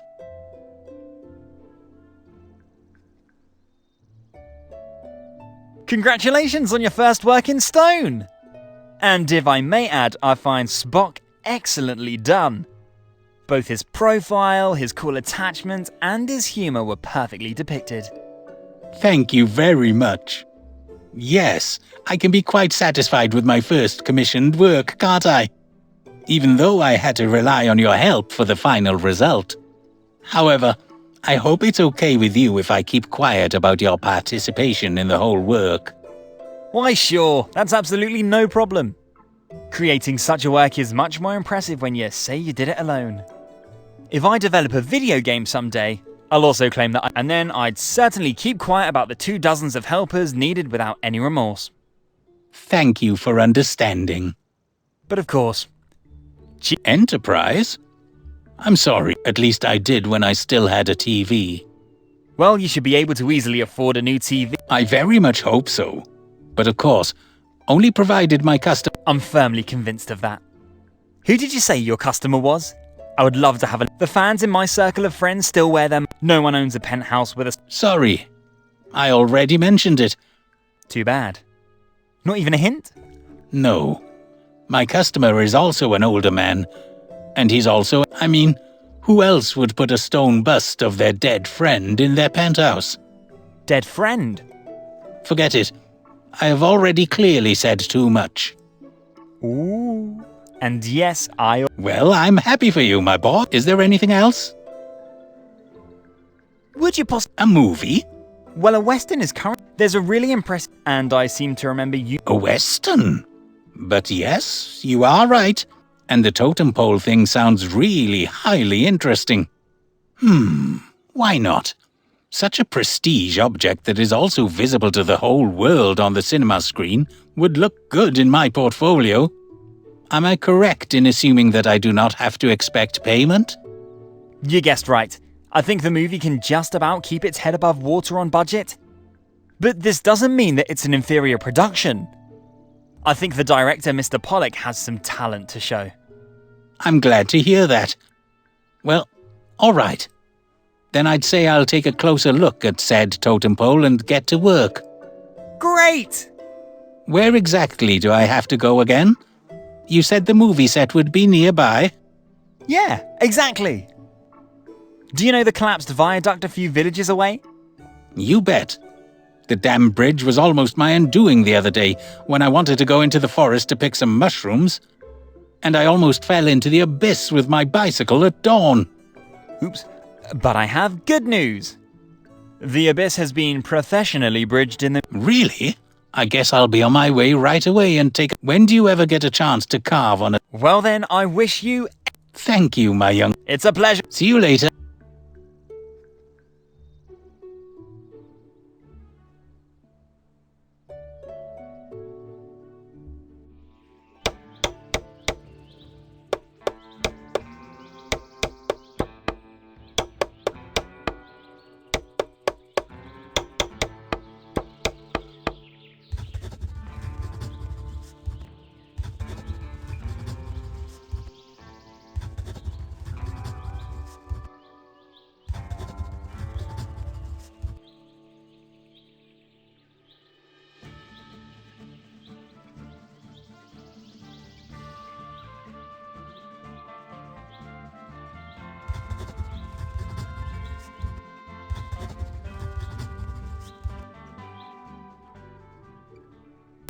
No! Are you a magician? Very funny. Tell me, have you been waiting for me? No. I had already wondered. I slept a little in your makeshift bed back. Excuse me? You slept in my bed? Well, you had this and the bed. But this isn't. Were you able to fit? Indeed. Great! And it was really, I think the director of he had an amazingly profound knowledge of how the totem pole. Yeah, even. I forgot to ask him when the movie, and. Sorry. To be honest, I wouldn't be. A romantic horror western is it? Netflix? Really? I love Netflix. Well, that was just a. I can't imagine that any cinema will include. Oh, well, but I would also be quite. Then the whole world can admire my totem pole. Well, then I wish you. I'd best go on the movie. Good. And when you're back here, we'll talk about why it's not okay to sleep in other people's beds.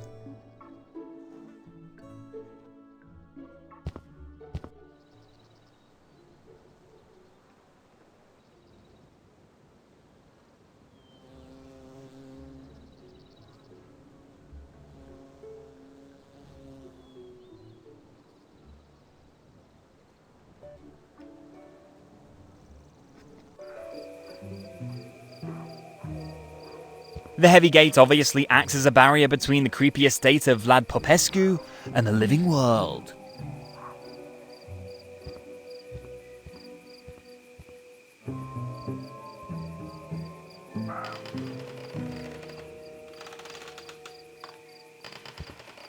The grave of A. R. Wilco.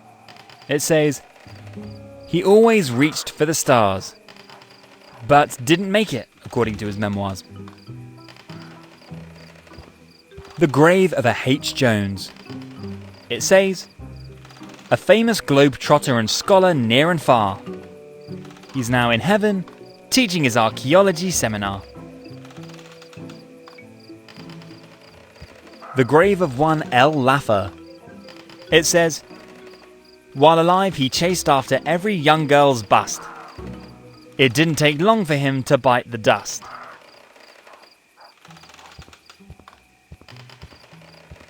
The tomb of M. Calavera. It says, during his lifetime Mr. Calavera was rather bony and bizarre.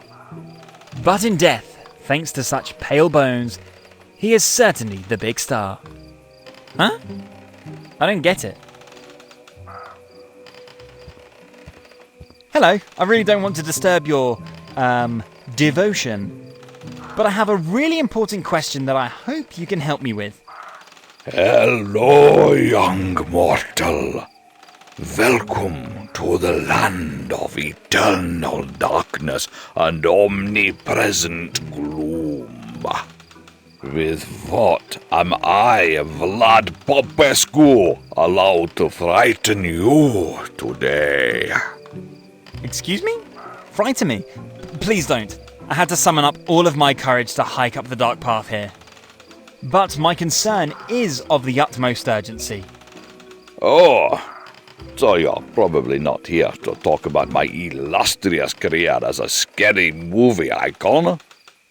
Then excuse my flowery greeting. My fans expect me to speak in this way.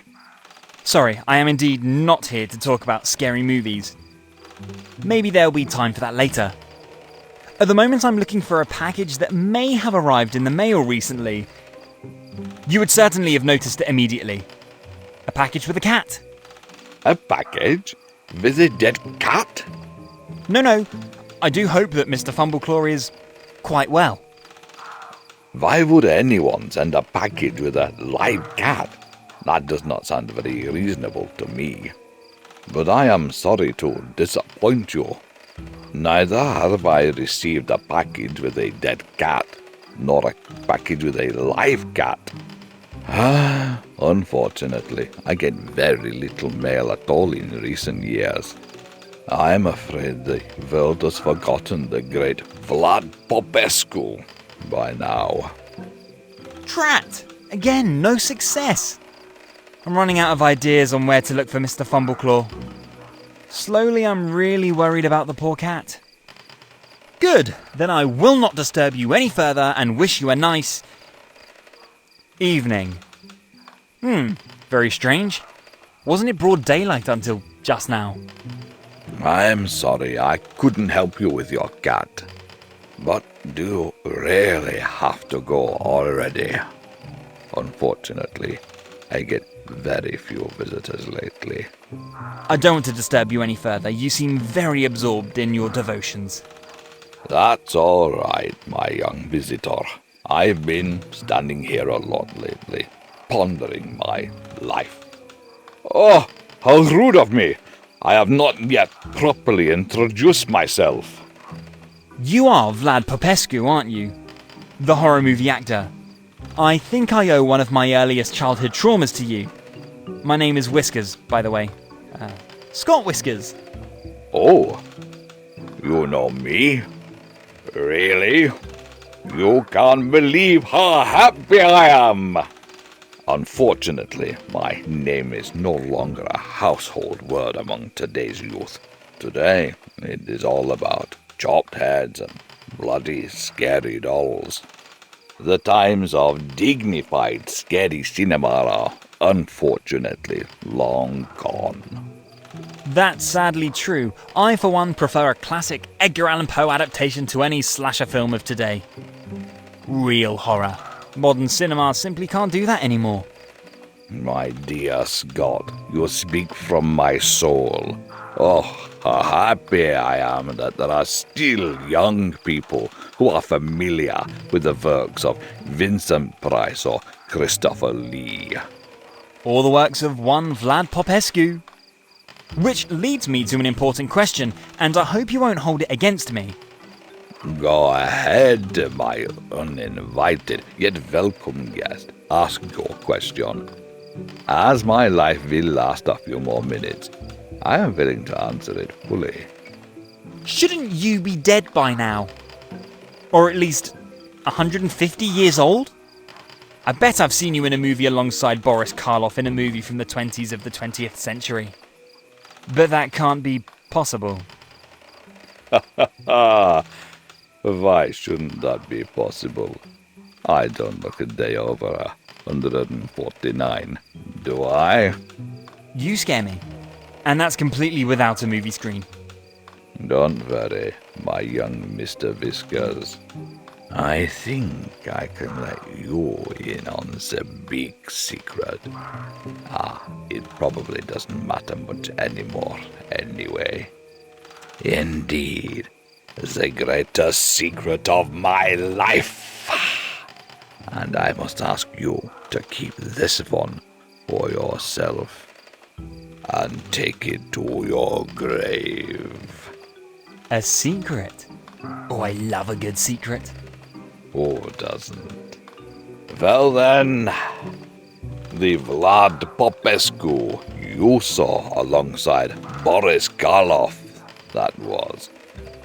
Well, that was my grandfather, Vlad Popescu V, and the Vlad Popescu who shone alongside Vincent Price in the late 50s. Well, that was my father, Vlad Popescu VI.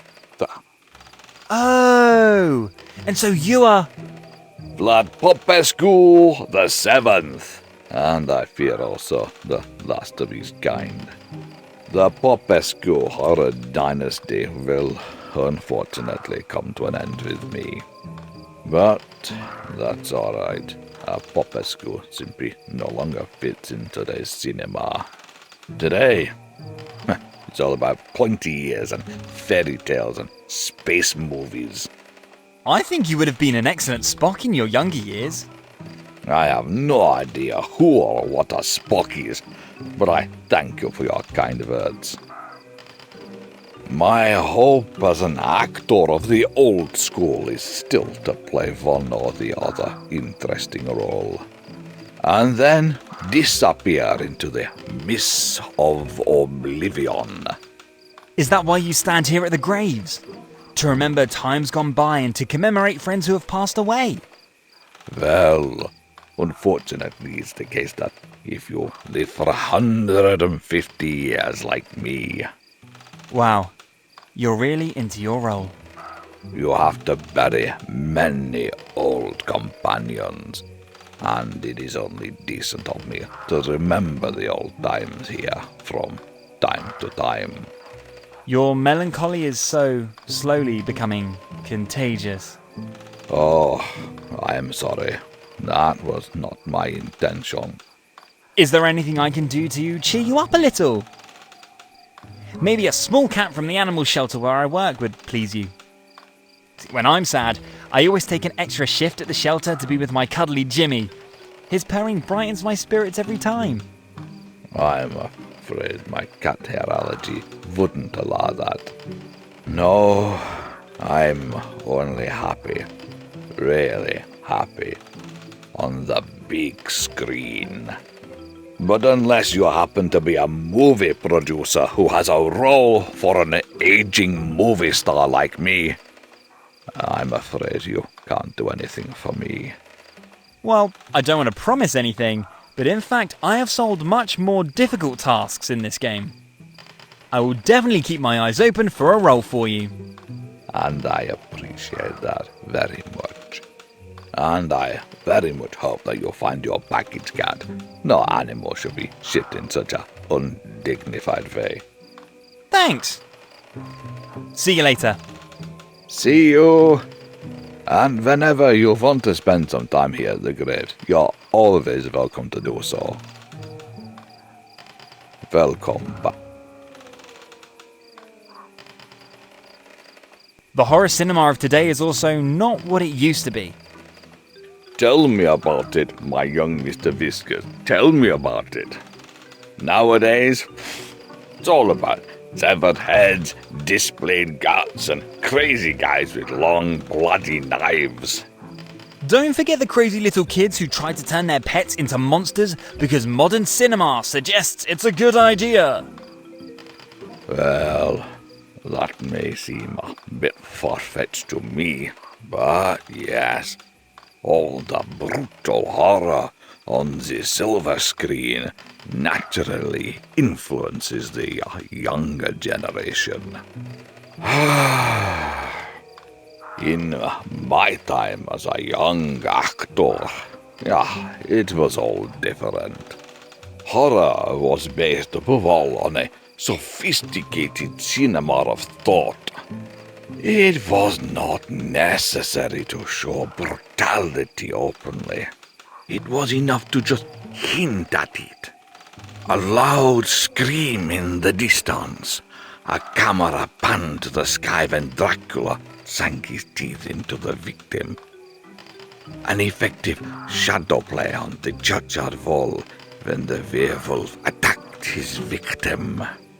Nothing was more gruesome than the horror that took place in the mind of the moviegoer himself.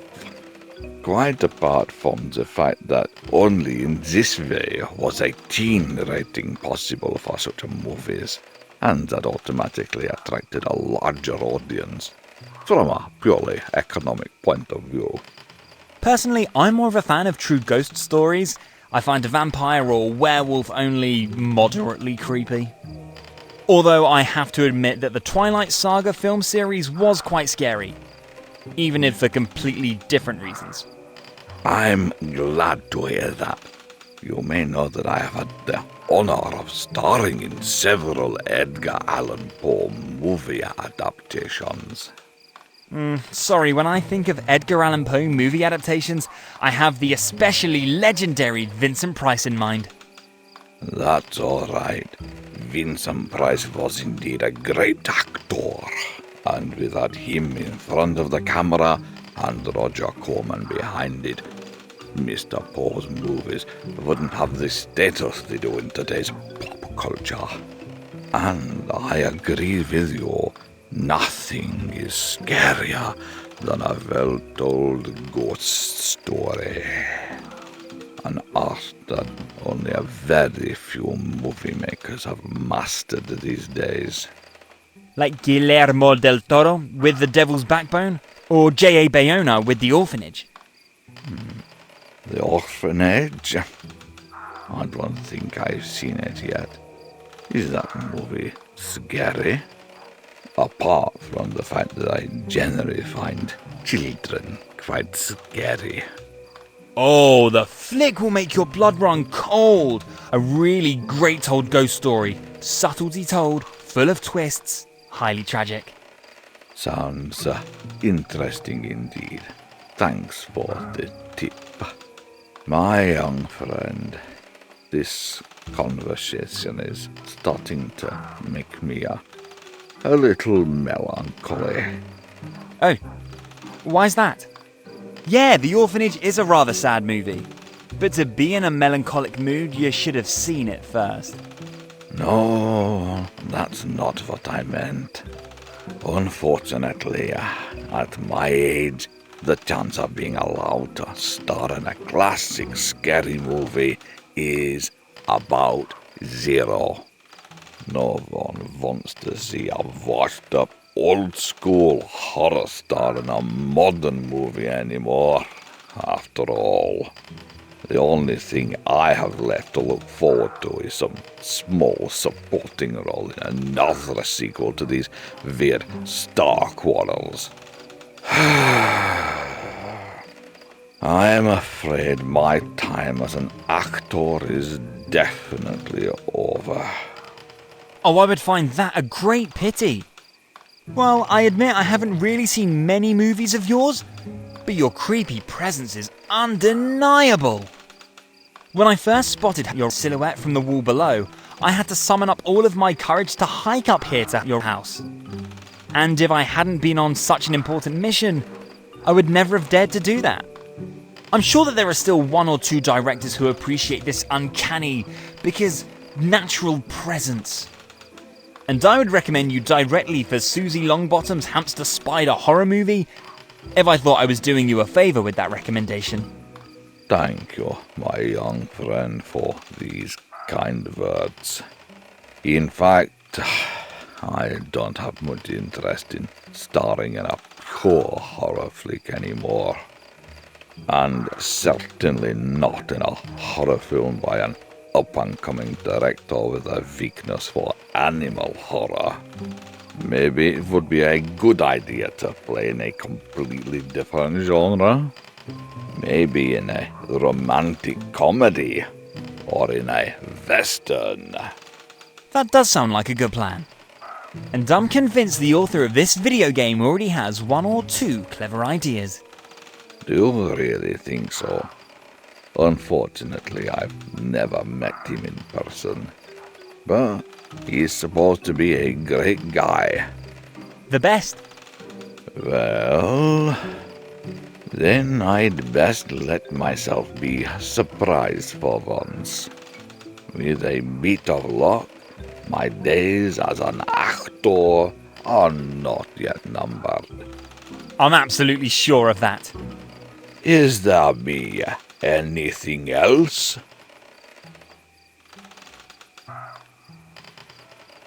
I would like to know more about the Popescu's dynasty.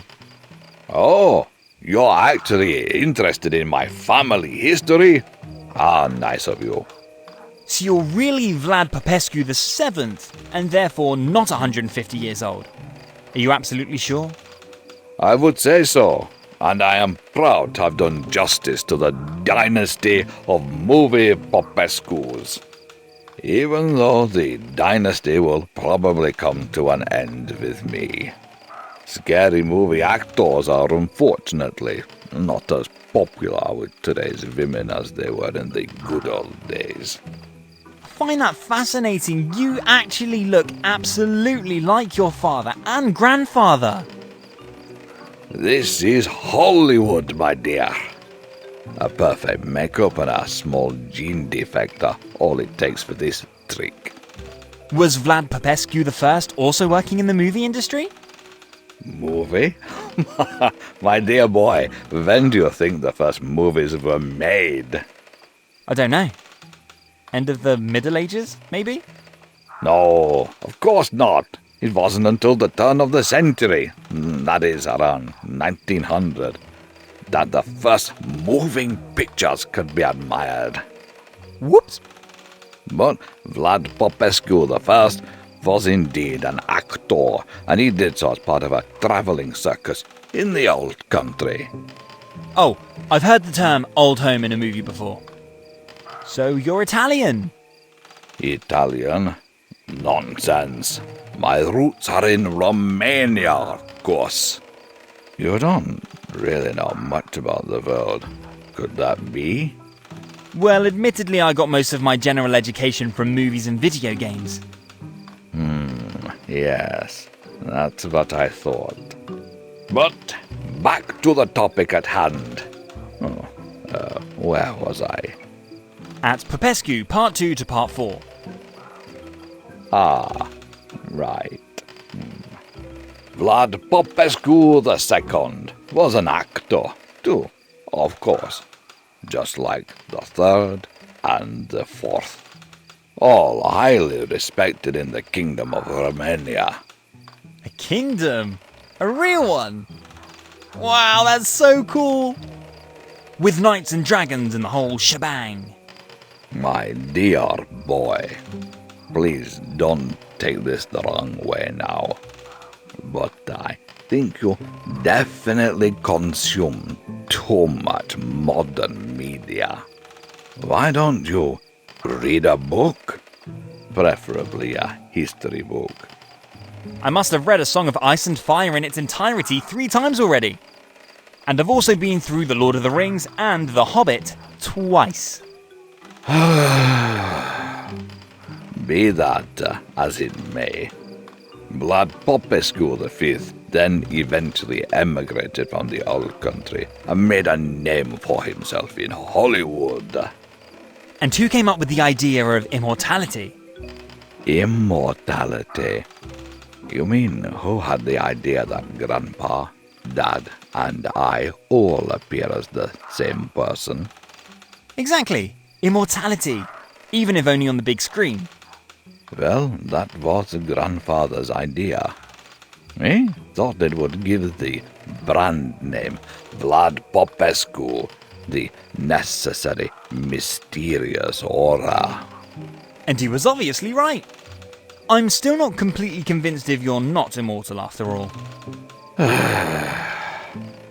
You forgot that at the stroke of midnight, I turn into a fearful vampire and eat the faces of young visitors. That was just a joke, right? Who knows? Why don't you wait here with me for a bit until the clock strikes 12, and then let's find out. I think I better go. But thank you for the history lesson. That was indeed fascinating. And if I ever come to Italy, I will look for the traces of the Popescus. Good luck with your search. Is there anything else?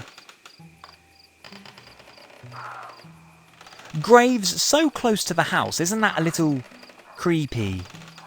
Don't mention it. Why, I think everyone should have at least 1 or 2 graves on their doorstep. Why would anyone want a grave on their doorstep? I find that extremely macabre. Let me tell you, my young visitor, there is nothing more relaxing than standing in front of a grave for a while at the evening hour, after a hard day's work, and doing some soul-searching. After all, the dead have nothing better to do than listen to my everyday problems and give me 1 or 2 pieces of wise advice.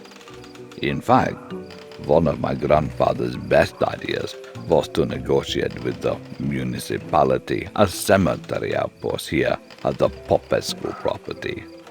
Even though I think he did it primarily to add another layer of mystery to the brand name Vlad Popescu.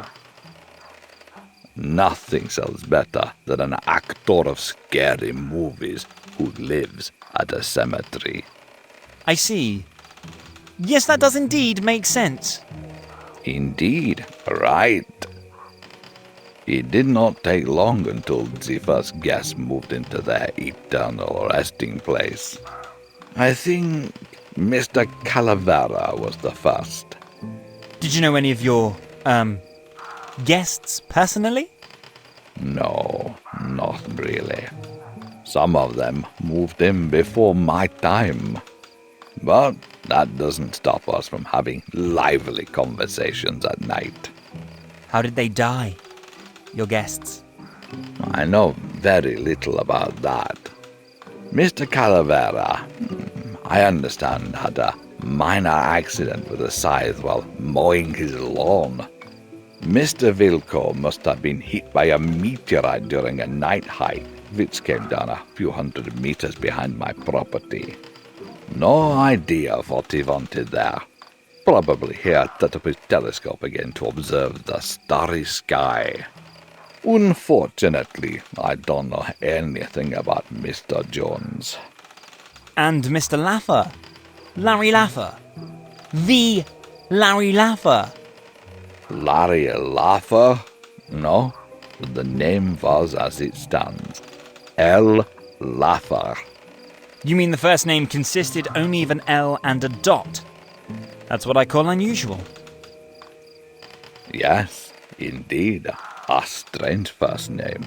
But the last name is not much better. I guess that's true. And how did Mr. Laffer pass away? As far as I know, Mr. Laffer was the luckiest man in the world. He must have died 1,000 different deaths. He had drowned in the sea, been bitten by a rattlesnake, fallen down a mountain gorge, been attacked by wild animals. Oh my. A real lucky guy. And what then untimely became his undoing?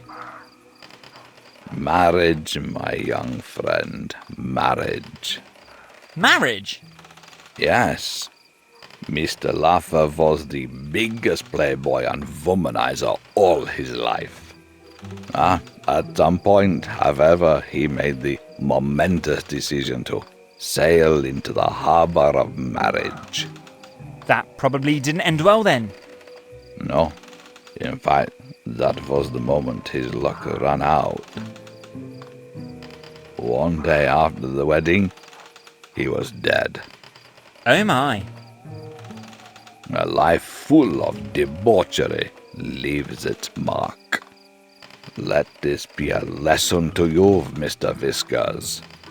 Understood. I will never get married. That's not really what I was trying to say. But be that as it may, lately I come down here in the evenings and keep my guests company. And if you don't mind, I'd like to stand here for a while and think about my life in peace. Why, of course. And when I think about it, the idea of graves on the doorstep is not so wrong. When at that time, I must have been about 10, my beloved dachshund Robbie left me. My grandmother laid him to eternal rest in our flower bed. And whenever I felt bad and sad, I visited Robbie and told him about my worries. I always found that very comforting. Robbie was, in life as in death, the best listener one could wish for. I miss the little rascal. Welcome. I might have a movie role for you which would be perfect. Oh, really? Have you found your missing cat in the meantime? No, unfortunately not yet, but I am quite capable of multitasking. And after having seen 500 episodes of Highway to Heaven in the afternoon program as a child, that probably left its mark on me a little bit. I had no idea you were also a movie agent. Well, I've always been a big fan of agent movies. You don't say. But please, don't keep me in suspense. What is your movie about? Is it any good? And do you really think there's room in it for a grandpa like me? Well, let's put it this way. The genre will definitely suit you. The movie itself, well, even if the director is quite capable, he certainly won't win an Oscar for it. And as far as the topic of the grandfather is concerned, yes, we would indeed have to come up with something. Unfortunately, the role is intended for a much younger actor. but I am absolutely convinced that you'd be perfect for it. And if movie and television can make up a 60-year-old Tom Cruise look 25, I'm really not worried about you. What is your movie about? It's a classic horror movie with vampires, werewolves, the whole shebang. So, something like Dracula. I was always great as Dracula. Yeah, exactly. Something like Dracula, with a touch of Beverly Hills 90210 and a pinch of A Fistful of Dollars. That sounds like a daring mixture, and not at all like the Dracula I know. You said A Fistful of Dollars, so it's a Western? I've always wanted to be in a Western. Yep, a Western, albeit tailored to a rather modern cinema audience. And to give credit where credit is due and lay all the cards on the table, this is a romance horror Western. Oh, what now? A romance horror Western! The genre is currently big at the box office. You don't say. Doesn't really sound like something I would necessarily play. Is my role any good? I assume that it is the main role. Well, no. You would be the handsome, young, funny sidekick to the main character. So, something like the second lead role, or at least the most important supporting role. I'll be honest, I have no idea exactly how extensive or important your role is in the movie. And I'm afraid you better not expect too much from the role. But wouldn't even a small role in a blockbuster, and I fear the movie will be very successful, be better than no role in any movies? Such a flick could be an excellent springboard for further and far better roles. You're right, of course. And please excuse me if I sounded a little ungrateful for a moment. You don't get rid of those star airs and graces from the good old days overnight. And you're absolutely right, of course. You come here, interrupt your important search for the little cat, and bring me this great offer. Of course, I am grateful to you, very grateful. Even a small chance at a small role is better than no chance at any role. I'm glad you see it that way. Do you think I have a chance at the role? In terms of your experience and skill, absolutely. The only crux, unfortunately, is the issue with the grandpa. This is where I think your expertise is needed. Do you possibly have any idea how the old Tom Cruise still passes off so believably as a 25-year-old Tom Cruise? Some magic Hollywood magic trick? So, apart from Botox and special effects, it's actually not that difficult. Not much has changed since today. Only unfortunately I can no longer afford a personal stylist. Not to mention expensive professional makeup. That sounds like two problems that can be solved. Do you really think so? Maybe if I came across a little younger, I would indeed have a shot at that role. That would be absolutely great. I miss the big screen so much. And it's like you say, after a small, maybe not so great role, maybe the greatest role of my life will follow. Who knows? I'm really glad that you see it so positively. And as far as the subject of your age is concerned, I'm sure we'll come up with something. I think you've sent from heaven.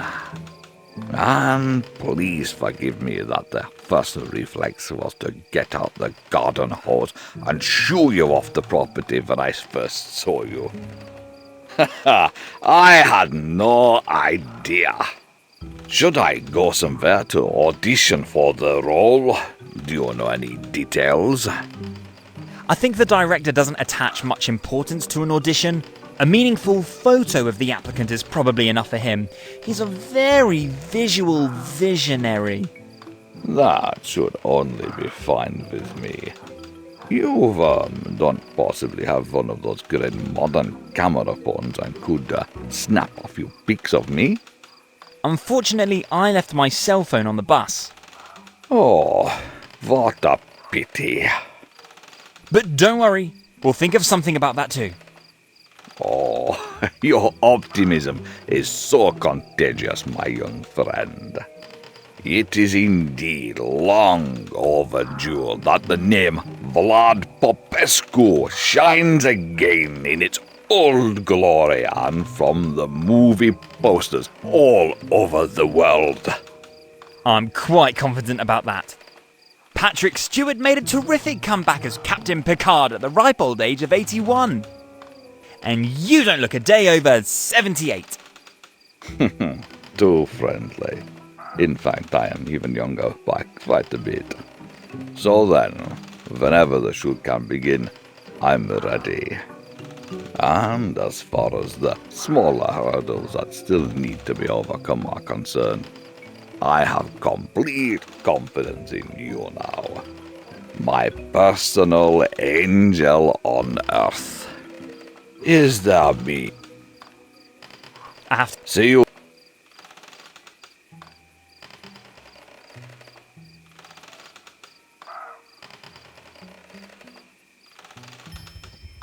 I might have an idea how you could still get a part in the James Pollock romantic horror western.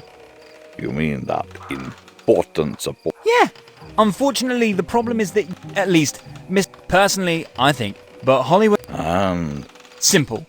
You probably don't know this, but I've been going to all kinds of science fiction and fantasy conventions for years. You don't say. And since I've always created my own costumes and masks over the years so far, I've developed quite a bit of talent as a makeup artist over that time. Really? So you know how to use a brush? I do. My face painting as a zombie from The Walking Dead was always the crowning glory of any convention party. And you think you could spice up my face a bit? I think so. And as luck would have it, I also found a collection of professional makeup on the side of the road. Presumably, it had fallen from the truck. And I would consider it a great honour if I could do your makeup and help you get this great movie role. Really? You would make an old man very happy with that. My stylist from the old days is unfortunately long gone. Sorry to hear he's dead. Dead? No, he came to visit 2 years ago, then left, and I've never seen him since. So, probably dead after all. Be that as it may. Would you mind if I now prove my skills with brush and makeup? Of course not. On the contrary, I would be forever indebted to you. Great. Then I'll get started. Please do not move now, if possible.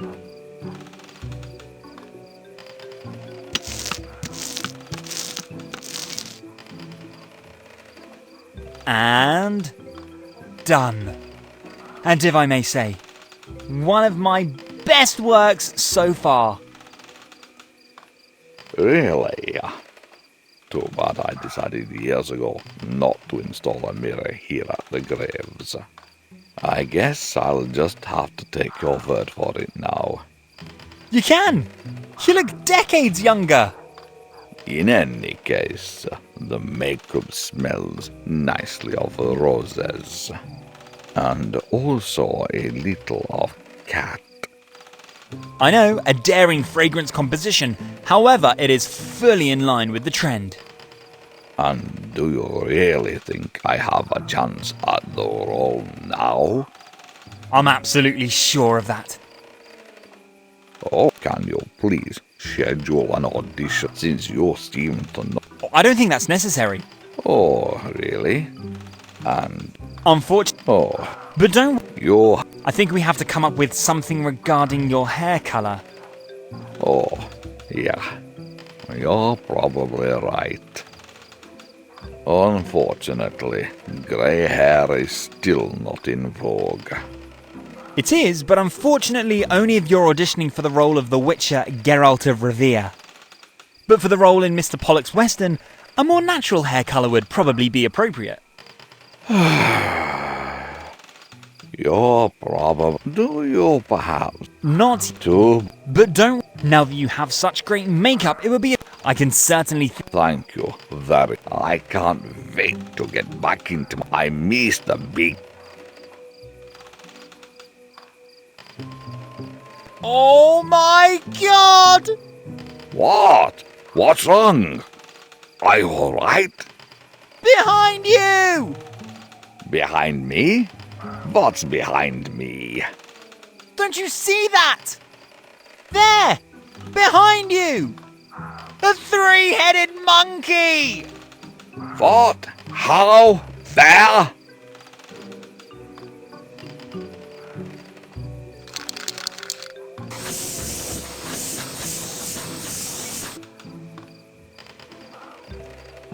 Damn boy, what are you doing?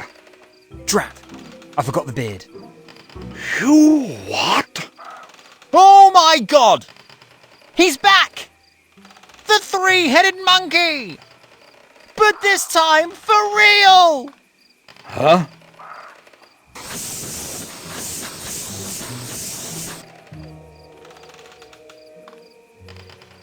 What the heck, boy? What are you doing? Well, you know the saying, the end justifies the means? I'm sorry if I've caught you a little off guard now. But you do have to acknowledge my adeptness at using the spray can. At least not a drop of paint ended up in your eyes. That's where my years of spray can training in painting action figures really pays off. Drat. But why? What was all that about? I'll never get the colour out of my hair again. I'm sure there's a paint thinner expert in the game who can give you some tips. And as for the why, well, now nothing should stand in your way. Oh, that's why you've now to secure me. That's right. And you really didn't have a less definitive idea there. Why definitive? Well, I'm sure I won't get that, which unfortunately will limit my acting. Don't as I said, I'm sure there's a paint thinner expert in the game who'll be happy to help you with. Do you really? I'm absolutely. Do you want me to? I don't think that's Mr. I don't. You no, but your creativity borders on body. The end.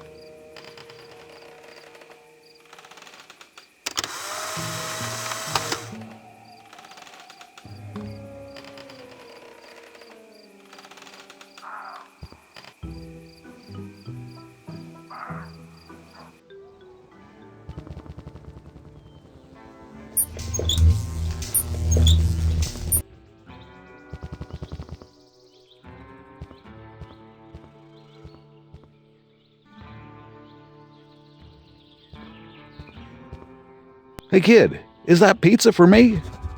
Mr. Pollock mentioned that there are a few issues with catering. And as I'm your biggest fan, I thought I'd just do you a little favour. I hope you don't mind vegan food. Are you kidding, kid? I have been a convinced vegetarian for years. And you mean to tell me now you really have a delicious vegetarian pizza in your pocket? For me? Yeah, I already told you. I'm your biggest fan. Hey kid, if that's the case, I'm your biggest fan. I hope you don't mind a quite experimental vegan cheese sensation. As long as no animals had to lose their lives for the bacon of the pizza, I am open for everything. But as much as I'd like to chat with you right now, I can't possibly concentrate with that delicious smell. How about you just hand me your delicious vegan cheese pizza right now? Oh, yes, of course. Here you go. Enjoy it, with best regards from the Pizzeria Alfredo. They're delicious.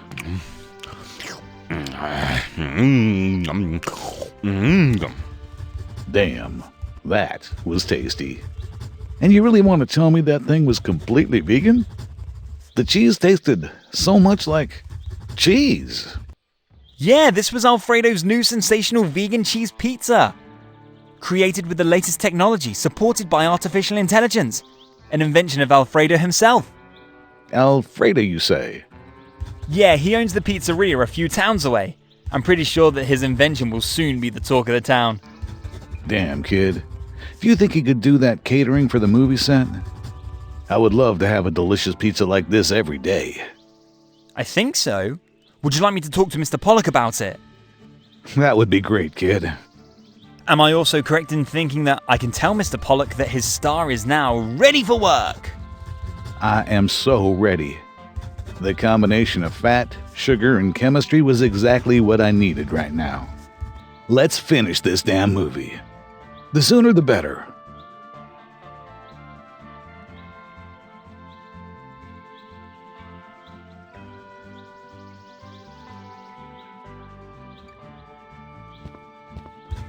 I have a candidate here for the role of Clint's sidekick. None other than the incomparable, unforgettable Vlad Popescu.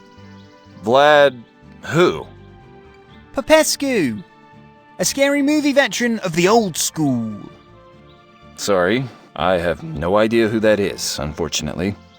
A veteran, you say? So a pretty old guy? Do you happen to have a photo? His role is really not that demanding. If he fits visually, that's enough for me. Yes, I have. Just a second. Wow, where did you find this guy? He is a perfect fit for the role of Clint's sidekick. Young, good looking, and he has experience as an actor too, you say? You bet. Vlad is an old hand in the movie business, despite his youthful age. Really? Now that's what I call a happy turn of events. I've been looking for casting for the role of Clint's sidekick forever. Great! So can I tell Vlad he has the part? You can. And he should please get here as soon as possible. So I can finally bring this damn movie to a close. And I can turn my attention to more challenging projects. You again?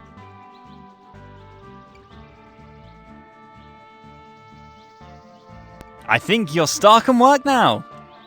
Really? So Clint has ended his hunger strike? If you mean that he's no longer on strike because he's hungry, then you're right. And all it took was an incredibly delicious, sensational vegan pizza. Oh, and Clint would like the catering for the movie set to be done by Alfredo's Pizzeria a few towns away. You think that can be arranged? That's the one with the sensational vegan cheese pizza? Exactly. I think that's fine. I get that through in production. In fact, one of our main problems was providing for Clint's extremely specialized vegetarian diet. If he has finally found something that he likes, that's fine with me. Pizza Alfredo's, you say? Now I'll have a timely sit-down with this Alfredo and discuss Clint's daily vegetarian menu. In any case, thanks for your help, my boy. I'm always happy to help. And I appreciate that very much. In the end, there's still a way to finish this damn movie someday. Is there anything else in your mind? I see Eddie finished carving the totem pole. Eddie? Was that the guy who suddenly showed up here and started carving on the totem pole without a word? Yeah, I guess. Without a word, you say? Yes, I just had another argument with Clint about his special catering request, when suddenly there was a loud hammering behind me. Did you send that guy? Yeah, you said you needed help finishing the totem pole. And Eddie was looking for a prestigious figurehead for his new artistic career. And yes, Eddie is a bit special. Like all the characters in this game. Huh? Are you not satisfied with Eddie's work? Why didn't you just approach him?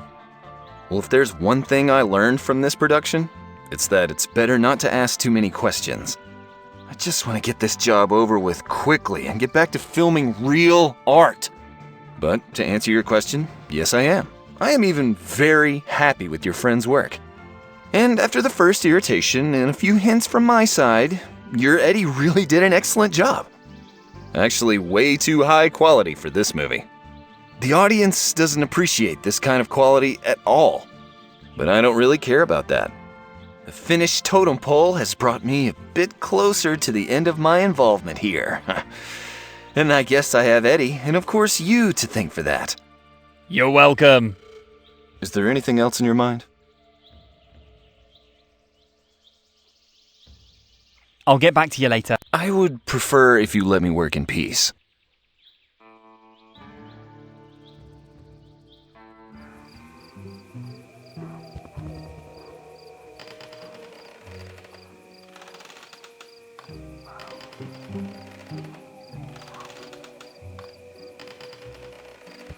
Welcome back to... I have great news! Great news? Incredible news!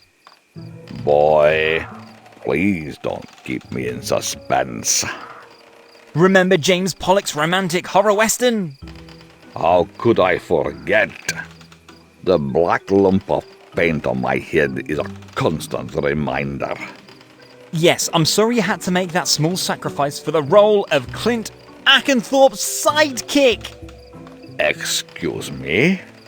Does that mean I have the part? It does! Congratulations! Really? Really?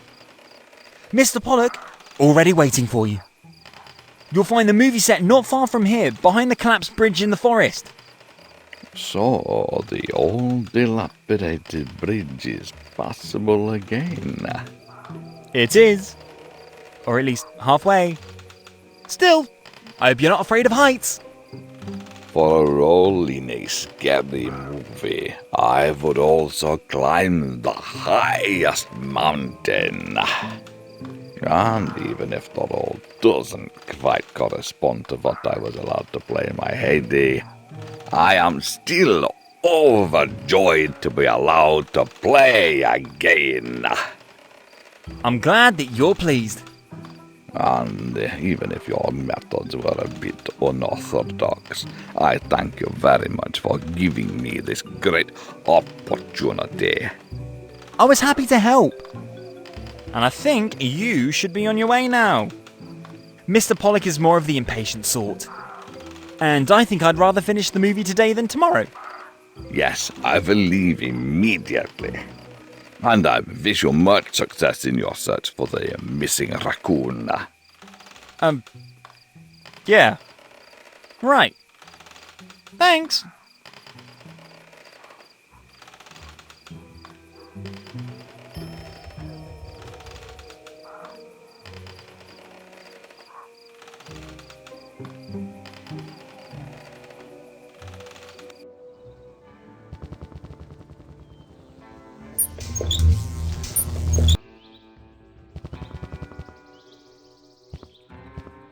You again?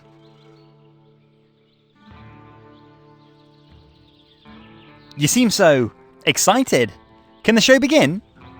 I seem excited? Really? If only so that I can now bring this unspeakable project to an end. And as a result, I can devote myself to real movie art again. So, everything is ready for your movie? I think so. Your buddy Eddie really finished the totem pole with a lot of skill.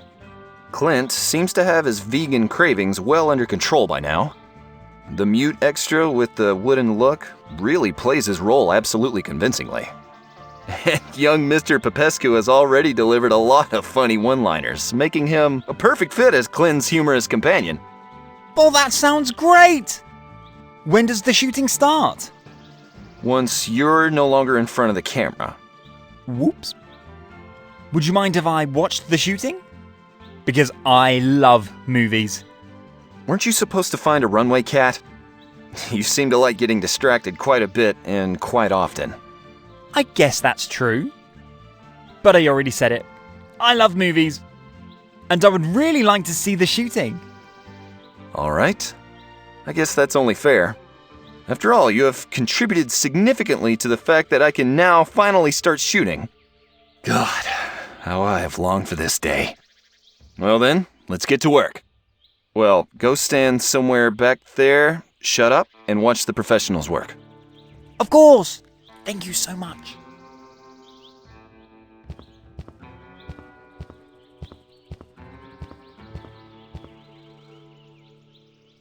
This is so exciting! And so it began.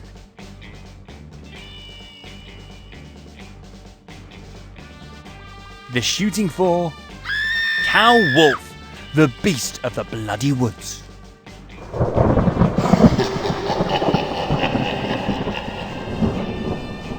A not quite so masterful western of the master director James Pollock. A movie that we would really like to have presented here in more detail. However, due to the age rating, we unfortunately are not allowed to do so. For the sake of the children. Seriously, this movie's really quite creepy, for many reasons. But this game is, and remains, a game for the whole family. Besides, you still have a cat to find. And really no time for movies. Seriously, you have no time for movies. Really not. You must find the cat. However, we are confident that you're up to the task. And if you're in the mood for a romantic horror western afterwards, search Fluxnet in the Western section somewhere on page 36 for Cow Wolf, the beast of the bloody woods. A James Pollock movie.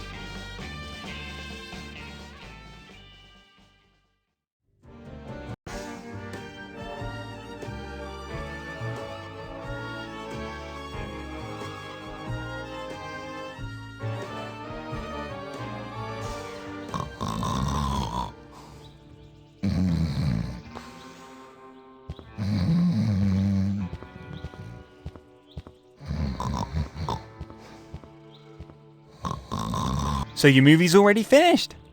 That went faster than I thought. What? How? Oh, it's you. Damn, boy, why won't you let me sleep? I haven't slept a wink in weeks. Oh, sorry. I really just wanted to congratulate you on the completion of Cow Wolf. Okay. Thanks. Now, let me sleep. So the movie's really ready. When can I find it on the Fluxnet program? Fluxnet? No idea when the movie will be added to Fluxnet's streaming catalog. However, it should be in theaters in about 6 months. Wasn't the movie a Fluxnet production? It is, but to have a chance at the Oscar, the movie has to be in theaters first. Oh, you really think the flick has a chance at the Oscar? Me personally? Never. Rather hell freezes over. The production studio, however, thinks it will make a killing at the next Oscars. Which really just shows how little they know about movies. But it's not my concern anymore. I'll be doing real cinematography again starting next week. Maybe a really sophisticated scary movie in black and white. Sounds like a good plan. And what keeps you here now when the project's finished? Do they pay you so little that it's not enough for a bed in a hotel? Yes, they did. But on the one hand, I enjoy the pleasant silence and good air here in the forest, and I get a great night's sleep. And on the other hand, I still have a few smaller reshoots ahead of me that I want to get over with as little time as possible. Reshoots?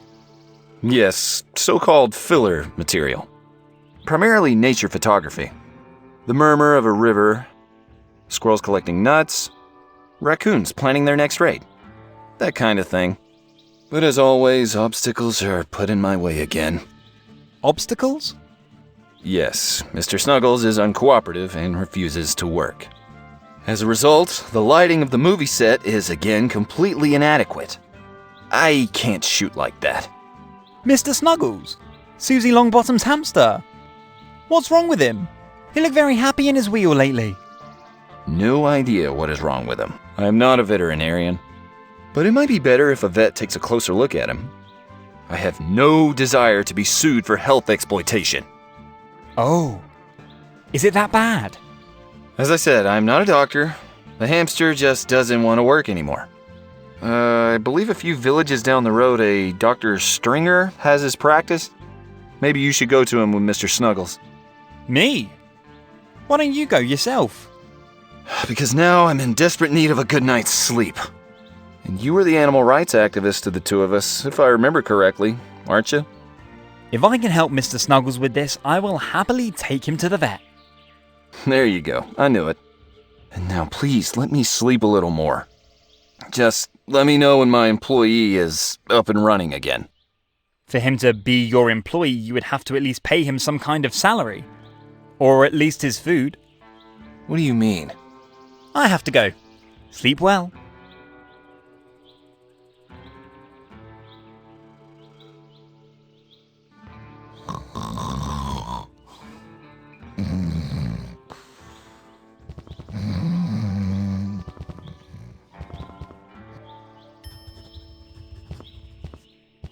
A hamster power, state-of-the-art, pants pop. Mr. Snuggles seems to be on strike at the moment, though.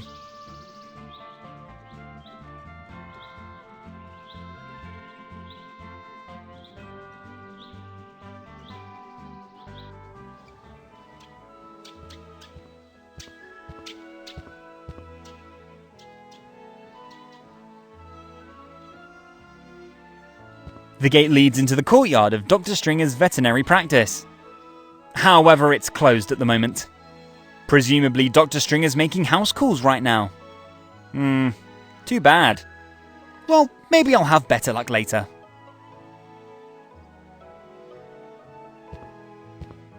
Veterinary practice, Dr. Alfred Stringer. Dr. Stringer has a reputation as an excellent and self-sacrificing veterinarian. The practice seems to be closed at the moment. Surely Dr. Stringer's making house calls right now.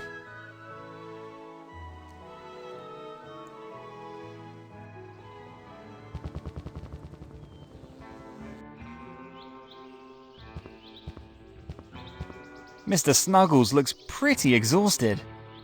I better take him to the vet. Mr. Pollock's movie is as good as finished anyway.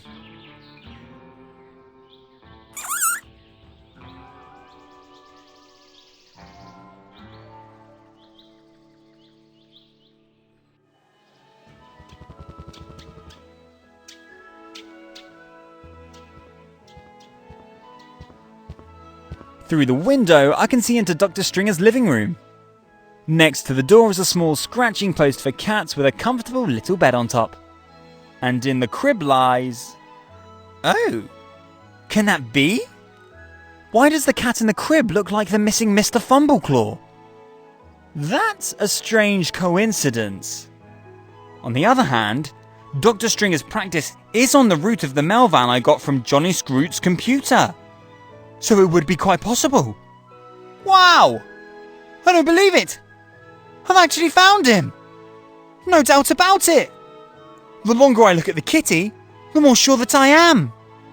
I should definitely talk to Dr. Stringer. I'm curious what he has to say about that.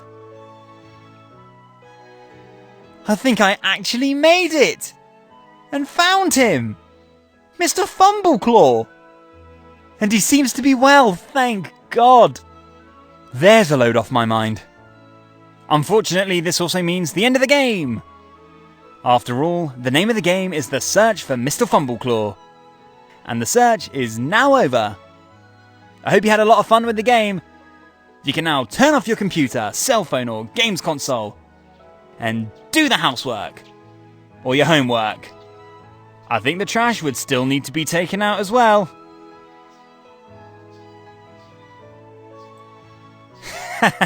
No, I'm kidding. The game's far from over. For now, the mystery of how Mr. Fumbleclaw got into the living room of the good Dr. Stringer must be solved. Lady Longbottom will be less than thrilled. But better I not tell her anything yet. And rather ask Dr. Stringer. Surely there's a very simple explanation for this.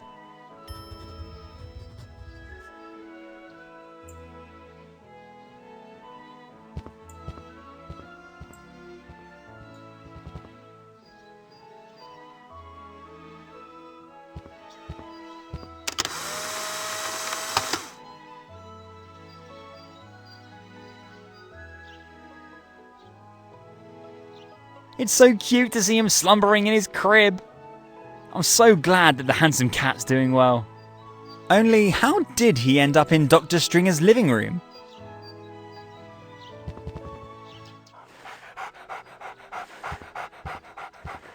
Good day. My name's Whiskers. Scott Whiskers. Dr. Stringer, I presume. That's right. Hello, Scott. Welcome to my practice. Do you have a small or large furry friend that needs my help? You're talking about my buddy Andy. He's got quite a phobia of doctors, I'm afraid. I don't think you'll be seeing him anytime soon.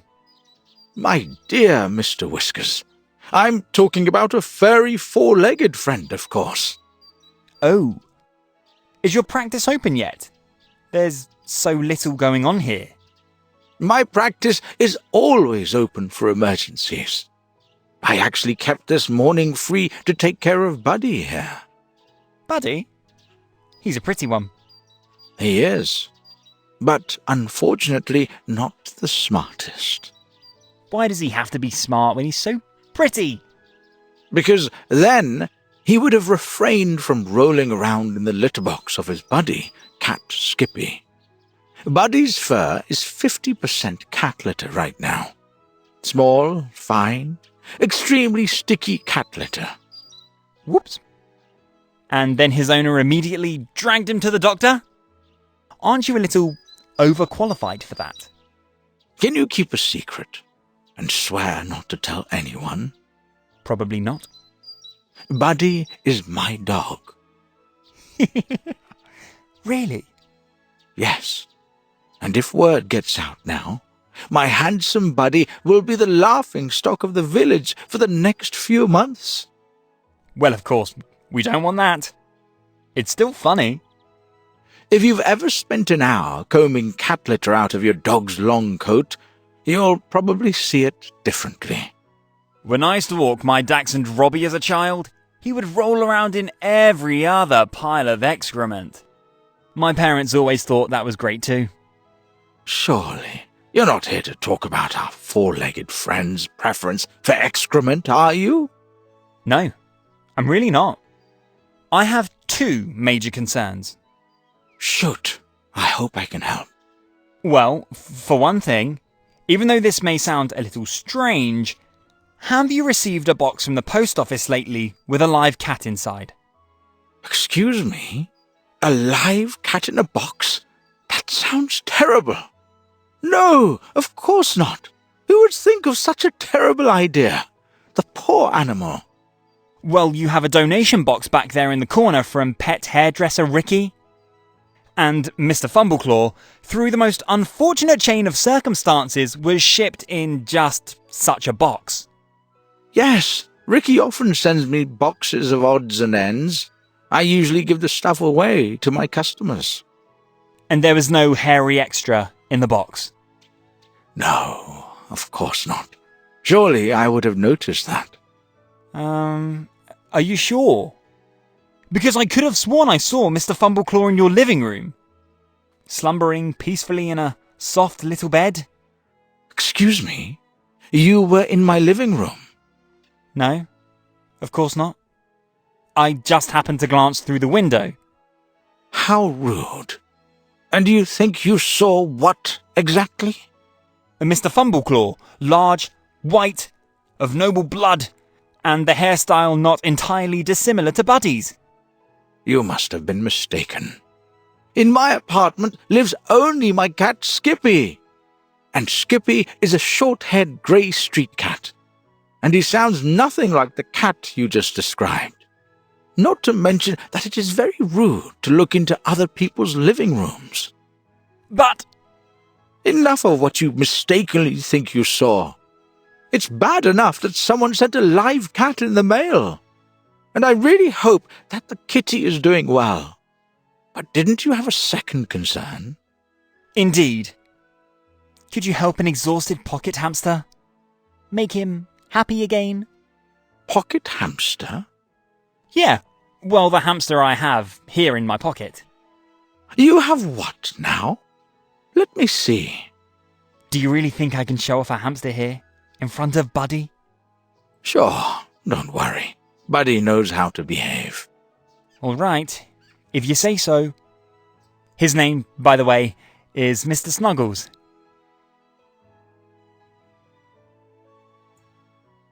Here you go.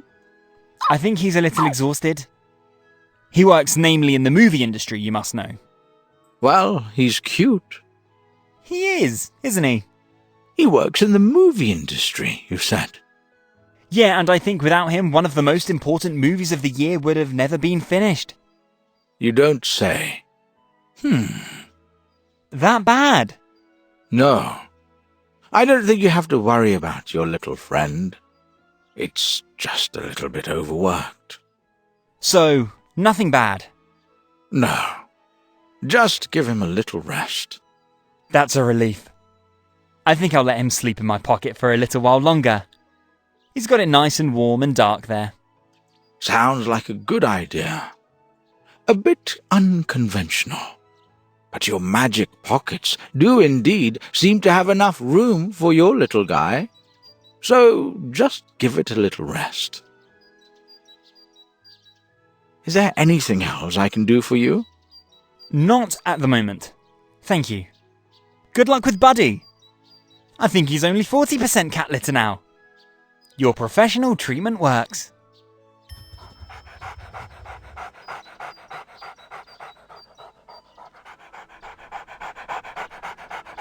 About the cat in your living room again. Yes, what now? I already told you that you saw my cat Skippy there. I'm afraid you weren't completely honest with me there. Excuse me? Just a moment.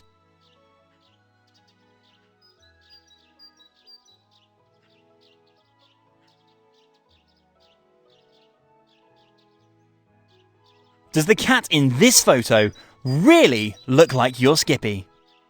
I think not. What the? Did you take pictures of my living room? I think I'll have to call our village police after all. Please. Dr. Stringer, I'm really not here to cause you any trouble. I've just been looking for the missing Mr. Fumbleclaw for so long now that I just need to know if the cat in the photo is him or not. Please, be honest with me. In the box of flea combs you received from Ricky, there was a cat in there, wasn't there? Good. Now that you have your photo, you might be interested in the whole story. I am. Of course. Very well. It's been about 3 months now, when my beloved Skippy died. Oh no. I'm so sorry about that. Thank you. Skippy was already old and very sick, but he had a great life, with his beloved meadow right outside the door, and his Buddy always by his side. Skippy must have been a great cat.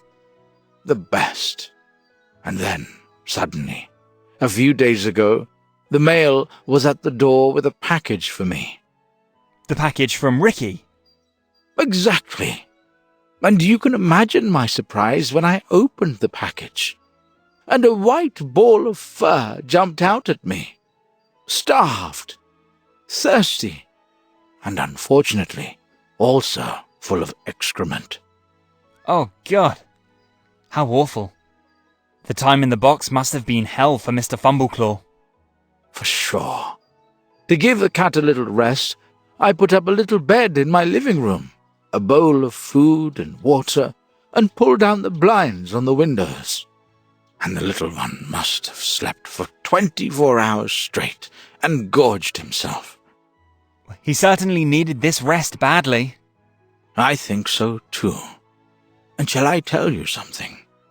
I fell in love with the cat from the very first second. And my Buddy too, by the way. How beautiful. And now, I should give him away, and thus lose the second cat this year? Please don't. Oh dear. However, this is really a tricky matter. Legally, the cat now belongs to Lady Longbottom. But...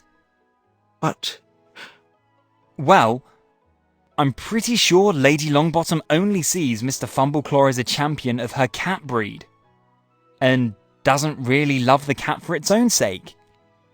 And when I look at the photo with the cute cat like this, and in addition to your quite conclusive explanation, I don't think it would be in the cat's best interest to leave him with the lady again. But the problem is that Mr. Fumbleclaw legally belongs to Lady Longbottom. But I could talk to the lady. Of course, without telling her the whereabouts of Mr. Fumbleclaw. Maybe I could negotiate some kind of agreement. Or something like that. Do you really think so? It's worth the try. And I've solved much more complicated tasks in the last few days. I don't even know what to say. You would really do that? Sure will. Surely a possibility can be found so that Buddy can keep his new best friend. That would be fantastic. Well, good. I think I'll go talk to the lady right now. There's just one more thing. Yes? What's Mr. Fumbleclaw's name now? I am curious. I'm afraid I can't say that. Why? Because it's silly. And you probably call me crazy. Now you must tell me the name, more than ever. All right. His name is... Yes? Frodo. Mr. Fumbleclaw is now called... Frodo.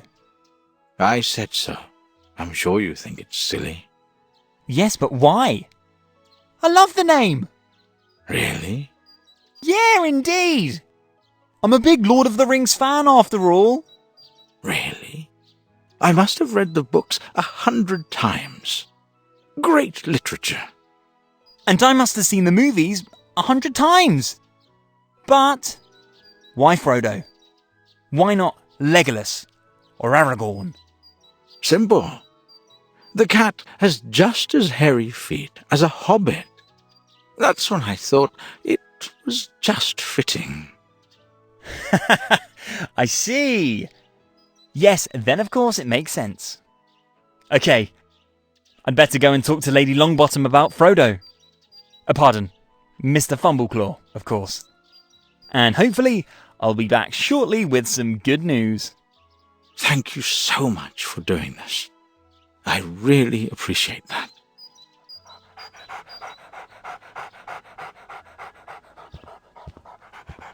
Oh, a flea comb!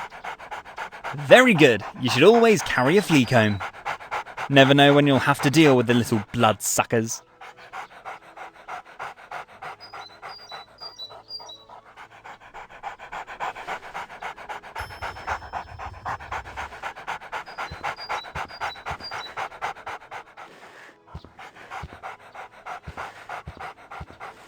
The large poster clearly teaches the correct operation of the common house hamster.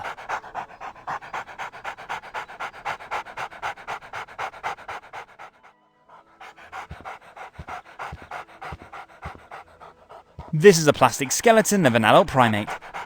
Creepy.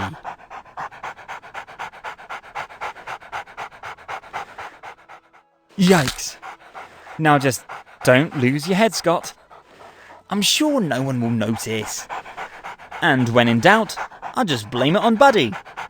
I'm sure he has many a bone buried under the pasture outside.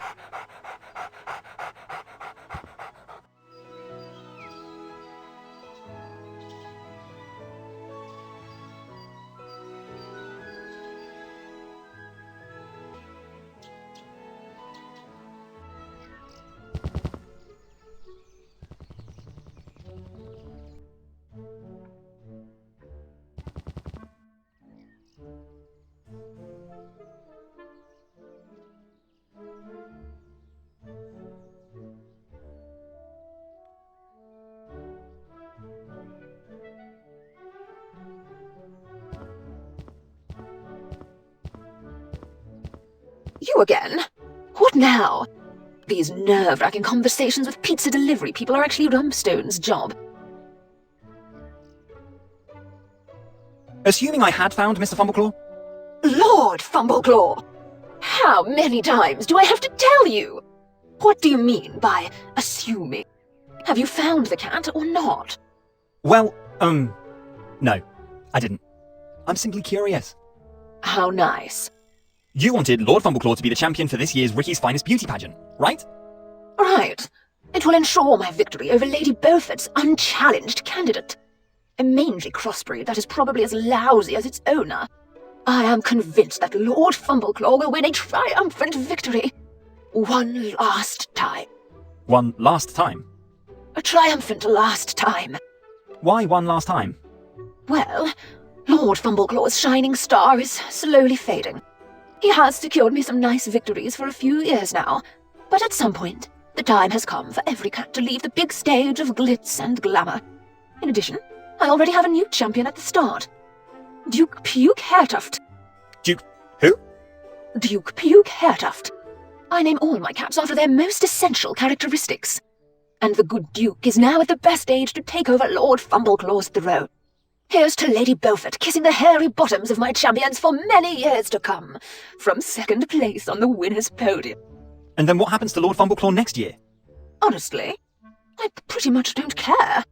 Maybe I can find someone on eBay who will offer some money for him. eBay? Or whatever. I told you that I don't care. Really? I can't say I like that. Well, I pretty much don't care about that either. If he already has to lose his home here, why don't you make sure he finds a nice new home? Give him to the animal shelter for professional placement.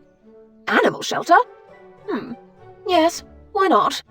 Probably no one will pay me a nice sum for a champion of days gone by anyway. Well, as luck would have it, I work for the animal shelter. Do you? As a pizza guy, you're supposed to be swimming in tips, right? I don't work there for money's sake. So you plan to marry rich someday? From my own experience, I can assure you that this is a good plan. Anyway, I'd like to offer you that I will take care of the animal shelter formalities and the later placement of Lord Fumbleclaw. You would? With pleasure. Good. Why not? One less thing for me to deal with. Great. But one thing at a time. First of all, make sure that Lord Fumbleclaw is found and stands on the winner's podium of Ricky's Finest. After that, you can do what you want with the cat. All right. Find Frodo, making sure he wins, placing him in a new home. Good plan. Who is Frodo? See you later. I think I have a hot lead on Lord Fumbleclaw.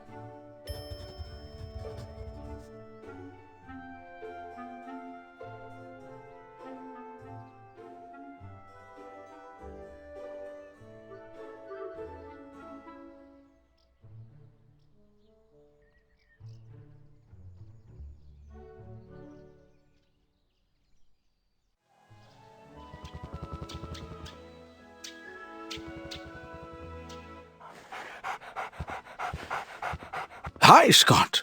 Have you had a chance to talk to Lady Longbottom yet?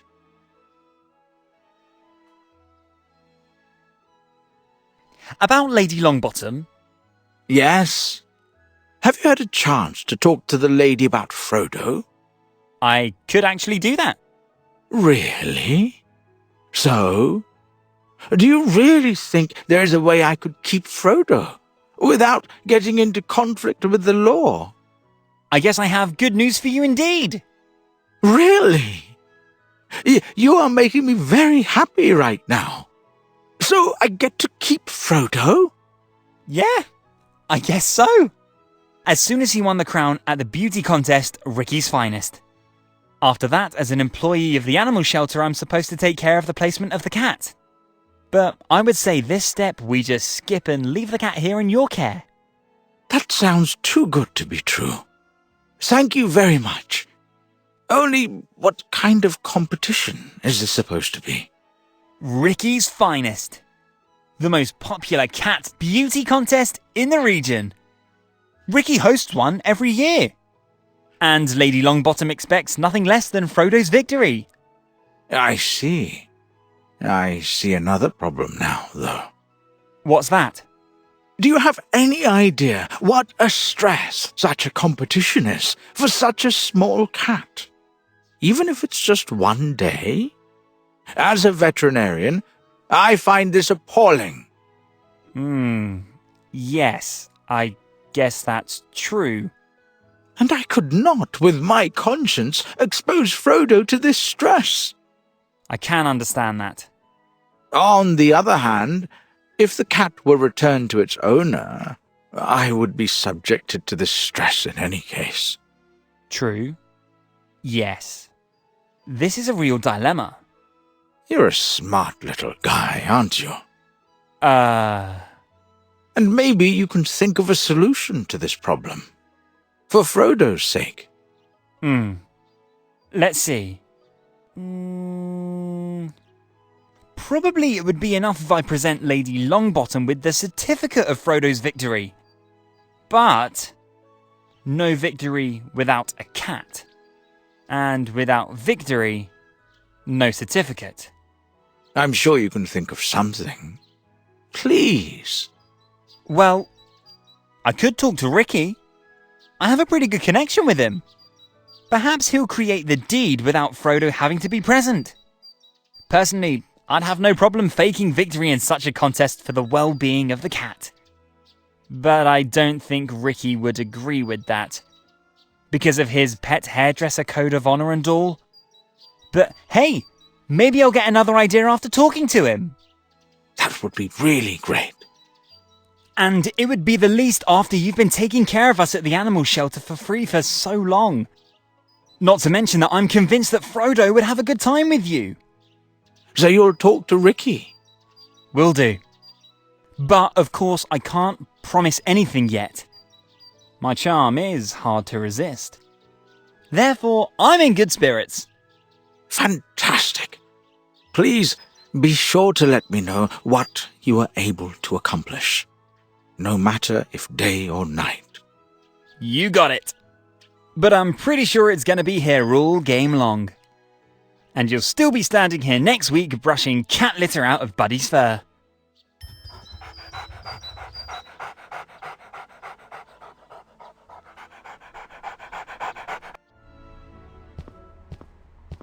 Yes, do you still need...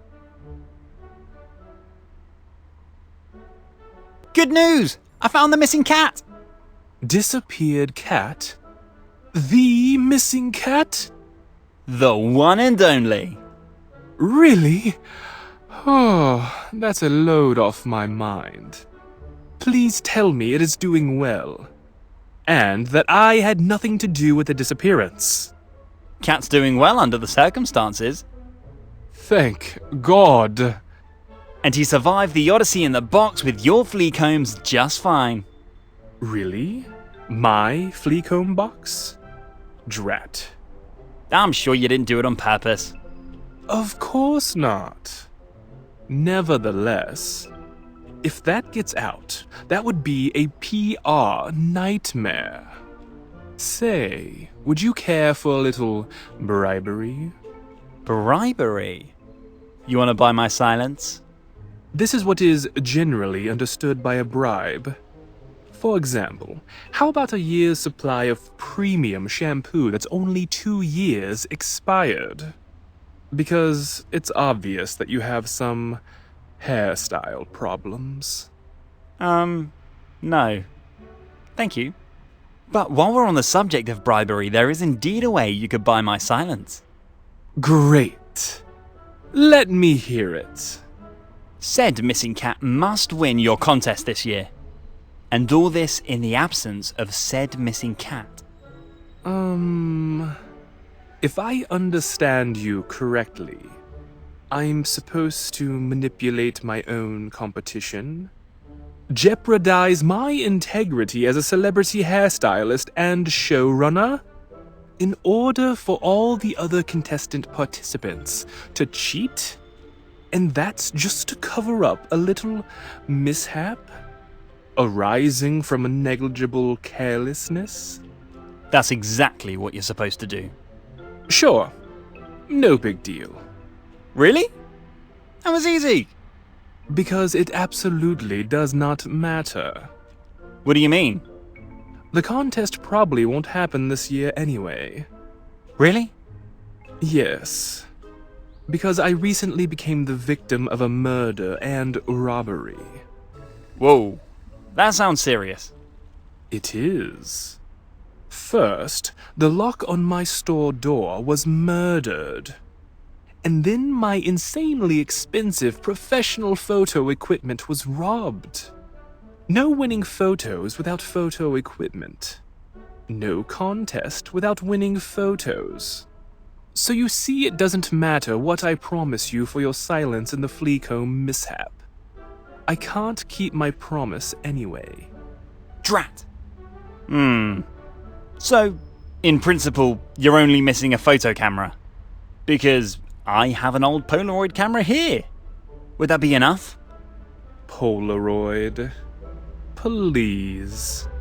What kind of amateur do you think I am? The winning photos of my annual contest are absolutely high quality. And for high quality photos, you need a high quality camera. And that was stolen from you? Yes! That is what I said. Is your weird hairstyle affecting your hearing? So I just have to get your photo equipment back, and then you'd put Mr. Fumbleclaw on the winner's podium. What do you mean by just? Did you steal the camera? No. But this task really doesn't sound so difficult. Well, you're funny. Are you sure you had nothing to do with the murder and robbery? Very sure. Okay. Alright. I'll get you your photo equipment. I scratch your back, you scratch mine. Okay? Sure will. Whatever you say. Solve this nefarious break-in and we're in business. Your missing cat would probably have won the competition again this year anyway. Therefore, this does not damage my pet hairdresser and showrunner code of honor. Great. I'll be on my way. And I'll be back with your super expensive photo equipment shortly. Good luck. And take care, darling. These criminals will stop at nothing.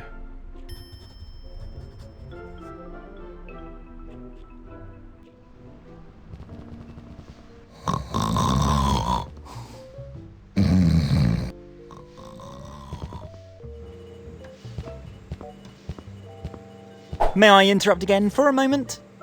Yes, what's up? Captain Paulie is always happy to help. Could I have another look at the camera in front of Ricky's pet hairdresser? Why would you want to do that? The camera's recordings are still top secret. Ricky's store was recently robbed by gangsters. Oh my. That's just terrible. What do I have to do with it? Well, you do have access to the surveillance camera outside Ricky's store. The one I got a sneak peek at the other day. Oh, yes. I remember. Something about a missing cat, right? Exactly. Have you found the kitty in the meantime? As a matter of fact, I have. Nevertheless, I'd like to take another look at the camera. Ricky needs his expensive photo equipment back. And certainly the thief was recorded on video. I see. Yes, that is very possible. But I already said it. The inspection of the camera recordings is subject to the strictest secrecy. Is there no way to loosen up this strict secrecy a bit? Well, I guess. You could go back to being an auxiliary policeman and help me with a little something. As an auxiliary policeman, you would then have the authorization for the recordings. I thought something like this was coming. Let me guess. You want me to eavesdrop on anyone, anywhere with your great high-powered microphone? Yep. I hope you didn't dispose of the engineering marvel. Of course not. Great. Then please get me some Law and Order recordings and I'll see what I can do for you regarding the surveillance camera. Law and Order? To calibrate the microphone again? No. The recording is for my personal collection. Collection? Yes. I've started to create a categorised collection of exciting sound recordings. And I'm still missing something exciting on the subject of law and order. Why do you need this collection? Well, actually it's none of your business. But I'll tell you anyway. My police psychologist did call it a distinct voyeuristic disorder. I, however, find the analysis of these true events captured on tape makes me a better surveillance specialist. Besides, time passes faster here when I listen to the tapes over and over again. You have a police psychologist? Yes, Dr. Fletcher. Nice guy, but a total doomsayer. Be that as it may, do we have a deal? We do. I'll get some entertaining recordings with voyeuristic potential of the subject of Law and Order, and you show me who cleaned out Ricky's store. This is how we do it. Although I don't understand why a real crime like the robbery of Ricky's store meets with so little interest from you. That is police work. As you just noted yourself, you don't understand any of this. Now go ahead, get me those recordings.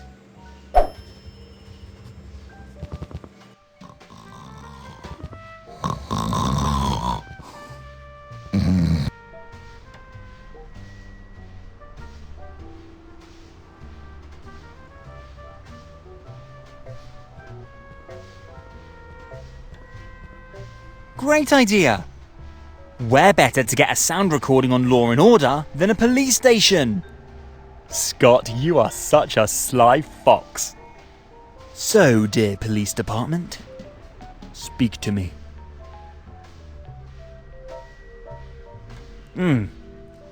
I hear absolutely nothing here. Does this thing still work at all? Maybe the batteries run out.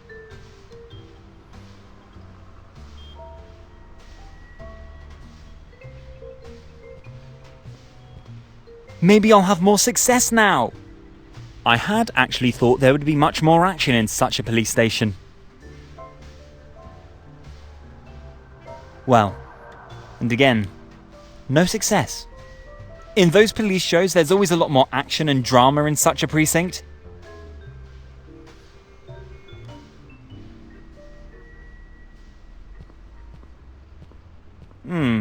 Last try now. After that, I'll get tired of it and rather play any other game.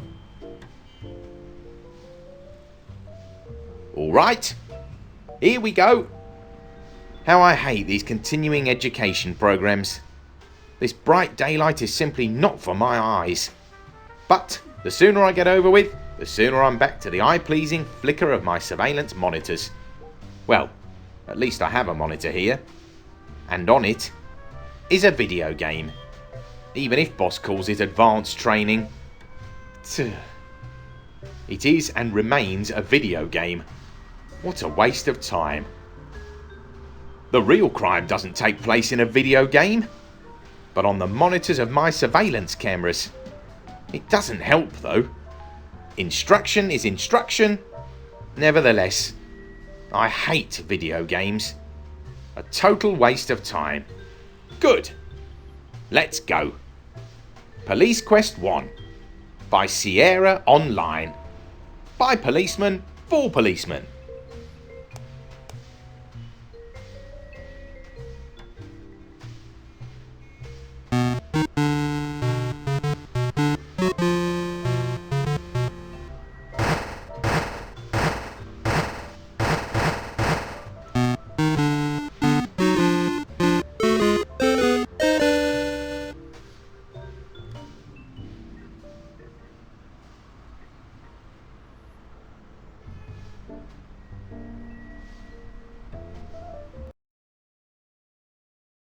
Now that's a funny blue man. What do I have to do now? Click anywhere? Oh, the man is moving. There seems to be a door on the right. That's where I'll move the man.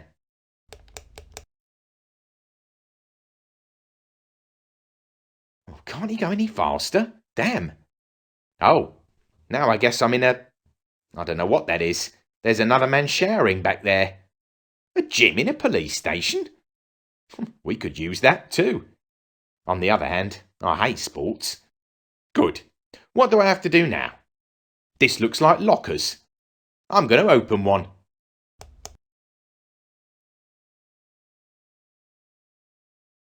Damn, he should go faster. Okay, now I'm at one of the lockers. My boss said I have to type in what I want with the keyboard. Good, then I'll do that. Open locker. Ah, It's open. There are clothes hanging in there. Oh, and a gun. Use gun. You died. Your gun was still loaded. Damn. Okay. I think that was educational already. Weapons are evil. Crap. I think I'm back at the beginning of the game. What now? Hit the gym again and watch another man take a shower? Better not. I'm going to the left.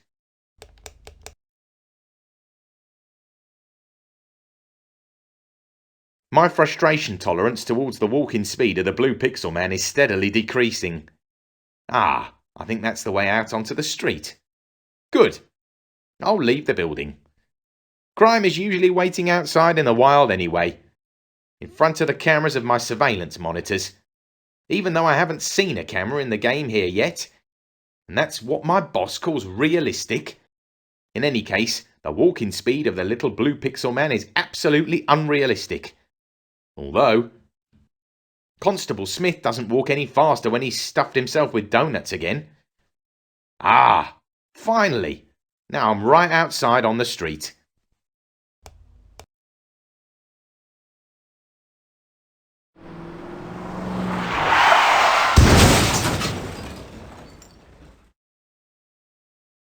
You died. Look left and right first when crossing the road. Damn!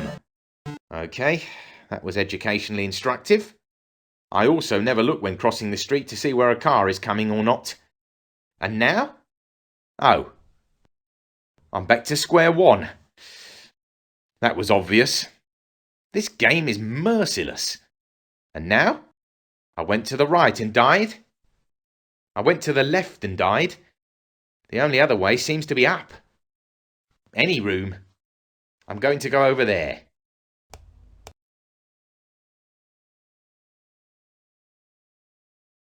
Go faster, miserable pixel guy.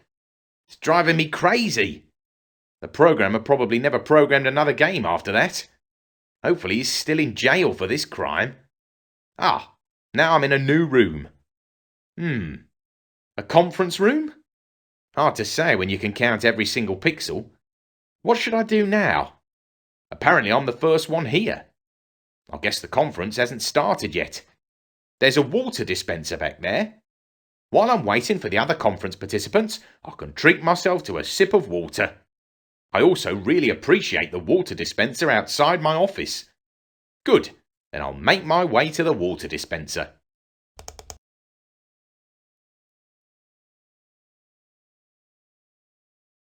It's a miracle that the blue pixel guy didn't die of thirst on the long way to the donor. Well then, use water dispenser.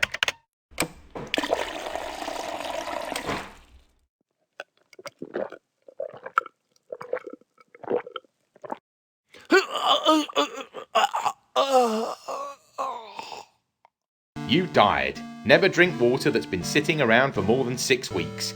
E. coli bacteria are deadly. What? Really? I'll never touch the water dispenser outside my office again. My boss was absolutely right. This game is educational. And I'm back at the beginning. Okay, I think I've learned enough for one day. So let's summarise. If I go right, death is waiting. If I go left, death is waiting. If I go up, death is waiting. And that's exactly why I never voluntarily leave my office. The real world is merciless. Well, that was an unexpectedly exciting recording after all. I wouldn't have thought that the Police Quest game series by Sierra Online from the 80s is still used for training today's police. On the other hand, that explains a lot. Captain Paulie will probably be delighted with this tape. A police officer plays a police officer in a video game programmed by a police officer. More law and order is really not possible.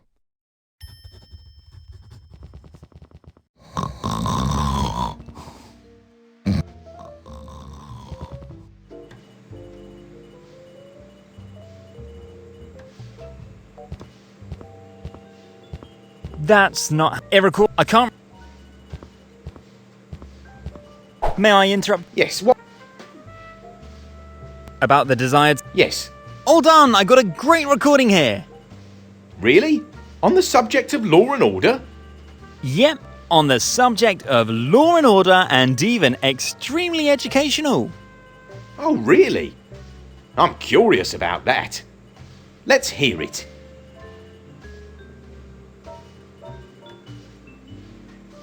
Oh.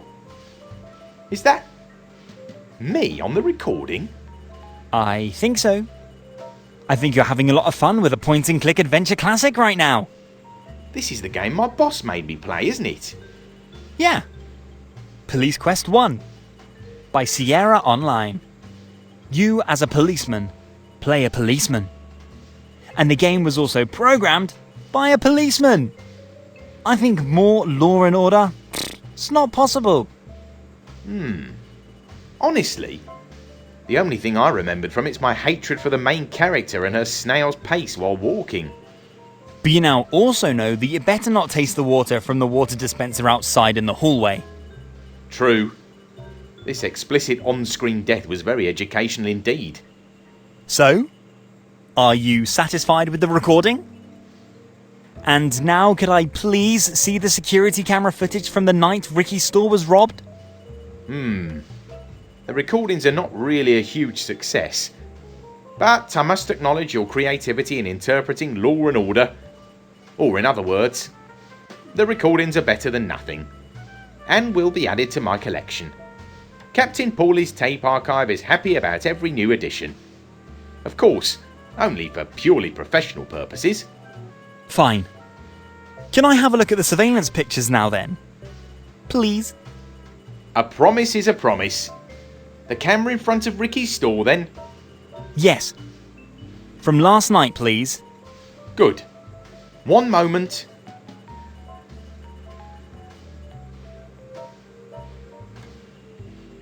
Here you go.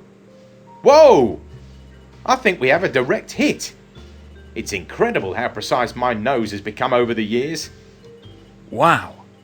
Is this the guy who cleans out Ricky's store? I think so. And the case is also crystal clear. Is it? Sure. I know that silhouette well. I've seen it on dozens of recordings. You mean, so you know who it is? I'm pretty sure. Even though you can't see any real details here, unfortunately. And a conviction based on a dark silhouette, unfortunately, has not yet been legitimised in the criminal code. Please don't keep me in suspense like this. Sorry. This guy is, with a probability of 99%, Back Alley Bob. Back Alley Bob? Yes, I said that. Who is that? Well, let's put it this way. Bob is the guy who gets you things, which Amazon does not have in stock, and he specialises in mostly second-hand items. And a pretty shrewd guy. So far, we have not been able to prove any criminal acts against him, despite countless very photogenic shadow portraits, like this one.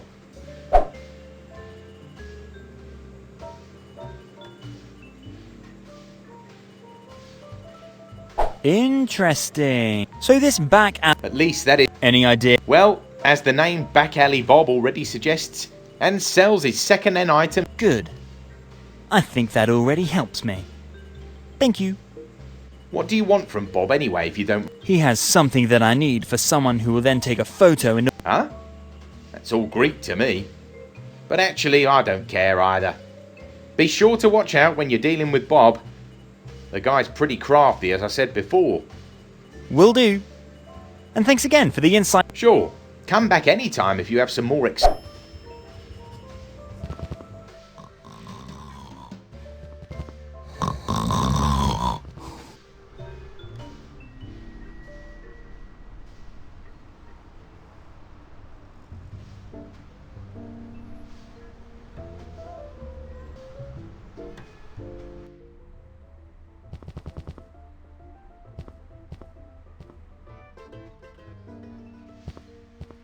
Oh, Steve, look! A new face! I wonder what he wants. You can say that again. Of course we know what he wants. That's what they all want who have heard of Bob's Drugstore. A first-class service.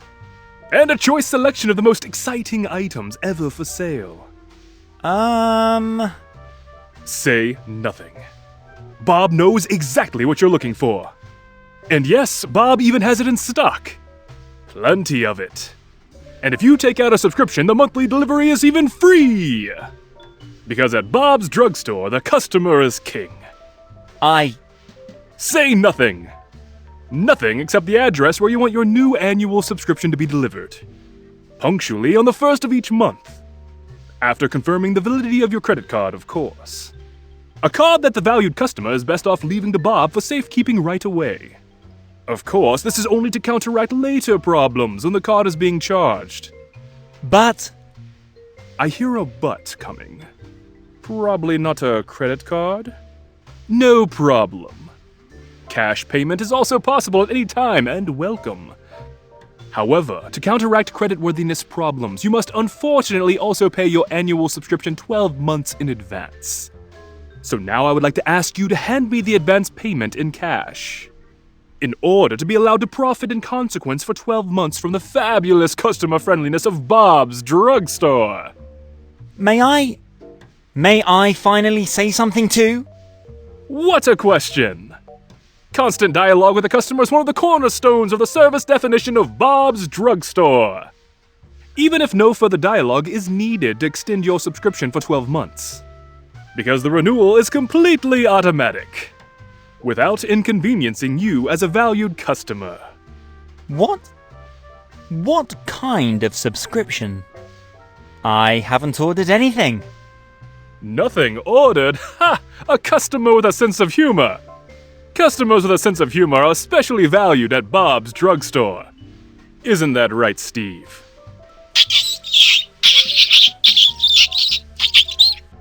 You can say that again. Steve also likes customers with a sense of humor. I guess I'll just have to be surprised then. And hope that my annual subscription will not be too expensive. Running out of money? No problem. Bob's Drugstore also offers financing at attractive interest rates. With a valuable monthly interest rate tailored to the needs and creditworthiness of our valued clientele. And what happens if I can no longer pay my monthly installments? No credit card, no cash, and also no credit rating to pay the monthly installments? That pretty much sums it up.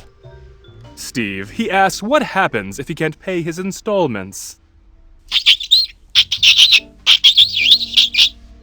Right. The procedure that applies in this case is then explained to the valued customer face-to-face by my colleague, Steve. Is there still a chance to withdraw from the contract and cancel my subscription? Sorry. Transactions concluded directly at Bob's Drugstore are immediately legally binding. Termination is possible in 12 months at the earliest. Crap. Be that as it may. Actually, I'm here for a completely different reason. Is that so? At Bob's Drugstore, all wishes are fulfilled. Well, that would be great. Could I please have the camera equipment back that you took from Ricky's store? What do you mean? No idea what the valued customer is talking about. But if the valued customer is interested in high-quality camera equipment, then Bob's Drugstore could certainly fulfill this wish. For the small expense contribution of only €3,999. 3,999 euros? I don't have that much money. Is the valued customer then already aware that Bob's Drugstore also offers loans at interesting interest rates? Yes, with a variable monthly interest rate tailored to my needs and creditworthiness. That's right. Sorry. Unfortunately, I still cannot afford. And I have no interest in a visit from Steve due to non-payment on my part.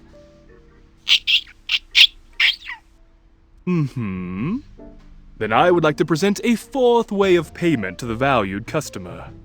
Sure. Is the customer familiar with the saying, one hand washes the other? Sure. In principle, this is the main theme of the game. So what should I do? Hospitalize another valued customer who's behind on payments? Set fire to a competitor's back alley pad? No. Nothing of the sort. Then Steve would be out of a job. But something tells me you have a good connection to the other side, don't you? Other side? The hereafter? Nonsense! To the powers of the state, of course. To the police? Yep. At first, I thought you were a cop yourself. But a cop would not dare to go out on the street with such a hairstyle. In fact, I know 1 or 2 policemen. Of course you do. And I'm sure you know a cop who can disable the surveillance cameras that's up ahead on the street and pointed at Bob's drugstore. Oh, that would even be within the realm of possibility. I thought so. And this service on your part would be well worth, say, 3,499 euros to me. 3,499 euros? Why not 3,999 euros? Because then I would have no reason to ask my valued customer for a second favor. Oh. And what would that one be? Steve's super expensive gourmet food is slowly running out. And the damn rat eats only this one food. Well, it's true. You could also eat any other food. But no, it has to be the most expensive of all, Golden Delicious. But you are my best employee. And for my best employees, I accept all adversities and expenses. Sure. So I pretty much don't care how you do it. Get me a year's supply of Golden Delicious rat food, and we're even. Golden Delicious? I might ask Mary about it sometime. Do that. Okay. Camera and food for the Employee of the Year. You got it. And then you would have a high-quality camera equipment for me that is identical in construction to the one you took from Ricky's store. I still don't like what you are implying. But I'll put it to you this way, the chances that I'll have the right camera model for you are very high. Fine. Your business model is none of my business. And I have to acknowledge that Bob's Drugstore is really customer-oriented. Correct! There is no such thing as a can't in Bob's business model. Alright. Give me a little time. I should be able to manage all that somehow. You know where to find me. Because Bob's Drugstore is open around the clock for their customers. See you later then. Here's to seeing you again soon.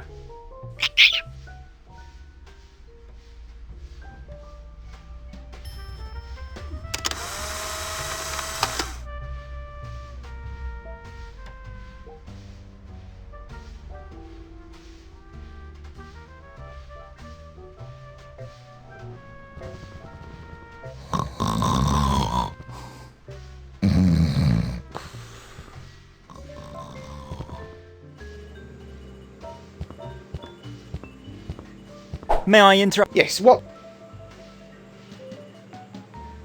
Could you please disable a very specific camera? Disable a camera? Are you insane? My goal in life is to make our world safer by adding more and more surveillance cameras. Not the deactivation of these lifesavers. Please. It would be really important. And it's for a really good cause. And you're free to reactivate the camera in a few weeks. So this is a temporary lifesaver deactivation? Exactly. A few days would be enough for me. And after that, it's probably really better for the general public if the camera keeps an eye on the goings-on in the back alley of Alfredo's Pizzeria again. Alfredo's Pizzeria? So this is about the camera I had installed to keep an eye on back alley Bob's sales booth? The one and only. Sorry. This camera is of essential importance for the common good. I can't possibly disable it. Bob and his talking rat are a constant threat to the general public. I'm firmly convinced of that. It is impossible to imagine what capital crimes will be committed if I close the eyes of justice even for a minute. And what if I do the eyes of justice one more small favour? Are you trying to bribe a cop right now? Of course not. I am simply offering you my services as an auxiliary policeman again. Surely I could add a recording or two to your phenomenal collection of law-related audio recordings? For official use only, of course. After all, I still have your great microphone in my backpack. When you put it this way.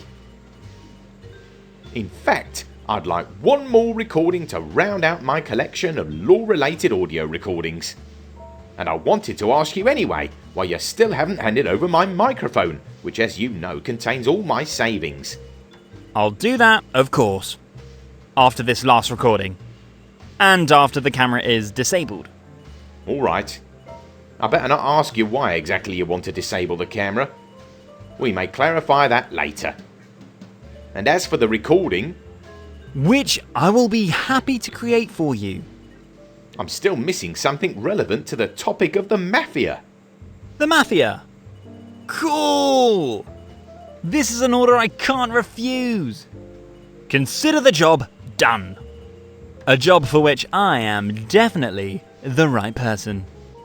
I must have seen The Godfather parts 1 to 3 100 times, and also all the seasons of The Sopranos sits well in my memory. Good for you. But I'm not really interested in your know-how for movie and television. I need some real-world recordings on the subject. And you can believe me that the mafia from the real world has nothing to do with the romanticised mafiosa from the screen. Not? Well, we'll see. I better get going right away and get some exciting recordings. Good.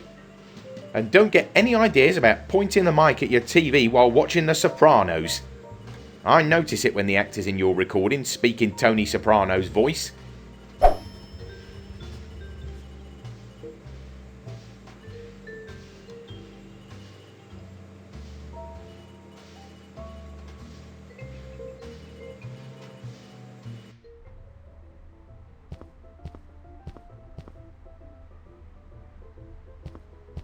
Great idea! It's time to serve another cliché in this game. Where would you be more likely to overhear a mafia conversation than in an Italian restaurant? At this point, I would also like to apologise to my Italian players. The developer of this game still thought the whole thing was kinda funny. I hear absolutely nothing here. Does this thing work at all? Maybe the back.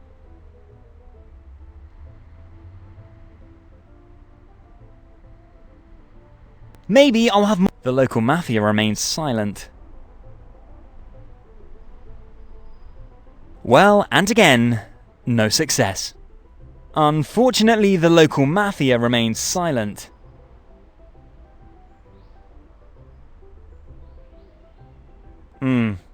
Last try now.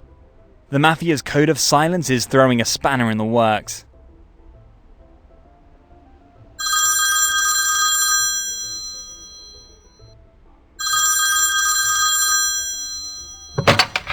Alfredo's Pizzeria, Alfredo speaking. Yeah? Hello? Hey, is that the rad pizza place with the sensational vegan cheese pizza? Indeed.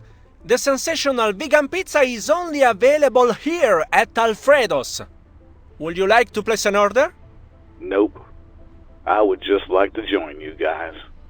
And I am ready to spend a fair amount of money. Your pizza is totally awesome. Uh-huh. I am glad that you liked my pizza. Totally awesome, huh? But I'm not currently looking for a shareholder. But hey, I'll make you an offer you can't possibly refuse. That may be so. Nevertheless, I'm not interested in a shareholder. But hey, that would be a mistake. A very big mistake. And I'll let you be in my new movie too. Unfortunately, I have no acting talent whatsoever. It doesn't matter. Neither do I. But hey, anyway, I've got plenty of dough and want to join you. So just give me a figure, and we'll work something out. Good. Then I'll say it again in all clarity. I do not want a shareholder. For no money in the world. Alfredo.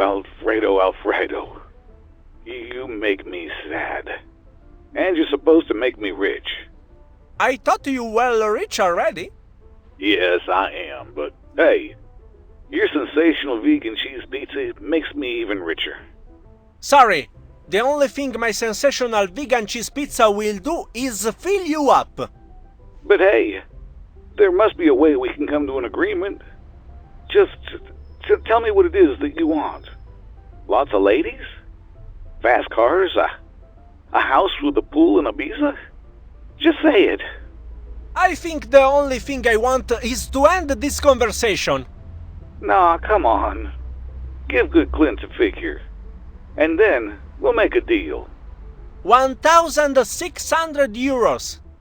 That's how much the annual subscription to my sensational vegan cheese pizza costs. With a guaranteed weekly delivery within a radius of 50 kilometers. And that will be my last offer. And if you keep pestering me to become a shareholder, you'll end up on my no pizza list. So that means no more sensational vegan cheese pizza for superstar Clint Ackenthorpe? No sensational vegan cheese pizza for life. It's okay. 1,600 euros? I guess that's an offer I can't refuse. I think we have a deal. Great! I am pleased to welcome you as a regular customer at Alfredo's Pizzeria. Hey, take care. We'll chat again later about the partnership thing. Please don't. I don't want to. Goodbye. Wow! What exciting recording! I knew that Clint liked the pizza from Alfredo. But who would have thought that it would develop into such an obsession? The recording's rather irrelevant from a forensic point of view, but Captain Paulie has to make do. It is entertaining in any case. The Hollywood Mafia really had a tough time with the local Mafia. The local Mafia does not give up its territory so easily. I like it.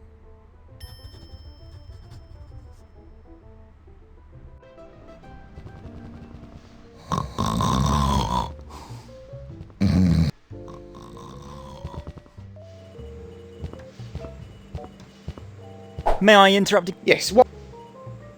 About the desired sound recordings. Yes, what about it? All done! I have a great recording documenting a Hollywood mobster trying to muscle his way into the local mob's business. Really? That sounds exciting. Let's hear it.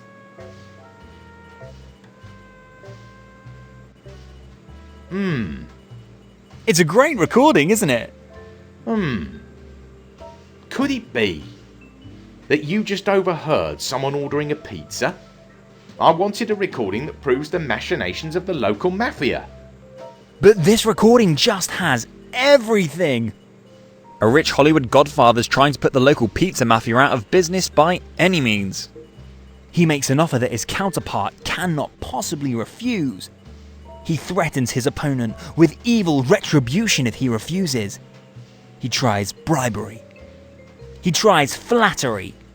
And in the end, he buys a pizza. Somehow I can't see any criminal energy in that. He doesn't just buy a pizza. He subscribes to an expensive pizza plan. And even though his original plan didn't work out, he now has a first foot in his counterpart's business. Extremely deceitful. Kid, could it be that your imagination has run away with you? But why? After 6 seasons of The Sopranos, I'm very familiar with the mafia's methods. It always starts out totally harmless and ends with a body buried in the woods. Oh dear. You should really stop your consumption of television series. Well, normally I only watch Star Trek, but The Sopranos still managed to captivate me. So we have a deal? Can you please disable the surveillance camera that has Back Alley Bob in its sights now? Honestly? Unfortunately, your recording is already quite useless, even though I don't want to deny it a certain entertainment value. So? I would possibly agree to deactivate the camera for a day to honour your efforts. And the time must then be enough for you to conduct your illegal business with Back Alley Bob hidden from the eyes of the law. Only one day? Not for longer? Be glad that I deactivate the camera at all. Such a blind spot on the map of the law always makes me extremely uncomfortable. Fine. It's probably better I don't even try to haggle with you. Oh, and one more thing. Yes? I would like my microphone back. Your recording should have calibrated the device perfectly by now, and it's about time that I sell the production-ready product, including its patent, to Apple. Why? Of course. Such great surveillance technology in every second iPhone. That's exactly what the world's been waiting for. I think so too.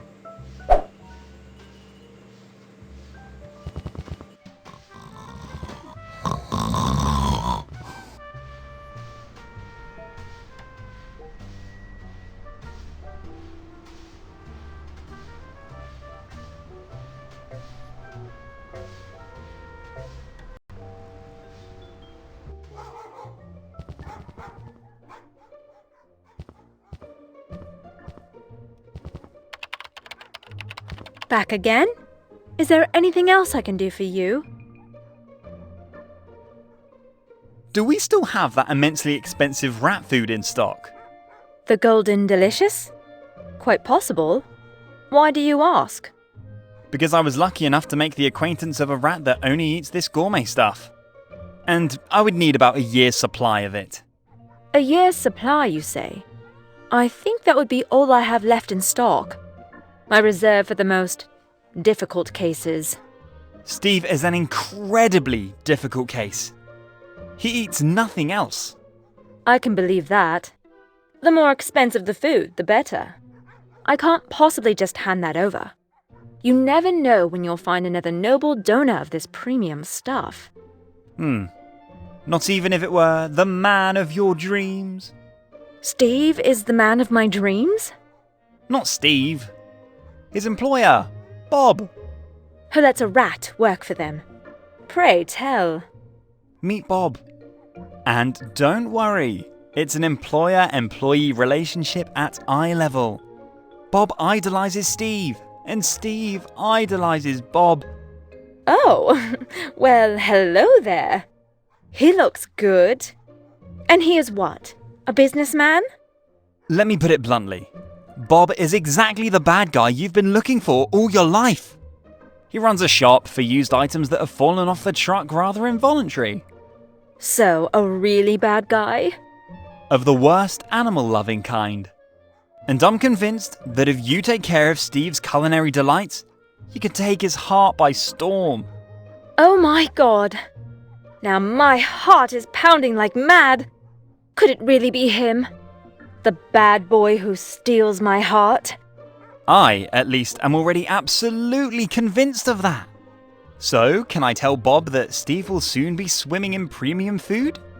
Should I set up a date to hand over the food and start a great romance?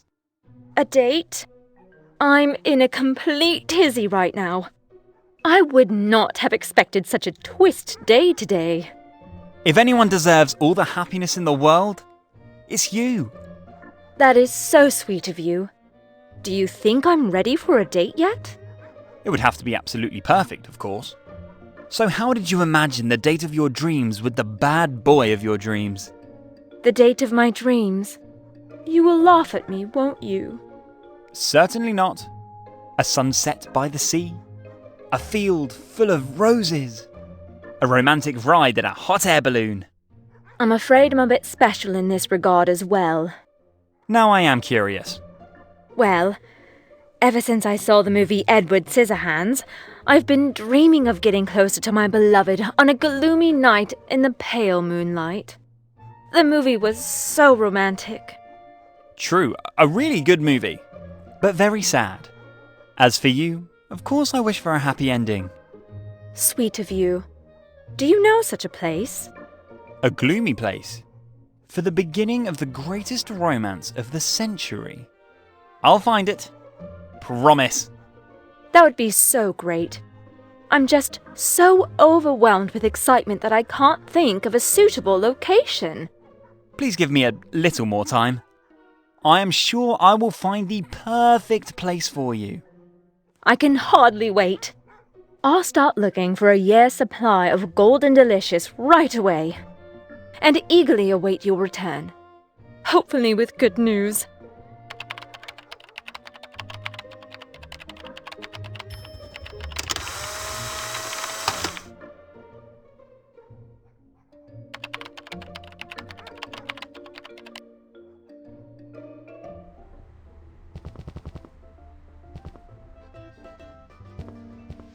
Welcome, welcome. Welcome to Bob's Drugstore, where customer satisfaction is written in capital letters.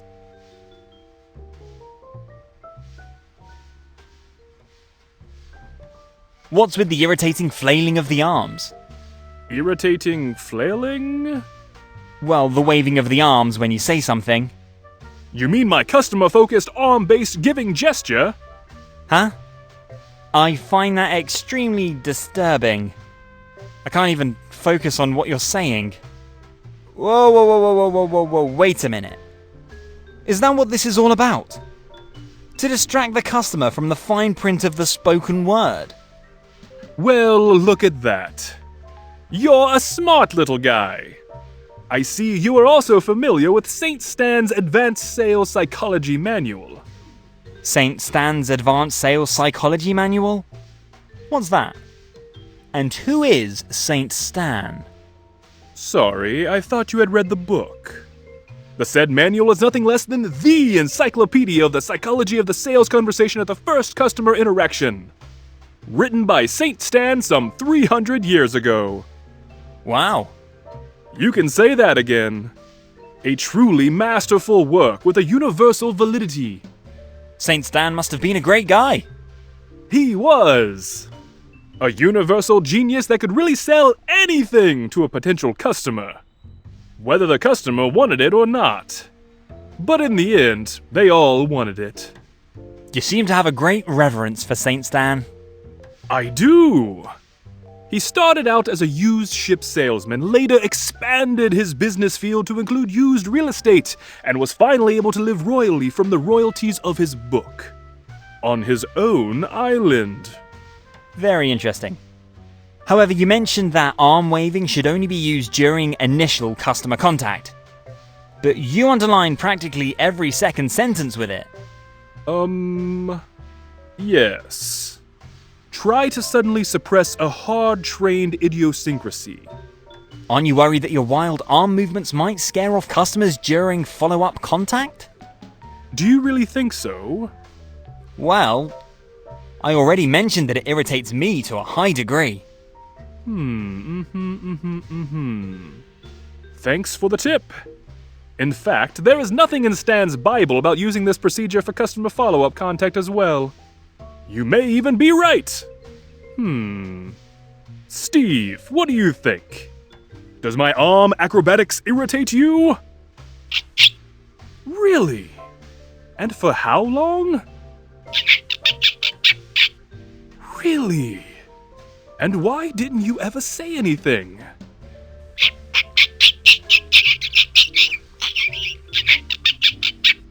Because you didn't want to hurt my feelings?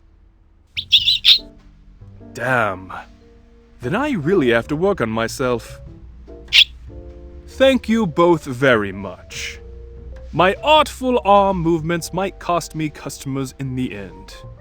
Not to be imagined. Glad I could help. Is there anything else I can help you with? Isn't this place a little too remote for walk-ins? Remote? Walk-in customers? Bob's Drugstore does not rely on walk-in customers. Not? So your business model is based on hearsay? Something like, A thief knows a thief who knows a thief who knows a customer. Well, I wouldn't have put it quite like that, but yes, basically, that's the secret to the success of Bob's Drugstore. Fascinating. Your place seems to embody just about every cliché of a criminal back alley joint that I know. I'm sure you meant just about every cliché of successful owner-operated buying and selling, whose continued success is based on high customer satisfaction. I see my valued customers more as friends than as business partners. So we're friends now too? Why, of course! Once you have made your first purchase, with a flexible payment model tailored to your creditworthiness. I'm pretty short on cash, unfortunately. No problem. Bob's Drugstore also offers financing on attractive terms. And what if I can't pay my installments? After 6 seasons of The Sopranos, I tend to be wary of back alley financing. Oh, don't worry. My colleague Steve will then explain the procedure to you. Steve? Steve scares me a little bit, though. I'll say, Steve is very affable.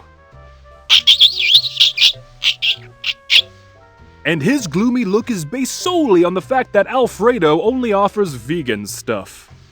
No more pizza with real cheese. Steve still has to chew on that. As a customer service representative, however, Steve does a top-notch job. Steve is a highly valued employee here, albeit with an extremely delicate nervous system at the moment due to tough cheese deprivation. So please address him as Sir or Mr. Sir Steve. You got it. Sorry. Well, now that you've learned all about my business model and people management, is there anything else I can do for you? Thank you. I'm gonna look around some more. It's a pleasure. You have to pay for whatever you touch.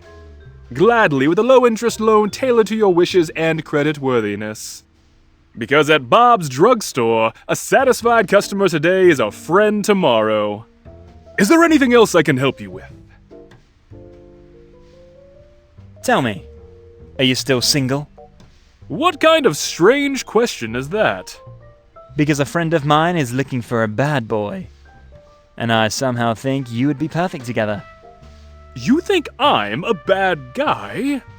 I am a businessman. But of course, my mistake. Be that as it may. Look here. Well, hello there. Who is that cute grey mouse? This is Mary. She runs the city's animal shelter. And for reasons I can't explain, is on a quest to find the bad boy of her dreams. She's nice, she is kind, she is righteous, and thus probably pretty much the direct opposite of you. Hey, I am nice and kind. Isn't that right? There, you have the confirmation. Sorry. Because of your friendship with your rat, you would definitely be well in with Mary. Mary has a big heart for strays. And therefore, probably also a big heart for you. That's what I'm saying. So, when can I meet her, this, sweet grey mouse? Just pay her a visit at the animal shelter. Just like that? Nope. I don't have the courage to do that. What if I'm not her type? In fact, I'm afraid you're absolutely her type. But why so shy? You surely have to deal with the worst types and cutthroats here day after day. That's right. But Steve keeps these bad guys and cutthroats away from me. And I deal with such a sweet creature as with Mary rather rarely. And you didn't hold the photo in front of my nose for no reason now, did you? So you want me to play the advocate of love? If you want to put it that way. Will I get the photo equipment from you after that? Sorry. Unfortunately, I have to keep private and business matters strictly separate. Too bad. It was worth a try. Alright. I'll think about something in relation to Mary. I like romance and happy endings. You would? Thank you very much! I can't wait to meet Mary. Is there anything else I can help you with? Mary sends her love. Mary? Well, Mary, the sweet grey mouse, as you put it. Oh, Mary. Oh, the Mary? From your photo? Exactly. The only true one. Well, in any case, I have good news. Really? Yep. I have the sacred mission to find the perfect place for your first date. Because Mary would like to dance with you in the pale moonlight into a rosy future. All it needs is the perfect gloomy backdrop. Oh, so Mary's a romantic. I think that's sweet. It is. And she has a pretty concrete idea of how your first date will go. A gloomy place? With pale moonlight? Yeah, like the classic movie Edward Scissorhands. Only with a happy ending. So why didn't we meet right here? I find this alley delightfully gloomy. And the bat symbol in the clouds could be interpreted as moonlight. I think Mary has a more romantic place in mind than this smelly backyard alley. Maybe an old castle or something like that. Oh. Yes. You're probably right. It really does smell a bit bitter here. But then again, the rent is cheap. I'm afraid Mary is a perfectionist when it comes to that. But don't worry. I'm already looking for a suitable place. I'm also a hopeless romantic. I think it's great, really. Will you please let me know as soon as you find a suitable place? Of course. I better get right back into the search. Good luck.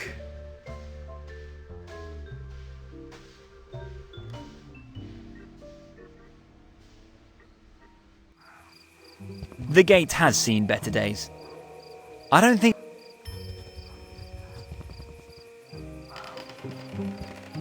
Well? Dressed all in black? Did someone else die? Oh, there he is again, young Mr. Whiskers.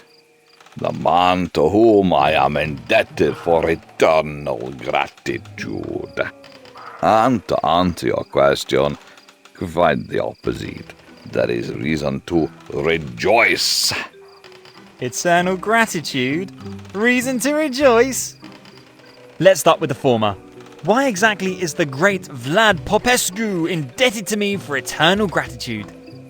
I'd have expected you to never speak a word to me again after I persuaded you to collaborate on this trash film. Not to mention the attack with the spray can. Granted, the movie is probably pretty crap, and the use of spray cans was a bit unconventional. But by arranging the role in this flick, I was able to meet the great James Pollock. A most talented young man. Sounds like you guys hit it off. Even better. I will play the leading role in his next movie. An inexpensive art house horror film shot entirely in black and white. Well, that sounds really great. Indeed, right. No werewolves, no zombies, no romance. Just the camera and yours truly. No one else in the movie? Nope. The movie is called Memoirs of a Bloodsucker. And the title says it all. An old vampire ponders his life for 4.5 hours and reviews all the good and all the bad that has happened to him in his life. Wow. It doesn't sound like the movie is for today's audience, though. Probably not. but the Academy of Motion Picture Arts and Sciences will probably love the flick. Sounds like you're already assured of the Oscar. And I'm incredibly happy for you. Thank you very much, my young friend. But unfortunately, even this role has a small hurdle. Oh, what's the problem? I already mentioned that this movie is also rather of the inexpensive sort. And I'm expected to appear there in my old Dracula costume. The one I used to wear all the time. Don't you have the costume anymore? Well, I never in my life expected to be allowed to return to my old role. That's why I had given the costume to a couple of kids who had rung my doorbell a few years ago for Halloween. You didn't have any candy at home? I don't like to share my candy. You just gave away your beloved costume. I no longer saw any use for it. And it seemed fitting as a gift for Halloween. What exactly are you missing now? I guess a black cape. A cape, my black wig, and my pointed vampire fangs. I can keep my eyes open for these three things. I would really like to see you in that role. And I would really like to play that role. Alright, I'll take care of it. On one condition. Whatever it takes. Please mention my name first in your acceptance speech at the Oscars. Consider it done. Is there be anything else?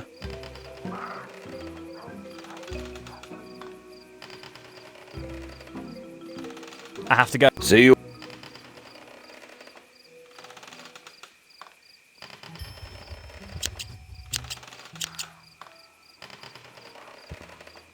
Too bad about the beautiful broom. With this, I can probably kiss my Quidditch career goodbye. Pointed sharp scissors and a skull full of sharp teeth. What could possibly go wrong?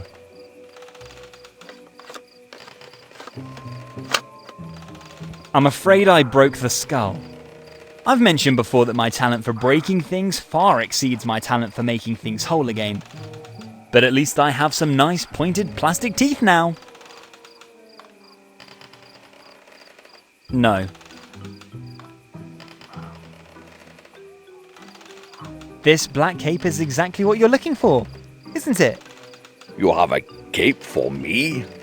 Can I put it on right now? In fact, I insist on it.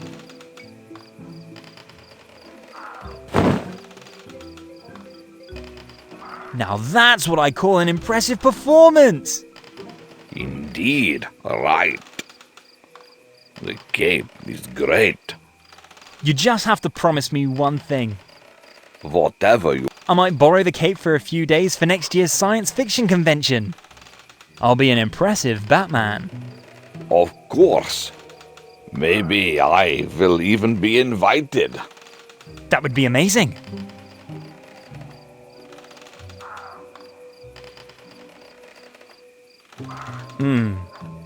Although I know that Vlad is looking for a black-haired wig. However, with this wig, he could appear as a long-haired hippie, but not as Dracula. Maybe I can still optimize the gem a little.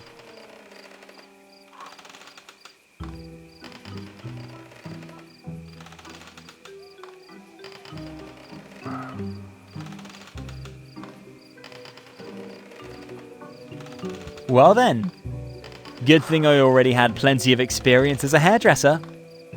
I create all my own cosplay costumes and wigs for the science fiction events I attend regularly.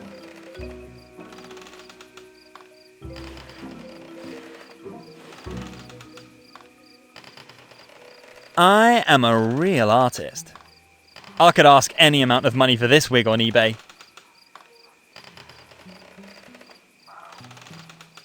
I think this great black short hair wig should meet the requirements for your Dracula costume, right?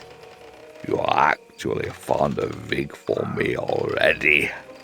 I am thrilled. Can I try it out right away? Why, of course. And I'm sure it will look great on you.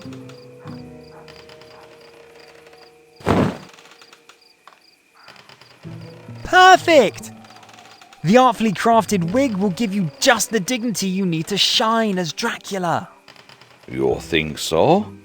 It's a bit itchy and smells like floor polish. Just wash it a few more times, it will subside. Good. Thank you very much. You're welcome.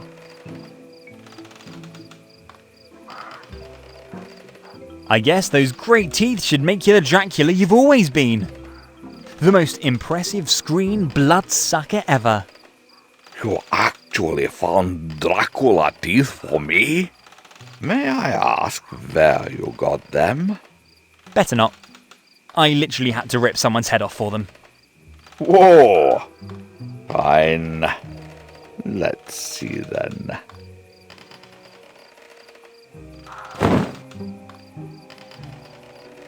The teeth are indeed impressive. The only question is how to fix the loose teeth in my mouth. I suggest you just talk with your mouth closed and let your teeth peek out a little. This immediately gives you an even more mysterious aura. You have really great ideas. You should work in movie too. Better not. I probably couldn't handle my fame. I would eventually end up as a washed up, almost forgotten child star in B-movie hell. No thanks. I think that would complete your Dracula costume, wouldn't it? Indeed. And you saved my butt again. Don't mention it. All I had to do was commit deliberate theft, bash someone's skull in, and destroy a valuable piece of work equipment. I was happy to do it. And I don't really know how I could show my appreciation now. Not necessary. Just win an Oscar with your role as Dracula and then mention me in your acceptance speech. That would make us even. You have my word. Welcome. I would love to rent your gloomy wall for a romantic event. Oh? What gloomy wall? The decaying stone wall down the path, the one with the creepy fake skulls next to the gnarled tree? Oh, that wall. Did you say romantic event? Who on earth would associate that crumbling wall with romance? A really lovely person who has perhaps watched the classic film Edward Scissorhands a little too often. Her dream is to celebrate the first date with her beloved in a gloomy place in the pale moonlight. I see.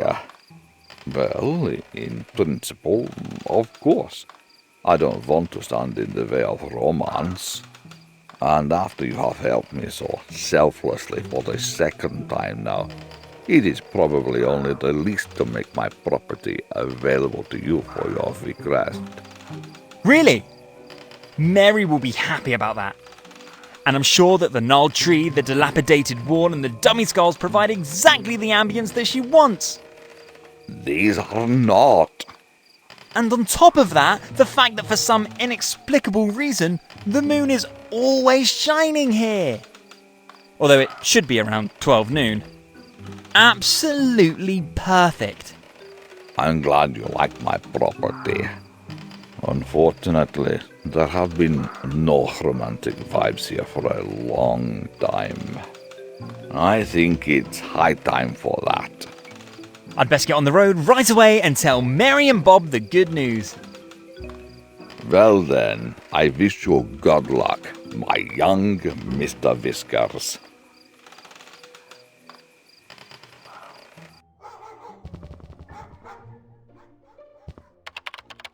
Back again? I have great news! I have found the perfect place for your date with Bob. Really? Have you? A gloomy place with a crumbling wall, an old bony tree, and lots of fake skulls. And the most important ingredient, deepest night, illuminated by pale moonlight, and even at 12 noon. Wow! That sounds fantastic indeed! I would not have thought such a place really exists. How did you find this great scenery? A good friend, a great old school movie star whose name I won't reveal now. Okay, I'm talking about Vlad Popescu, of course! He still owed me a favour and agreed to make his creepy mansion available for your day with Bob. Wow! You really know Vincent Price? Not Vincent Price, the other VP, Vlad Popescu. Oh. So, I think it's time to put our money where our mouth is. Don't you think? I think you can't wait to meet Bob, can you? I don't know where my head is. I am so excited. Have you had a chance to talk to Bob yet? Maybe he's not interested in dating me at all. I really wouldn't worry about that. I already know the walkthrough of this game and know that there'll be a happy ending regarding you and Bob. But to be absolutely sure, I best talk to Bob right away. And after that, my job as Cupid's advocate is probably done. And you found your bad boy for life. Thank you very much, my dear Scott. What would I do without you? Hey, that's no problem at all. Happy to help. You really deserve all the luck in the world. That's sweet of you to say. So go ahead and get out your dancing shoes. Because before long, you'll be prancing with Bob in the pale moonlight towards a rosy future.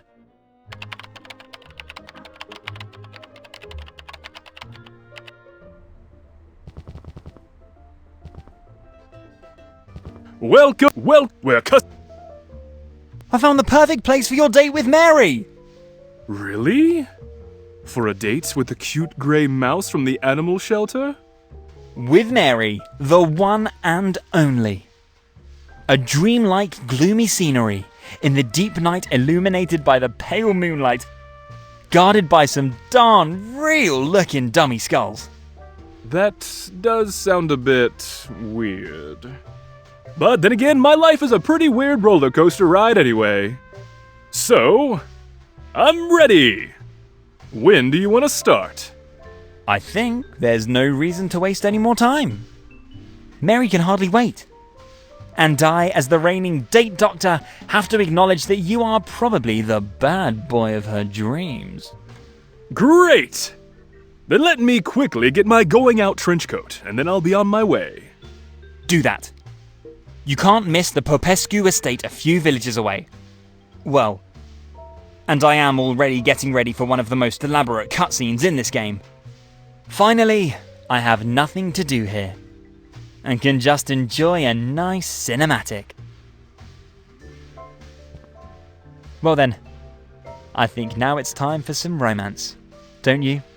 I have now really mastered my job as Cupid's advocate with flying colours. I'm so happy that Mary's finally found the bad boy of her dreams. And how lucky for us that Vlad's gloomy backdrop has one of Captain Pauly's surveillance cameras hanging on it. This allows us to play fly on the wall and witness Bob and Mary's date firsthand. Are you excited as I am? Action!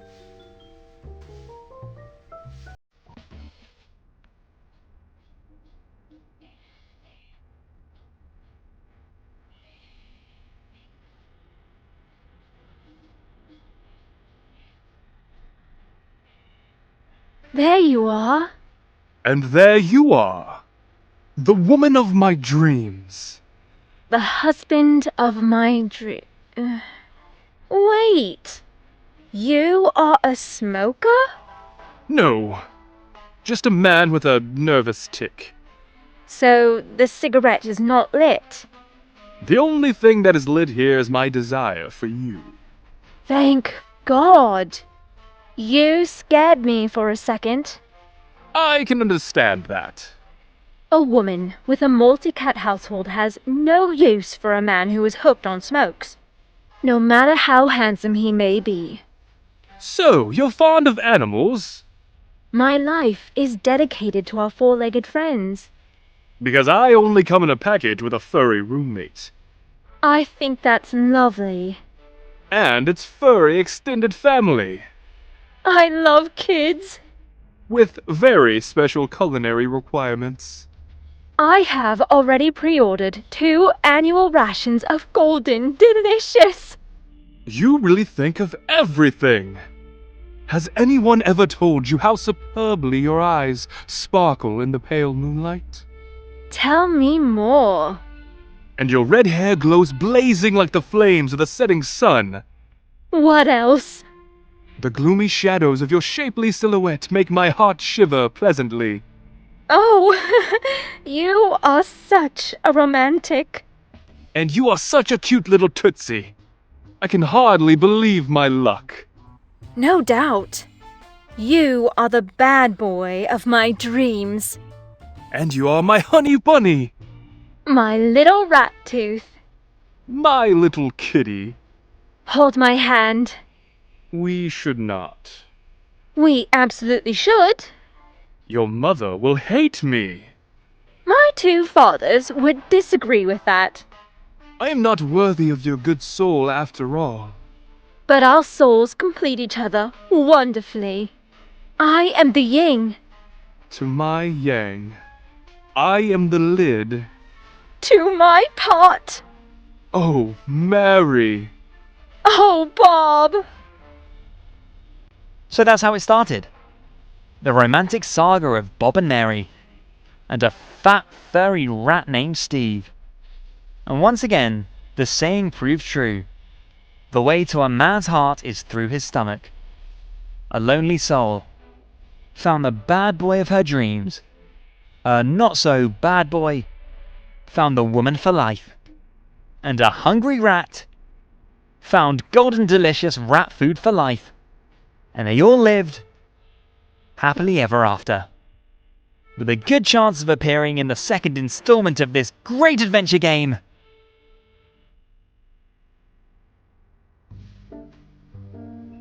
Aww, I got all misty-eyed. Let's hope that Steve and Mary's 1,000 cats get along well. Finally, a happy ending. But now I have to make sure that there's a happy ending for Mr. Fumbleclaw. We'll talk a little more later, okay? I really have to get going. And save the world!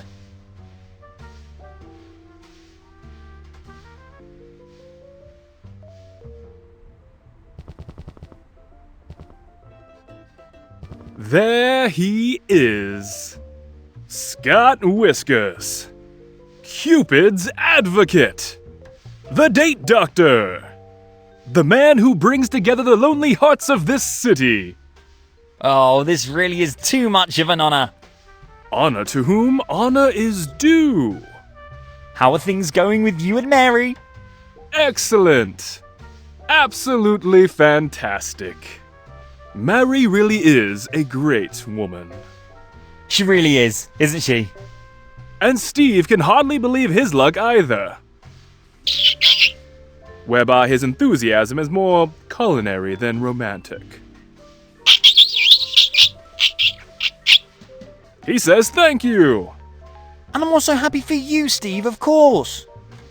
A naive, lonely soul, a backyard crook, his fat rat, and an angel on earth. This is the stuff of which later historians forge legends. There is no doubt about that. And I almost feel guilty now to get back to our contractual agreement. No problem. It's about the super expensive photo equipment I found on the side of the road, right? Exactly. Do you now have the 3,999 euros to release it? 3,999 euros? But we... Ha ha ha! Just kidding. I thought you might say yes. But don't worry. Bob is a man of his word. Steve is swimming in golden delicious brand rat food thanks to your intervention. And a happy Steve means a happy Bob. And a happy Scott? Why, of course! So again, thanks for a hand with, pretty much everything. And if you should ever be looking for something out of the ordinary, then you know where to find me. Great. Thank you. And I wish you three all the best for the future.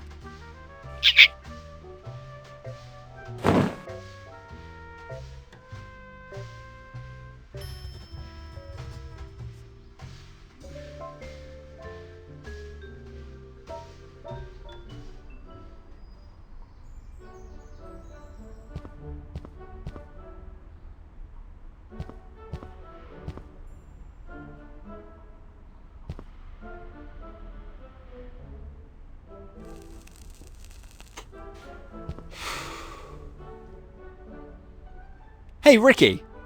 Oh, the man with the hairstyle problem is back. Oh, why so grumpy? Because... Yes. I had a major customer of my cat hair knit hats bail on me this morning. But you are right. I shouldn't project my anger onto my customers. You said something about great news? I found your super expensive photo equipment again! Really? Really? How did you manage to do that?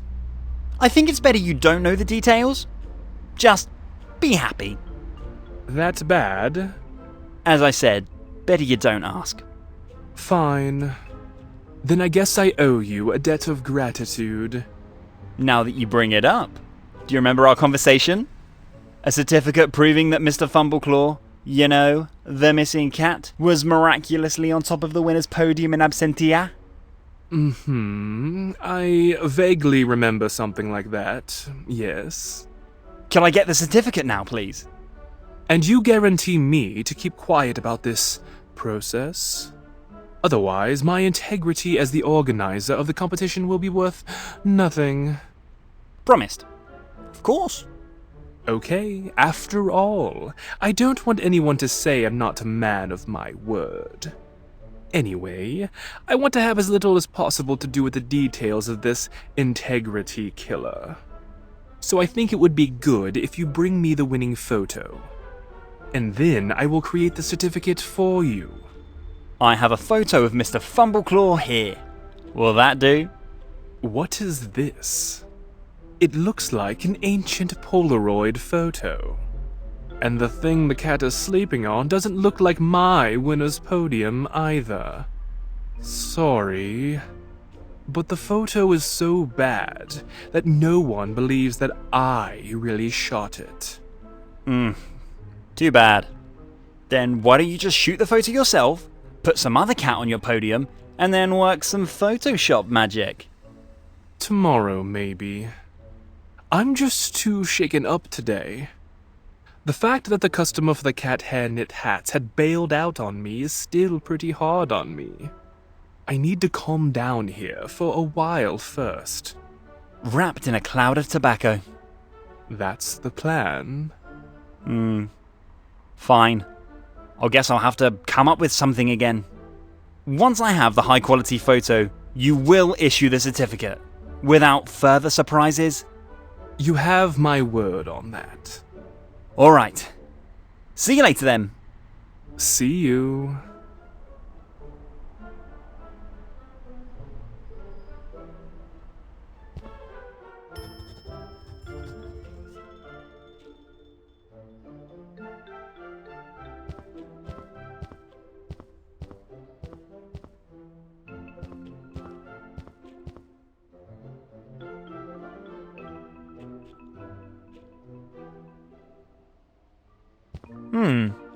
These prints in the floor.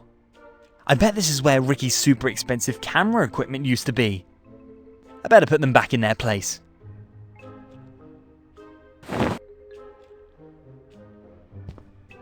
Good. I'm pretty sure that the camera is positioned correctly.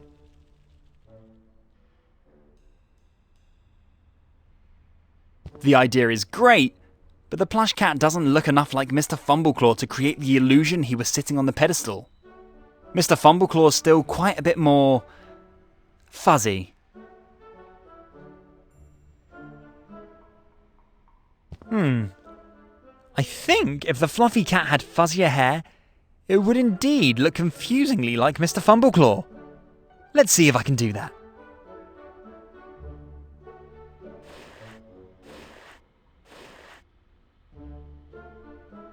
That's what I call clean work. The plush cat looks confusingly like Mr. Fumbleclaw. I'm a real artist. Once again, my talents as a science fiction convention costume designer come in handy.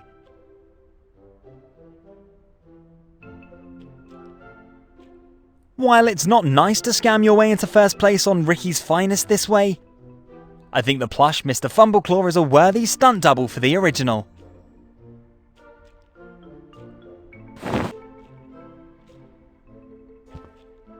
Perfect. Unless you count each whisker individually, no one will notice that this is not the real Mr. Fumbleclaw.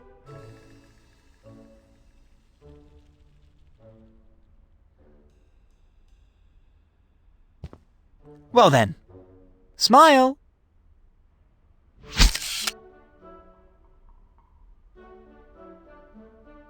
Ricky's camera's really a fine piece of engineering. This photo is first class. And unless you know better, no one realises that this is not Mr. Fumbleclaw.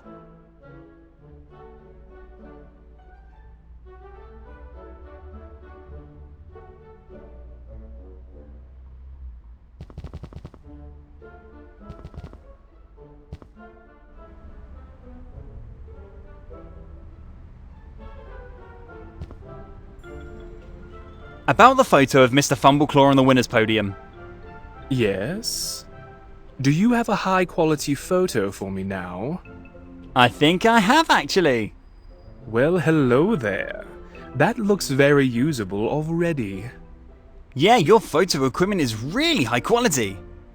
Ideally suited for great cat photos. As a professional and organizer of a countrywide, if not worldwide, legendary beauty contest, I have to meet a certain standard. And that includes high-quality winning photos and certificates. Speaking of which, we had a deal. I'll get your photo equipment back, and you put my cat on the winner's podium, winner's certificate included. Of course. And I am true to my word. Then I can finally bring this year's competition to a close, and no longer have to bother with this year's attempts to bribe the participants. Great. How long will it take? Not long, just wait a moment.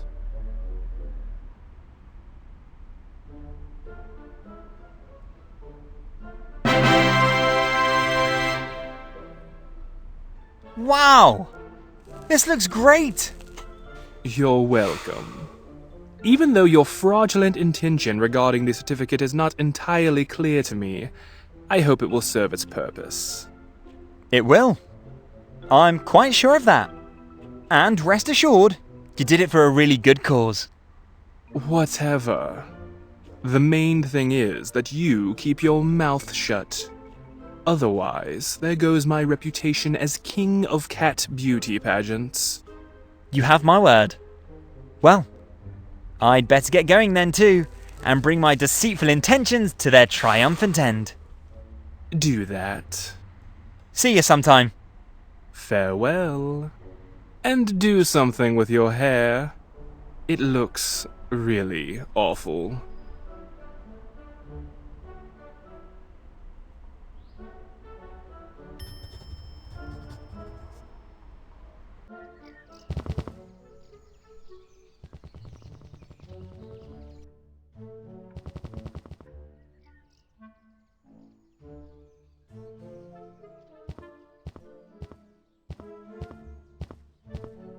I have been busy and have great news. So? But apparently you have once again forgotten the not-ordered pizza. Pizza? I'm not a pizza boy. I am the bearer of great news regarding Mr. Fumbleclaw. You mean Lord Fumbleclaw? Whatever you want to call him. He did it again. Did it? Did what? Have you finally found him? Indeed I have. Oh? Where was he? Well, the story is quite long. Do you have time? Actually, no. You better finally tell me the great news. All right. After a curious turn of incidents, which I don't want to go into now due to lack of time, Lord Fumbleclaw actually sits on the throne of the beauty contest, Ricky's Finest, again this year. Really? Ha! The wretched Lady Buford will sink to the ground in shame. Her mangy cat once again had no chance against my champions. This is absolutely great. Indeed it is. I hope you also have the certificate which proves the great victory. I cannot and will not rely on the word of a pizza boy. Of course! I also have the certificate. Absolutely perfect. So, Lord Fumbleclaw can retire now? In fact, I no longer have any use for the cat. It has now claimed its 5th win in a row, and at this age the fur begins to become shaggy. That's why I prefer to focus on the upcoming champion, Duke Bukehairtuft. Duke Bukehairtuft? Yes. He will make sure that Lady Buford will be humiliated in the coming year as well. A beautiful young cat, at the beginning of a promising career. Poor kitty. Be that as it may. I will then visit the animal shelter and make sure that Lord Fumbleclaw is professionally mediated. Do this. As a pizza boy and an employee of the animal shelter, you are well occupied.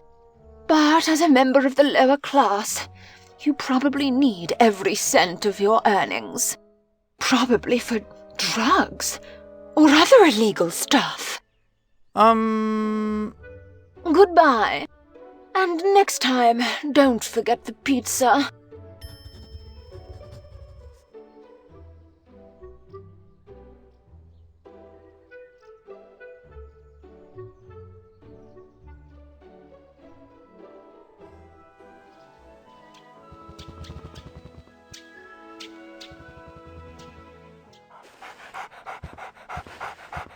Hi, Scott.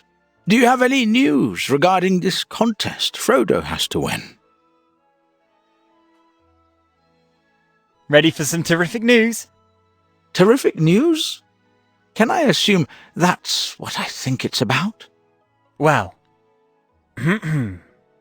as an official employee of the City Animal Shelter, after a thorough review of the facts, I have the honour to inform you that Frodo the cat, also known as Mr. Fumbleclaw, will be released into your care, so that both said cat and its owner may have a happy future.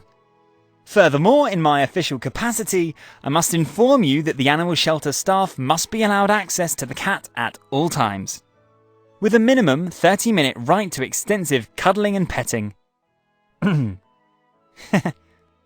So you actually made it? I did. I really get to keep Frodo? You may. And I wouldn't know a better home for the white kitty. And Lady Longbottom was really okay with that? The lady who's not particularly fond of animals has in fact quite officially sent Frodo off to the animal shelter and entrusted me with the placement of the cat. So everything is legal. I don't even know what to say. You made a man, his dog, and cat very happy today. Nonsense. You're making me blush. I was happy to do that. Even if it was not an easy task, to admit. I had a lot of moon logic puzzles to solve. But in the end, not least thanks to my years of experience as a player of point-and-click adventure games, I was able to overcome these hurdles. Point-and-click adventures? I think I once watched my nephew play one. Don't you think our story here would make a great story for an adventure game? Funny you should mention that. In fact, the thought has crossed my mind before. Unfortunately, I don't know how to code at all.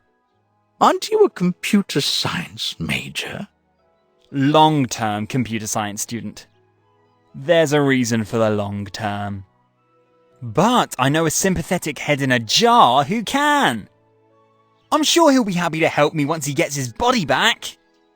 The game is guaranteed to be a total hit. It most certainly will. Wouldn't you like to get to know Frodo? You mean face to face? Of course. Sure. Absolutely.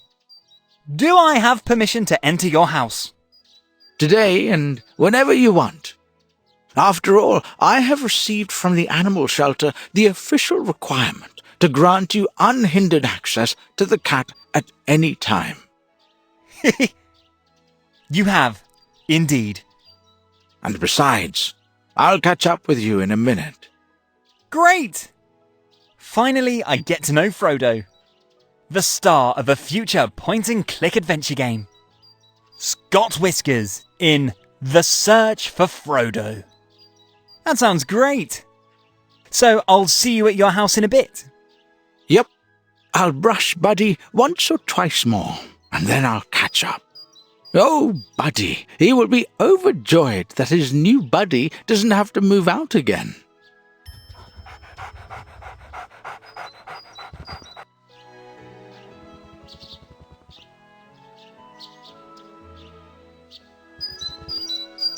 Are you as excited as I am? Finally, we get to meet Frodo. After all the hardships, after all the almost unsolvable tasks, after all the strange characters we've met and survived. Finally. But despite this joy, I'm also a little sad. It also means that our adventure together is now slowly coming to an end. But honestly, I don't regret a second. I've rescued a cat, I've brought lovers together, I got to meet a great movie star, and I got to taste the world's best sensational vegan cheese pizza. What more could I ask for? You really can't expect much more from a point-and-click adventure game, can you? Okay, be that as it may, enough yakking. It's time to meet the legend on four paws in person. I actually just wanted to express that I enjoyed the time with your company very much. And I hope very much that we'll meet again one day.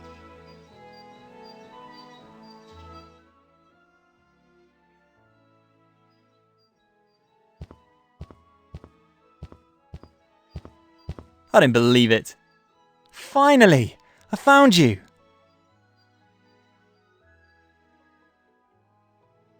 How are you? You white fluff ball? Do you have any idea what kind of adventures you've gotten me into?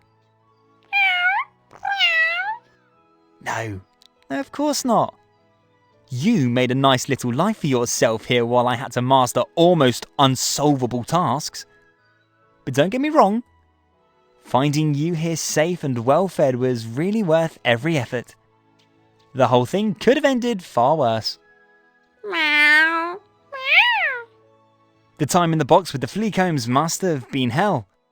Your species' penchant for cardboard boxes almost did you a disservice. Meow. Meow. It's a good thing you ended up with Dr. Stringer.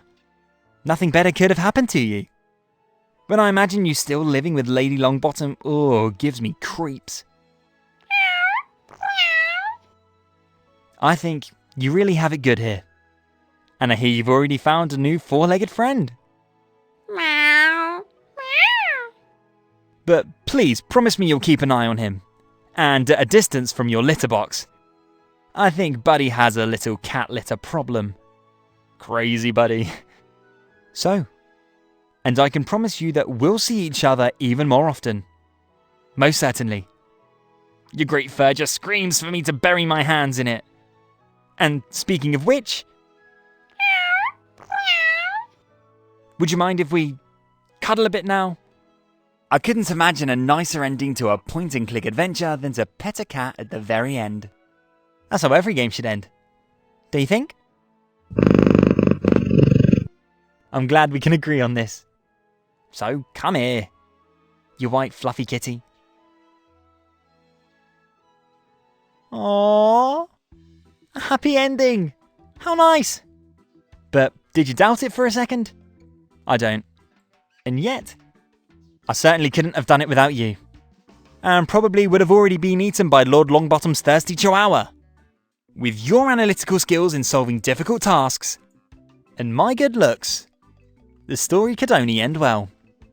The story of a young man who went out to find a cat, defied every adversity along the way, to finally embrace the sought-after kitty safe and sound.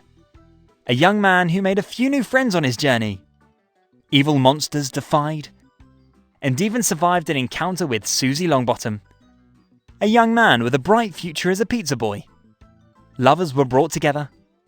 An almost forgotten movie star brought back to life. A hamster rescued. Marvelled at a talking head in a jar. And performed other heroic deeds.